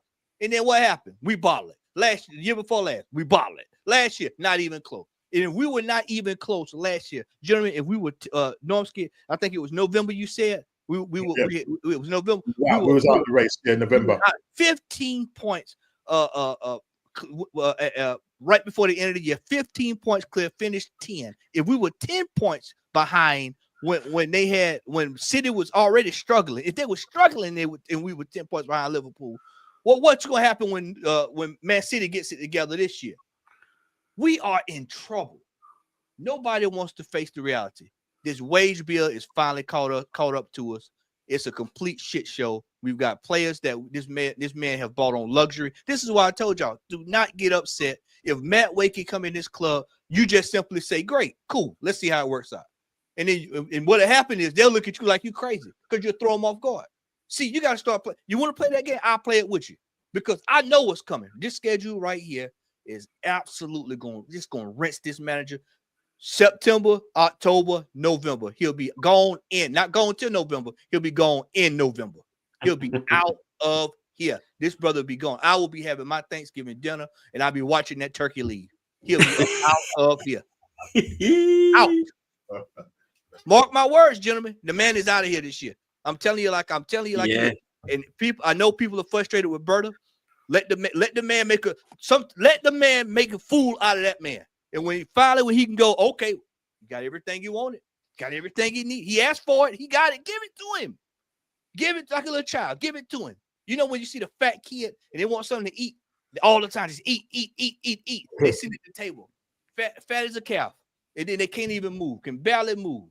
Just go to sleep, sitting up because they got through eating so much. That's what Arteta's gonna do. He's so stupid he doesn't even realize he's getting ready to walk to the gallows and don't even know it. That's what arrogancy do. When a person's that arrogant, you let them finish themselves. And this is exactly what he's getting ready to do. Because anybody who has sat here for the last 3, 4, 5 years and has known that he's needed a striker, when you could have got the striker cheaper. See, all this Joker is talking now. If you wanted Jokers, he would have bought him 2 years ago. He wants Sesko. That's all he wants. He's obsessed with Sesko. It's all about Sesko, baby. What Salt Pepper say? Let's talk about Sesko, baby. That's all he's worried about. That's all he's worried about. It's this Sesko. Cool. Let him get him. Get everything he wants. Everything his heart desires. It's one of the biggest deadly sins, gluttony. And this is exactly what he's walking into. This manager is doomed. This manager is doomed. These players. You saw Saliba's face at the end of the year. Time is running out. Soccer is going to start looking around here this year. You think these players are going to give him 175% of their schedule with a World Cup year coming this year? You think they're going to put themselves on the line in a World Cup year when the season could very well be over with by December? It's getting ready to be mutiny on the ship. Watch it, gentlemen. Breathe it in. Get ready. Don't say I didn't warn you. It's going to be rough this season. We all thought last season was bad. My friend, this here is going to be Knight Rider 2000 type bad. This is getting ready to be absolutely bad. This is Bloodsport 2. This is getting ready to be Naked Gun, the third movie. It's getting ready to get real bad. It's getting ready to get crazy. Police Academy stuff. We get ready to see crazy stuff. It's getting ready to come to an end this year. This manager has walked himself right down death row and doesn't even realize it. And he's had his opportunities to save himself. He could have went out and bought the best in class player time and time again. And then he's had the opportunities. He's had too many opportunities, JB. Yeah. And so this fool if he wants to do it, let him do it. Hey, Egal, Pinkus, all of them, they want to go get on the short bus and roll down there and support and jump around and scream and yell. Let him do it. Let him do it. Give him cake. Give him ice cream too while they're doing it. Let him have a good time. Let him have a good time. Because I'm going to sit there this year, and when it's finally over with, I don't even smoke and I'll light a cigar and just say, told you so. Because that's exactly what I'm going to say this year. Told you so. Now, y'all ready to get this house in order so we can get down to business? Because like me and Aaron was saying this morning, everybody else is got up and left the house. They've reached their destination. Arsenal just getting out of bed, looking around. Where's everybody else? They're gone. They're gone. We're falling further and further behind. 2 things need to change after this year. 3. 1, the manager need to go, which when he's gone, I'm talking in retrospect, he's gone. Ownership needs to be questioned, and this board needs to be questioned. Because they have hid behind the back of Arteta for the last several years. And they need to be called out because they are just as complicit in this by allowing this man to do this for these last 4 or 5 years. It's wasted everybody's time. This has been complete waste of time when we could have been competing. 3 years ago, when we balled the league 8 points clear, they should have went to Arteta with a brown envelope, gave him a little check, and said, "Thank you for helping us, but your services are no longer needed." And we should have been in the running for Conte, and we would probably have 2 or 3 titles and possibly even the damn Champions League title. But because they have wasted time, they have wasted our time, they have wasted the fans' time, and they have wasted the money that we had. I've never seen the amount of money that have been spent at this football club. And then you turn around here now, and now everybody talk about we got to go pay their loans. We got to rob Peter to pay Paul. We got to go out here and we got to go rent to own. All this loan and payment and installments and all this stuff. This is all off the back of this fool. And I'm sorry I'm on a hard rant tonight, but this brother, this Arteta has went out there and spent money on players like Kai Havertz that absolutely have no business making the money that he's making. Jesus making the money he's making. Tomiyasu making the money that he's making. Fabio Vieira, they tell me, got subbed off today. Ain't done nothing. He coming right on back to the Arsenal. Cut him a check too, by the way. Then you got Ben White. You buy him. You pay 50 for him. Sit him down. Now you don't know what to do with him. You're buying all these players. You get a Marino. Oh, he's a great defensive midfielder. But now all of a sudden you got folks getting on panels defending him, talking about where we would have been if it wasn't for his goals. That's not what you bought him for. Then you go get Odegaard. Can't hit the side of a barn. You got Saka hanging on for a dear life because he's coming back from a grade 3 injury. You got Martinelli, shell of himself. This is an absolute disgrace, what we've seen from this football club, and it has to come to an abrupt end next year. And I cannot wait. I can't tell you the joy. I know it sounds crazy. The joy I have in my spirit that this season, that this is right here, this schedule right here, it came out like the way it is. I am whoever made this schedule. If you're listening to me, thank you. I appreciate it. I really do. It's a relief. From the bottom of my heart, from the depth of my soul. I've got to go and watch it, Matty. Me and Aaron's got to go and watch this. Yeah, I appreciate it. Hey, when you go, hey, Aaron, JB, when y'all go, get your popcorn. Hey, get your popcorn, and you just sit back like this. Just sit back and smile. And then when you look at that fella last year that wanted to try to wind you up, you just turn around and look at him and say, "How you like that, brother? How you like that?" He won't be there, Matt. He was an imposter, mate. The real ones around where I sit, they can't wait. They can't wait to see the back of this man. Yeah, big time. All the mutants are in. All the mutants are in. Like, oh, crazy, man. Absolutely crazy. Great, man. This is Norm has to sorry, DJ. Just Norm has to shoot off. Sorry. Norm, thanks for coming on, man. You've been here since the start. Absolute legend. But you want to shout your channel out before you? I know you've already started tomorrow, but big up for coming on, man. Absolute pleasure as always. Thanks for having me on. Thanks to the chat. Thanks to the panel as well. Appreciate it. World-class panel. Big up, yeah, so obviously Normski TV, I'll do a show on a Wednesday, but obviously tomorrow Aaron's got his phone-in show, so that should be a good one. And then I'm back on his channel on Monday, and then whatever channel has me on. So you know what I mean, just doing the rounds, doing your thing, and let's hope we have somebody signed by the time the weekend is done. But I can't really see it happening. So yeah, it's clown settings right now, circus settings right now. So that's my backdrop now. That's my mood. Before you go, Shane, share my screen before you go. Before Normski goes, right quick. Share that.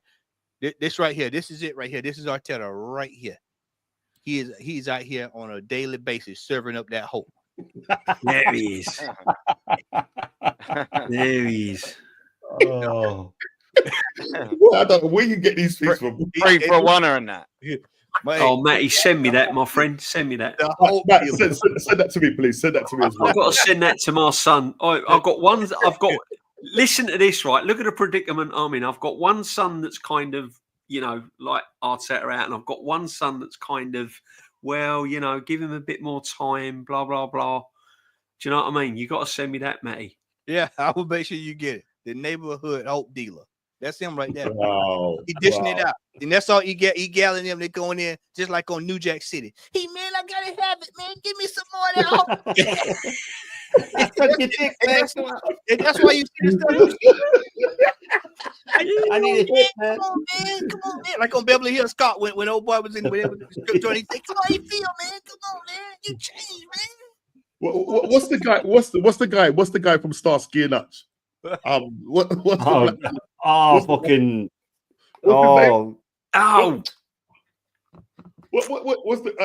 man?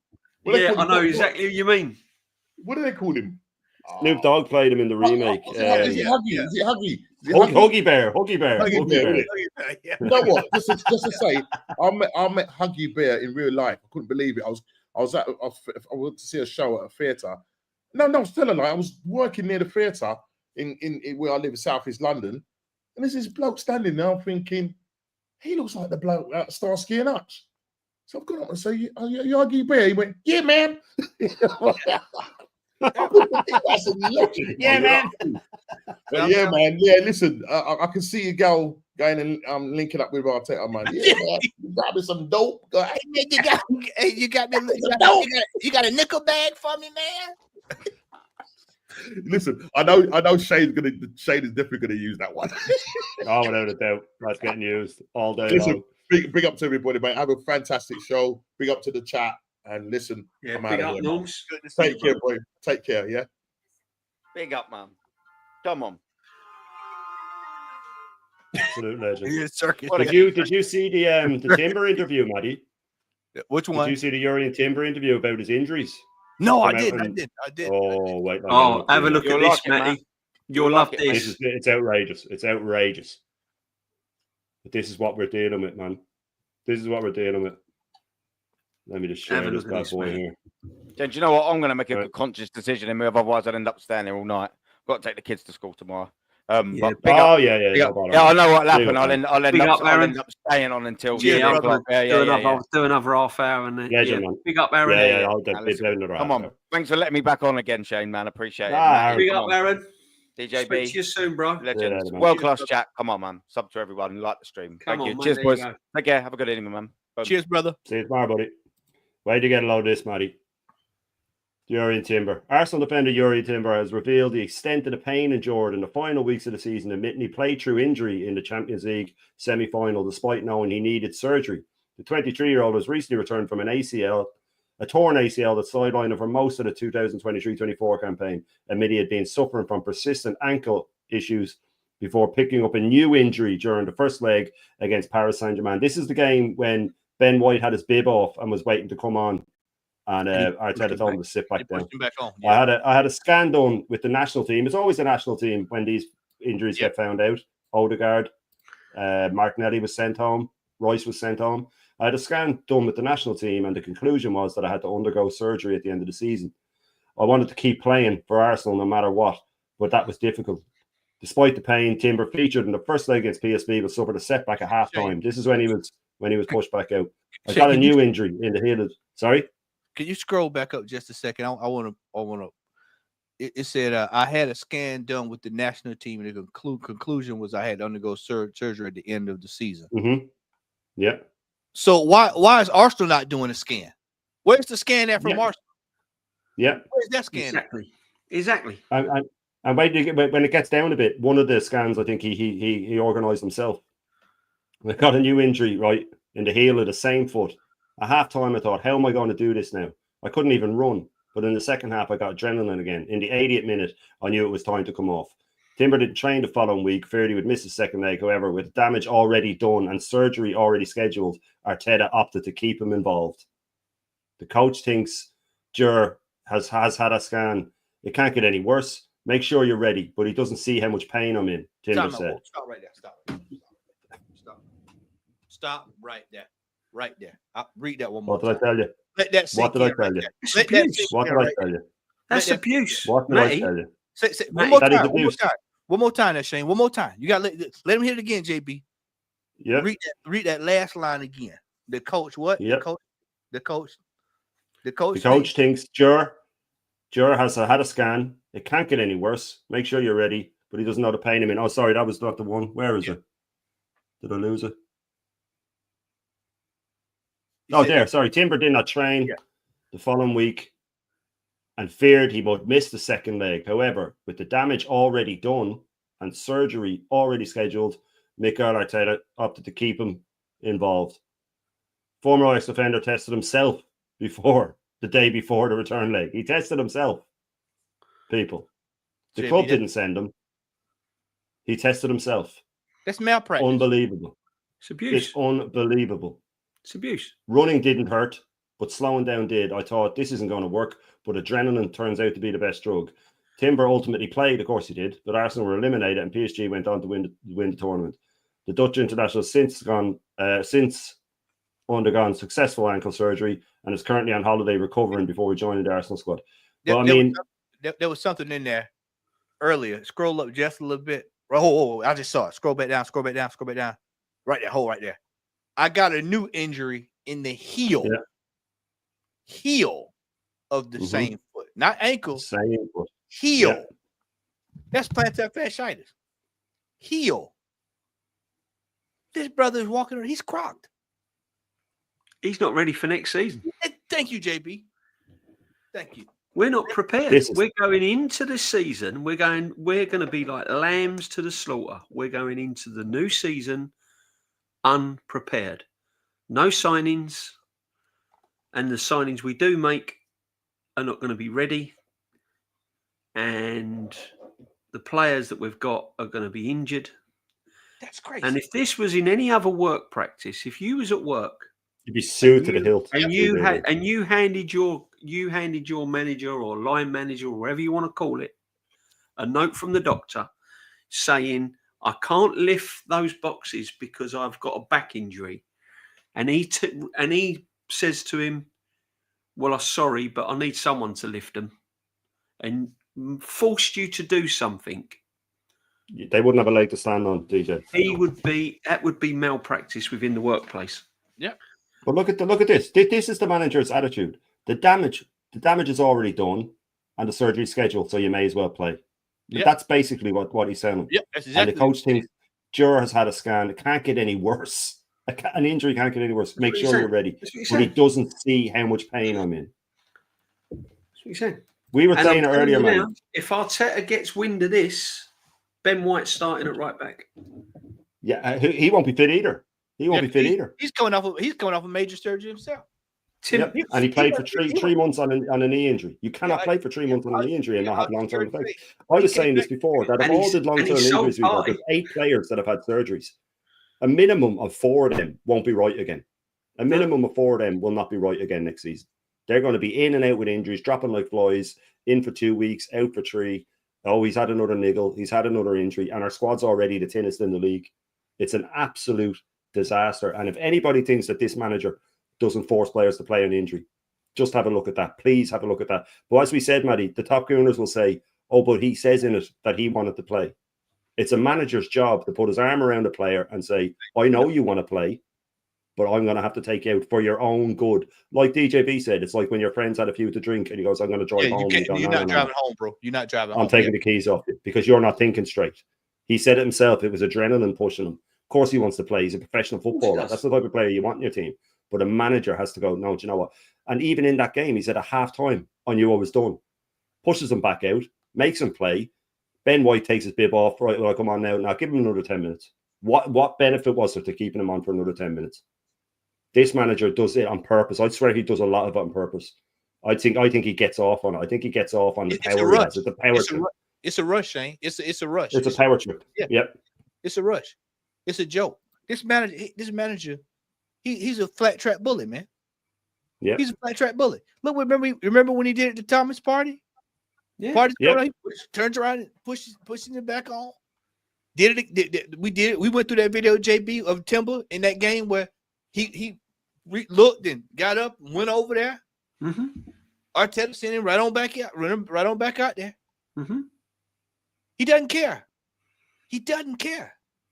He doesn't care. This manager's an egomaniac. Yeah, he's an egomaniac. And it's going to get worse and worse and worse and worse. And we're going to have, you know what, gentlemen? This is what people aren't saying. We're going to have new injuries next year, fresh. There's going to be some players that's going to get fresh injuries next year. It's going to be rough, man. It's going to be rough. On top of the players that are already going to be dropping.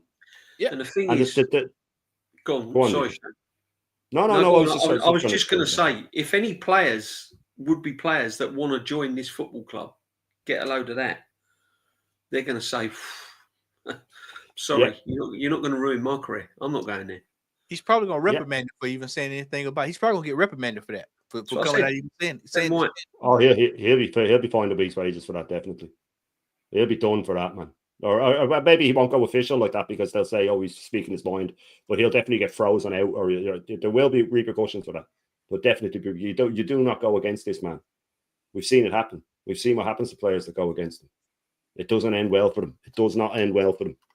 But we'll see. I just don't see how it's going to go any other way than him getting punished. I just don't see it. But I mean, like Normsky said, hopefully it starts a precedent. Hopefully some other players come out and say something. And hopefully the press start pushing him on this because he needs to be asked about this. He needs to be pushed on it. He won't be, but he needs to be.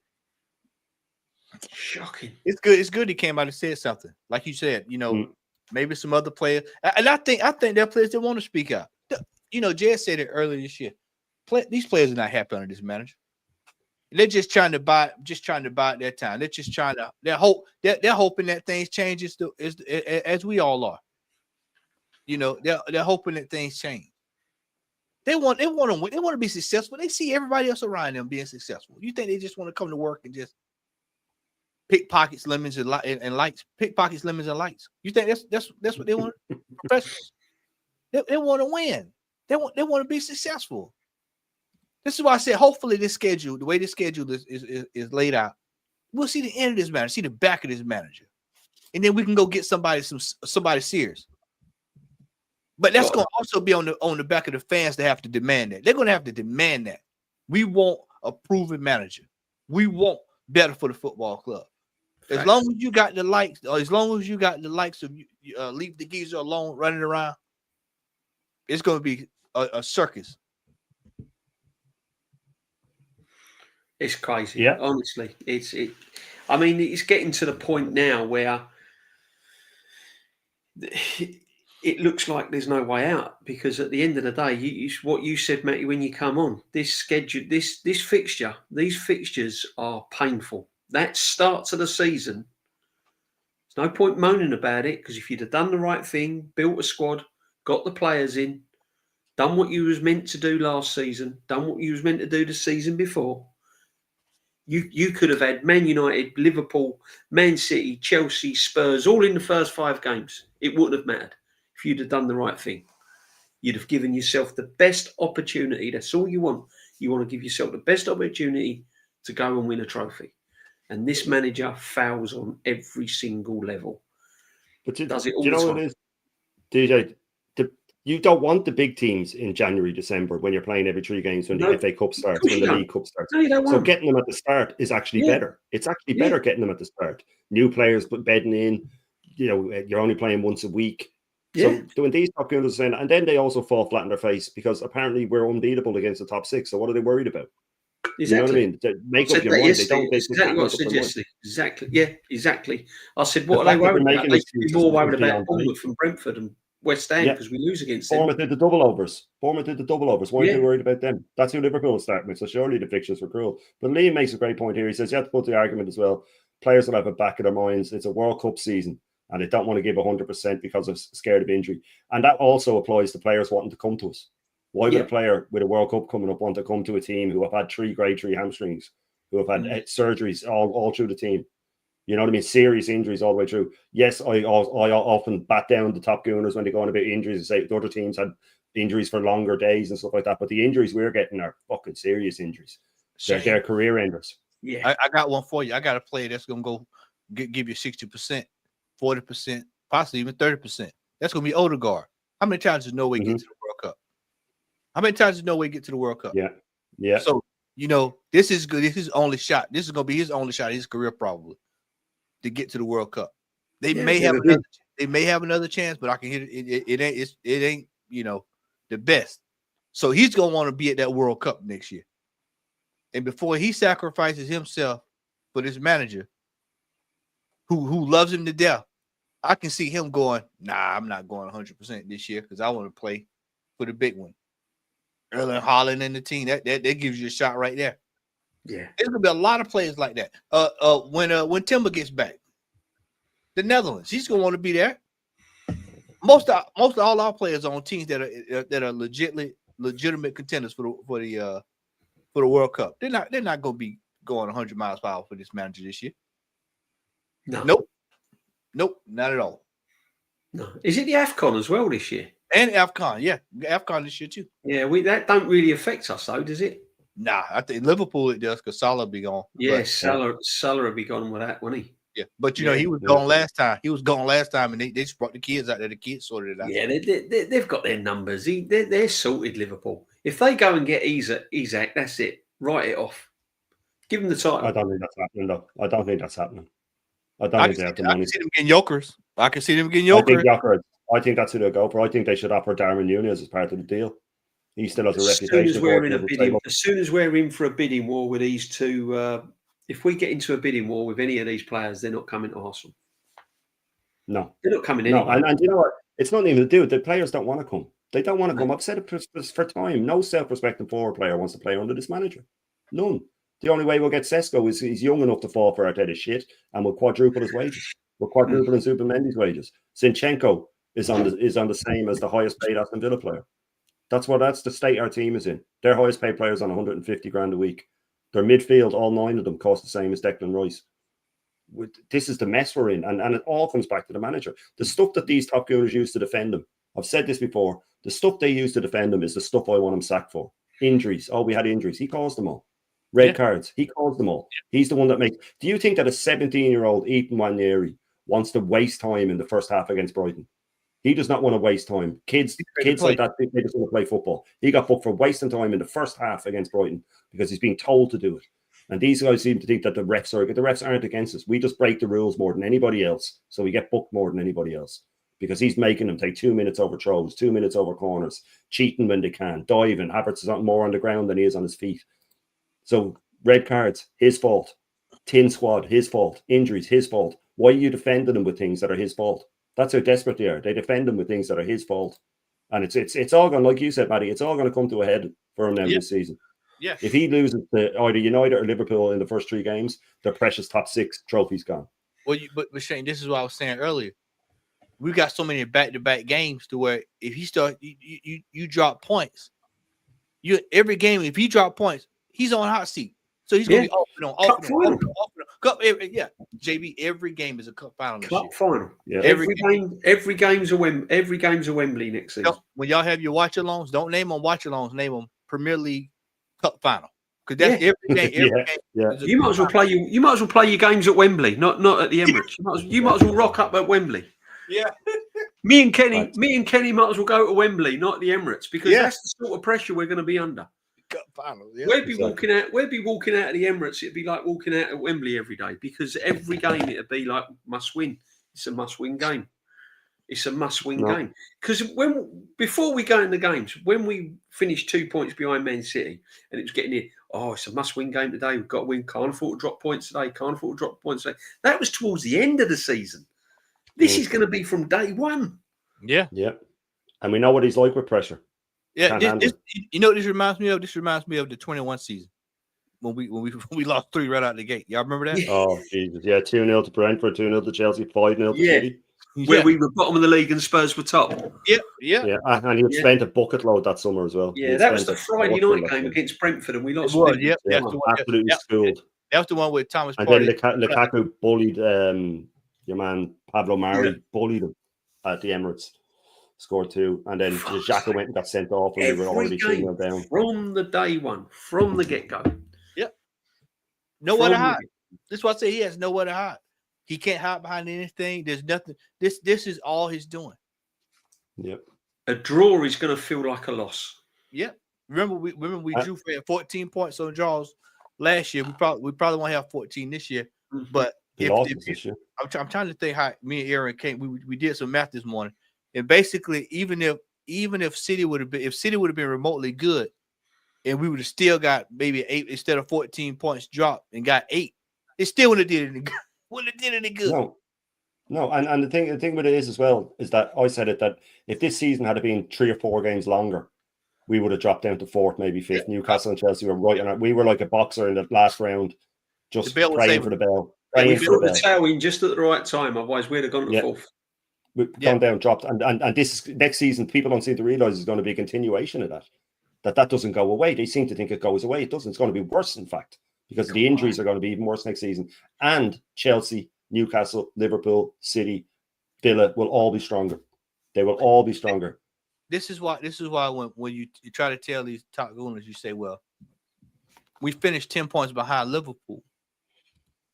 And then that's when they go in there arguing about injuries. And it's like, no, we finished 10 points behind. We were never even in it.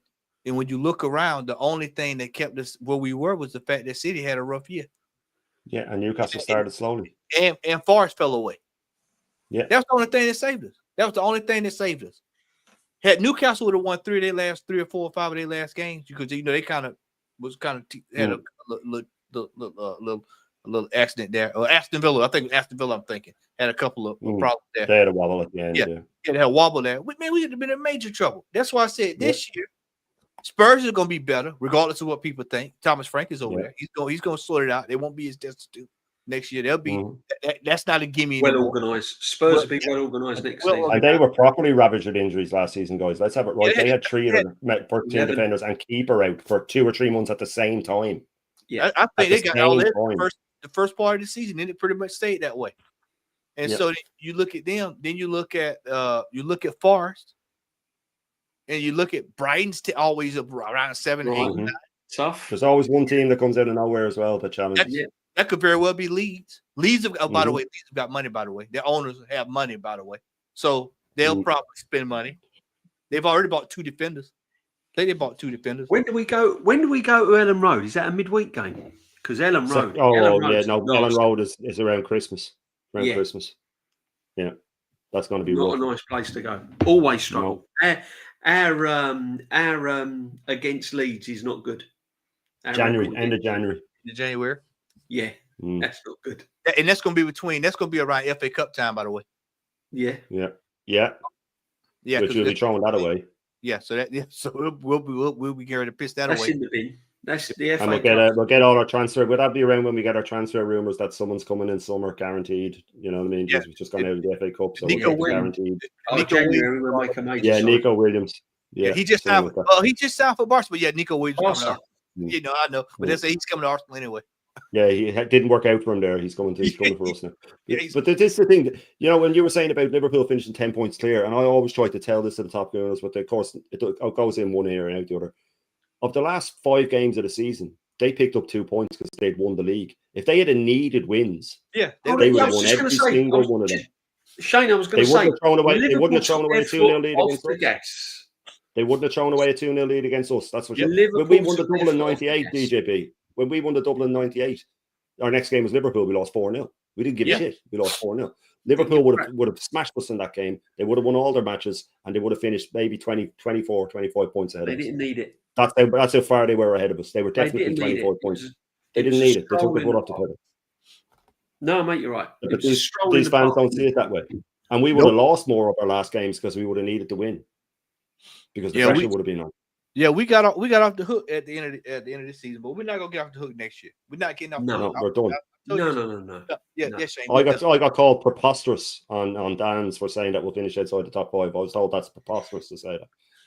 I don't see anything else happening. I don't see anything else happening than us finishing outside the top 5. If he's still in charge at the end of the season, I mean, if he gets sacked halfway through the season, we might get back. Yeah, but if he's in charge come Crystal Palace on the last day, we'll be outside the top 5. That's what I told Aaron today. I said, I think the $1 million question is how long do they wait before they pull the ejection button and get him out of here? Because the way this season is, that has to be done early to save this season. We have to think about saving the season early this year, not in the back end, not after damage has been done. Yeah, I think they're laying it early. Yeah. I think they're laying it out till quick. I think they'll say. I said this, Matty, and I'm just going to stick by it. I think they're going to see how things are by Christmas time. If we are off the top, if we're in 5th, 9, 10, 8 points behind off the top, I think they'll seriously look at it. I really do. I'm hoping it'll be before. I'm hoping it'll be way before that. But I think the heat is going to be turned up on him so bad before Christmas. Because if we're sitting behind 9 points, 6 points, 9 points behind, whoever's at the top, Liverpool, whoever's there, then I'll pose this question last year and I'll pose it again right now. How many times have we seen Mikel Arteta walk down a team? Never seen it. It's never going to happen. So by that logic, he has to go. Okay, well, we're going to find somebody else. Because then at this stage, you got to start thinking about trying to win what trophies you can. Carabao Cup. Yeah, we're back to that. That's the only realistic trophy I'm looking at. Again, Matty. I don't even think we can win that. I think City's going to want to come back and say we need to be winning trophy to get back on the winning ways. We got to go win. They're going to come out of the blocks next season. That's the only trophy I can realistically see us winning. I can see the league being about 8 games deep and then both on 100% wins. I can see them just running out with it. And Newcastle, if Newcastle sign a couple of players like Alanga that they're looking at, and if they get a top centre back, their first 11 pisses all over. They're looking at Gibbs White as well, aren't they? Did you see Palace? Yeah, exactly. Grealish. You saw Big Palace ball out there, man. today? Did y'all see that? Did What? you see that? Yeah, Diamande from Sporting. Oh, really? Diamande. He's a fucking player, man. Look at Fabrizio. He tweeted earlier today. Who Newcastle?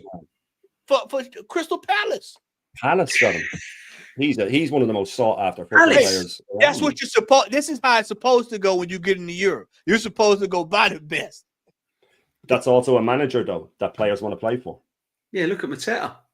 Yeah, Eze ain't exactly. leaving Palace. No, Eze he'll want to bring them into Europe, man. Because Eze got them them into Europe. Eze got them into Europe with that FA Cup. He'll want to play for Palace in Europe. He won't leave Palace. What's the feel-good factor? The feel-good factor, DJ, we're winners now. And it must be a great club to they'll be thinking, if we get a couple of players, we could challenge for the top four. They probably won't, but they'd be thinking that. Yeah. Big up to Gianni for the super chat, man. He says, if Bayern don't spend big and win the Bundesliga again, they'll have enough to buy Saka. Totally see him leaving if they come for him. If Arteta stays, yeah, I can see him leaving. The rumours about him starting next season. He doesn't want to be another Harry Kane. He does not want to be another Harry Kane where he's you never won anything. You haven't won anything. You know what I mean? They can say, "Oh, won the FA Cup." He didn't play in that. Aubameyang. That was the Aubameyang team, which actually did remind me when we were talking. It's off a bit off the fucking subject, but with Aubameyang, we were talking about that start of the season when we lost the first three. It was Aubameyang that saved them because he scored the only goal in the 1-0 win in the to stop the rot. The player that he ended up turning on. But Gianni, you're an absolute legend, man. You're always in the chat showing your support, and it's massively, massively appreciated. You're a top guy. But I do see that happening. The Saka rumours will start at the end of next season if we're having the season that we all predict, and we're not just being negative, we're just being realists. We look at things the proper way. Injuries are going to be terrible next season. This manager is drowning, and when people are like him, like when narcissists like him are cornered, they react in some fucking crazy ways, man. They react in some crazy fucking ways. So wait, you get to see some of his decisions. Wait, you get to see some of his fucking press conferences. Wait, you get to when he gets a hold of timber. It's all going to that this house of cards he built, which was already flimsy, is falling the fuck down around his ears, and he is going to react, man. He is going to react in silly ways, and we shall see it. We shall see it play out. Shane, I just put it in the back chat there. You can pop it up there, that tweet if you want. Oh yeah.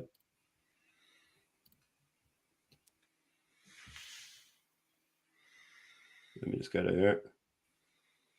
Oh, no way. Hey, man. What's that? Fabrizio. And Fabrizio doesn't mess around.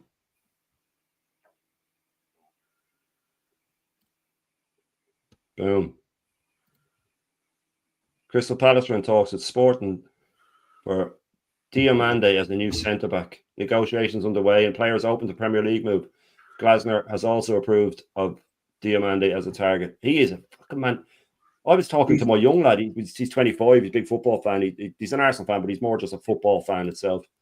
But we were talking about Diamande about 2 weeks ago, and I was saying that, who'll go for him. We thought it'd be all the big teams. We thought it'd be the Barcelonas and the Madrids that would go for him.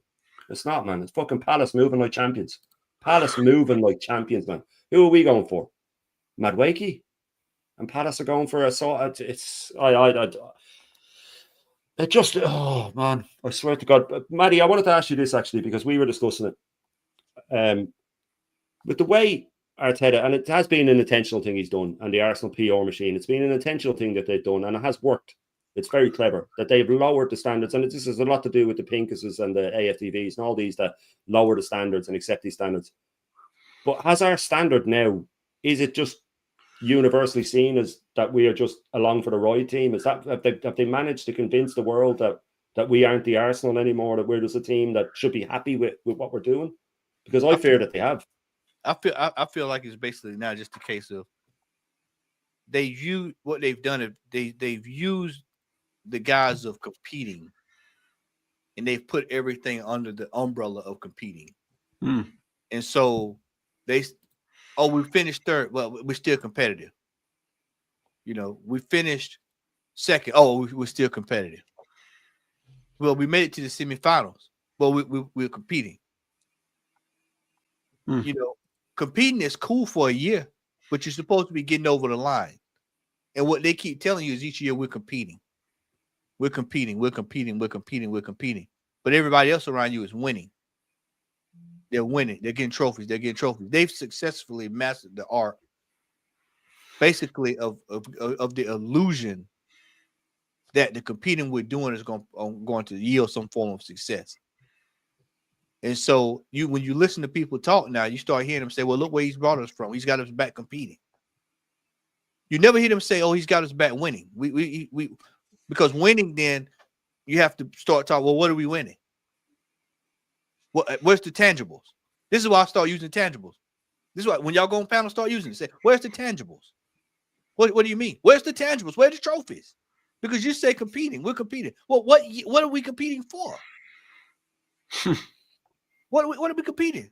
Because for me, competing means you're supposed to be right there in the process of winning a trophy. PSG was competing. PSG was competing to win a Champions League. They're competing. They're going to compete tonight to win, to try another win to go for the Club World Cup. That's what competing is about. You're competing to win. In our place, we're just competing to compete. We're just going out there. It's like a sack day at the field day at the kids' school. You're just going out to go out there and run the sack race. Exactly. Well, you're not there to win it. You're not trying to win it, and that's what they've done. They've mastered it. And his manager, when he said what he said this year about nobody could have done what I've done, and had us where we are, what we're doing. Yeah, we're competing. We're competing. Then you got the parrots. You got the egals. We're competing. We're competing. We're competing. Brainwashing, isn't it? Brainwashing. It's brainwashing. Brainwashing. It's a cult. It's go back to the cult discussion. This is by design. Nobody else does this. My best friend is a Barcelona fan, and and when I tell him this guy, he looks at me like I'm crazy. Only Arsenal tolerates this. This is because the board know they can get away with it, and his manager knows he can get away with it. Yep. He knows it. They know it. And for him to come out this year and then stand 10 toes deep and say, oh, look at the injuries around here. If it wasn't for me, we'd be mid-table.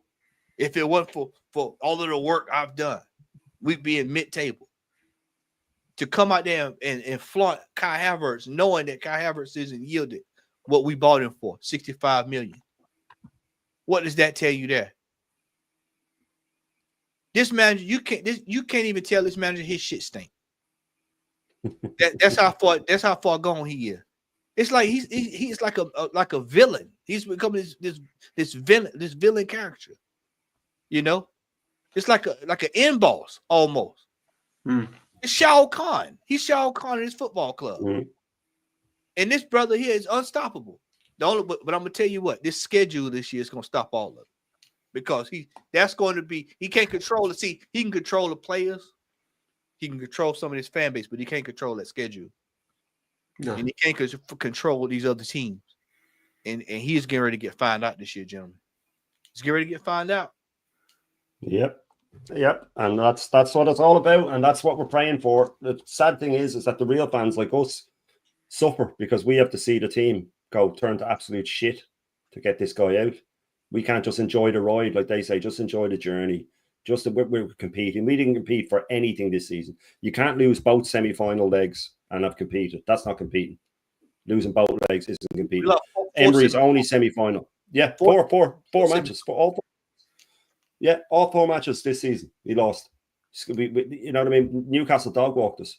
PSG didn't break us. One goal and four. Yeah, one goal.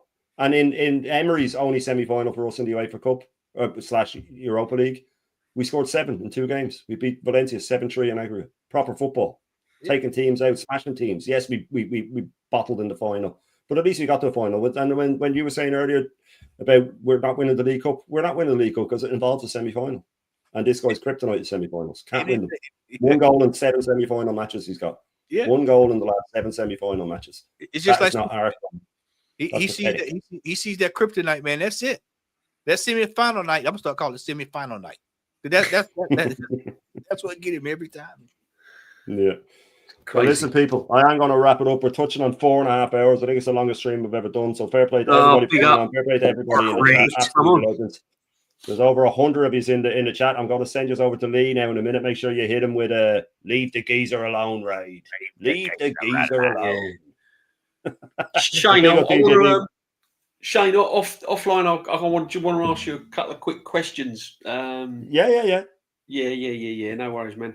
I won't. Do you want to shout out your channel? What have you got coming up? Yeah, I've got. I had a stream tonight, so thank you all. If you any, I've recognised some in this chat that was on my chat tonight, so thank you very much. Yeah, the DJB, the Arsenal huddle, pop along. What we got? I'm doing a stream on Sunday evening called the Sunday Sit Back Sunday night, and yeah, all good, my friend. All good. Legend. Thanks for coming on, DJB. It's always yeah, a pleasure. no worries, It's man. always an honor to have you on. Maddie, what have you got going up, my man? I will thanks so much for coming on, by the way. Sorry. I'll be on with brother DJB next week. And Monday. Yeah. Monday, yeah. Got that. Then, what time was that on Monday, by the way, DJB? I'll have to check it. Was it 7 o'clock in UK time? Yeah, I think it was 8. I think it was 8 o'clock UK. I think it was either 8 or 7. Yeah, on Monday I'll be on with JB, and then I will probably be on with Lee at some point. I don't think I'll be on tonight because I got basketball to watch here over here. We got a major game tonight, so I'll be watching that. And then, of course, I will do my call-in show at some point this weekend. I want to say it's probably going to be Sunday. Yeah, what time's that, Matty? I want to say it's going to be probably 2 p.m. Sunday. Is that UK time? 2 p.m. UK time. So that'd be 8 or 9 my time. One of them. 2 p.m. Okay, yeah. I might. I'll watch out for that. Yeah. So yeah, jump on. Lovely. So big up to obviously to Maddie and DJB. Big up to everybody in the chat. You've been lit all night. It's been amazing. Big up to everybody that was on earlier, Aaron and Normski, and too many to mention. I'll be back tomorrow morning, of course, with the full Irish. So make sure you tune in and go hit Lee with leave the geezer alone, right? Leave the geezer alone.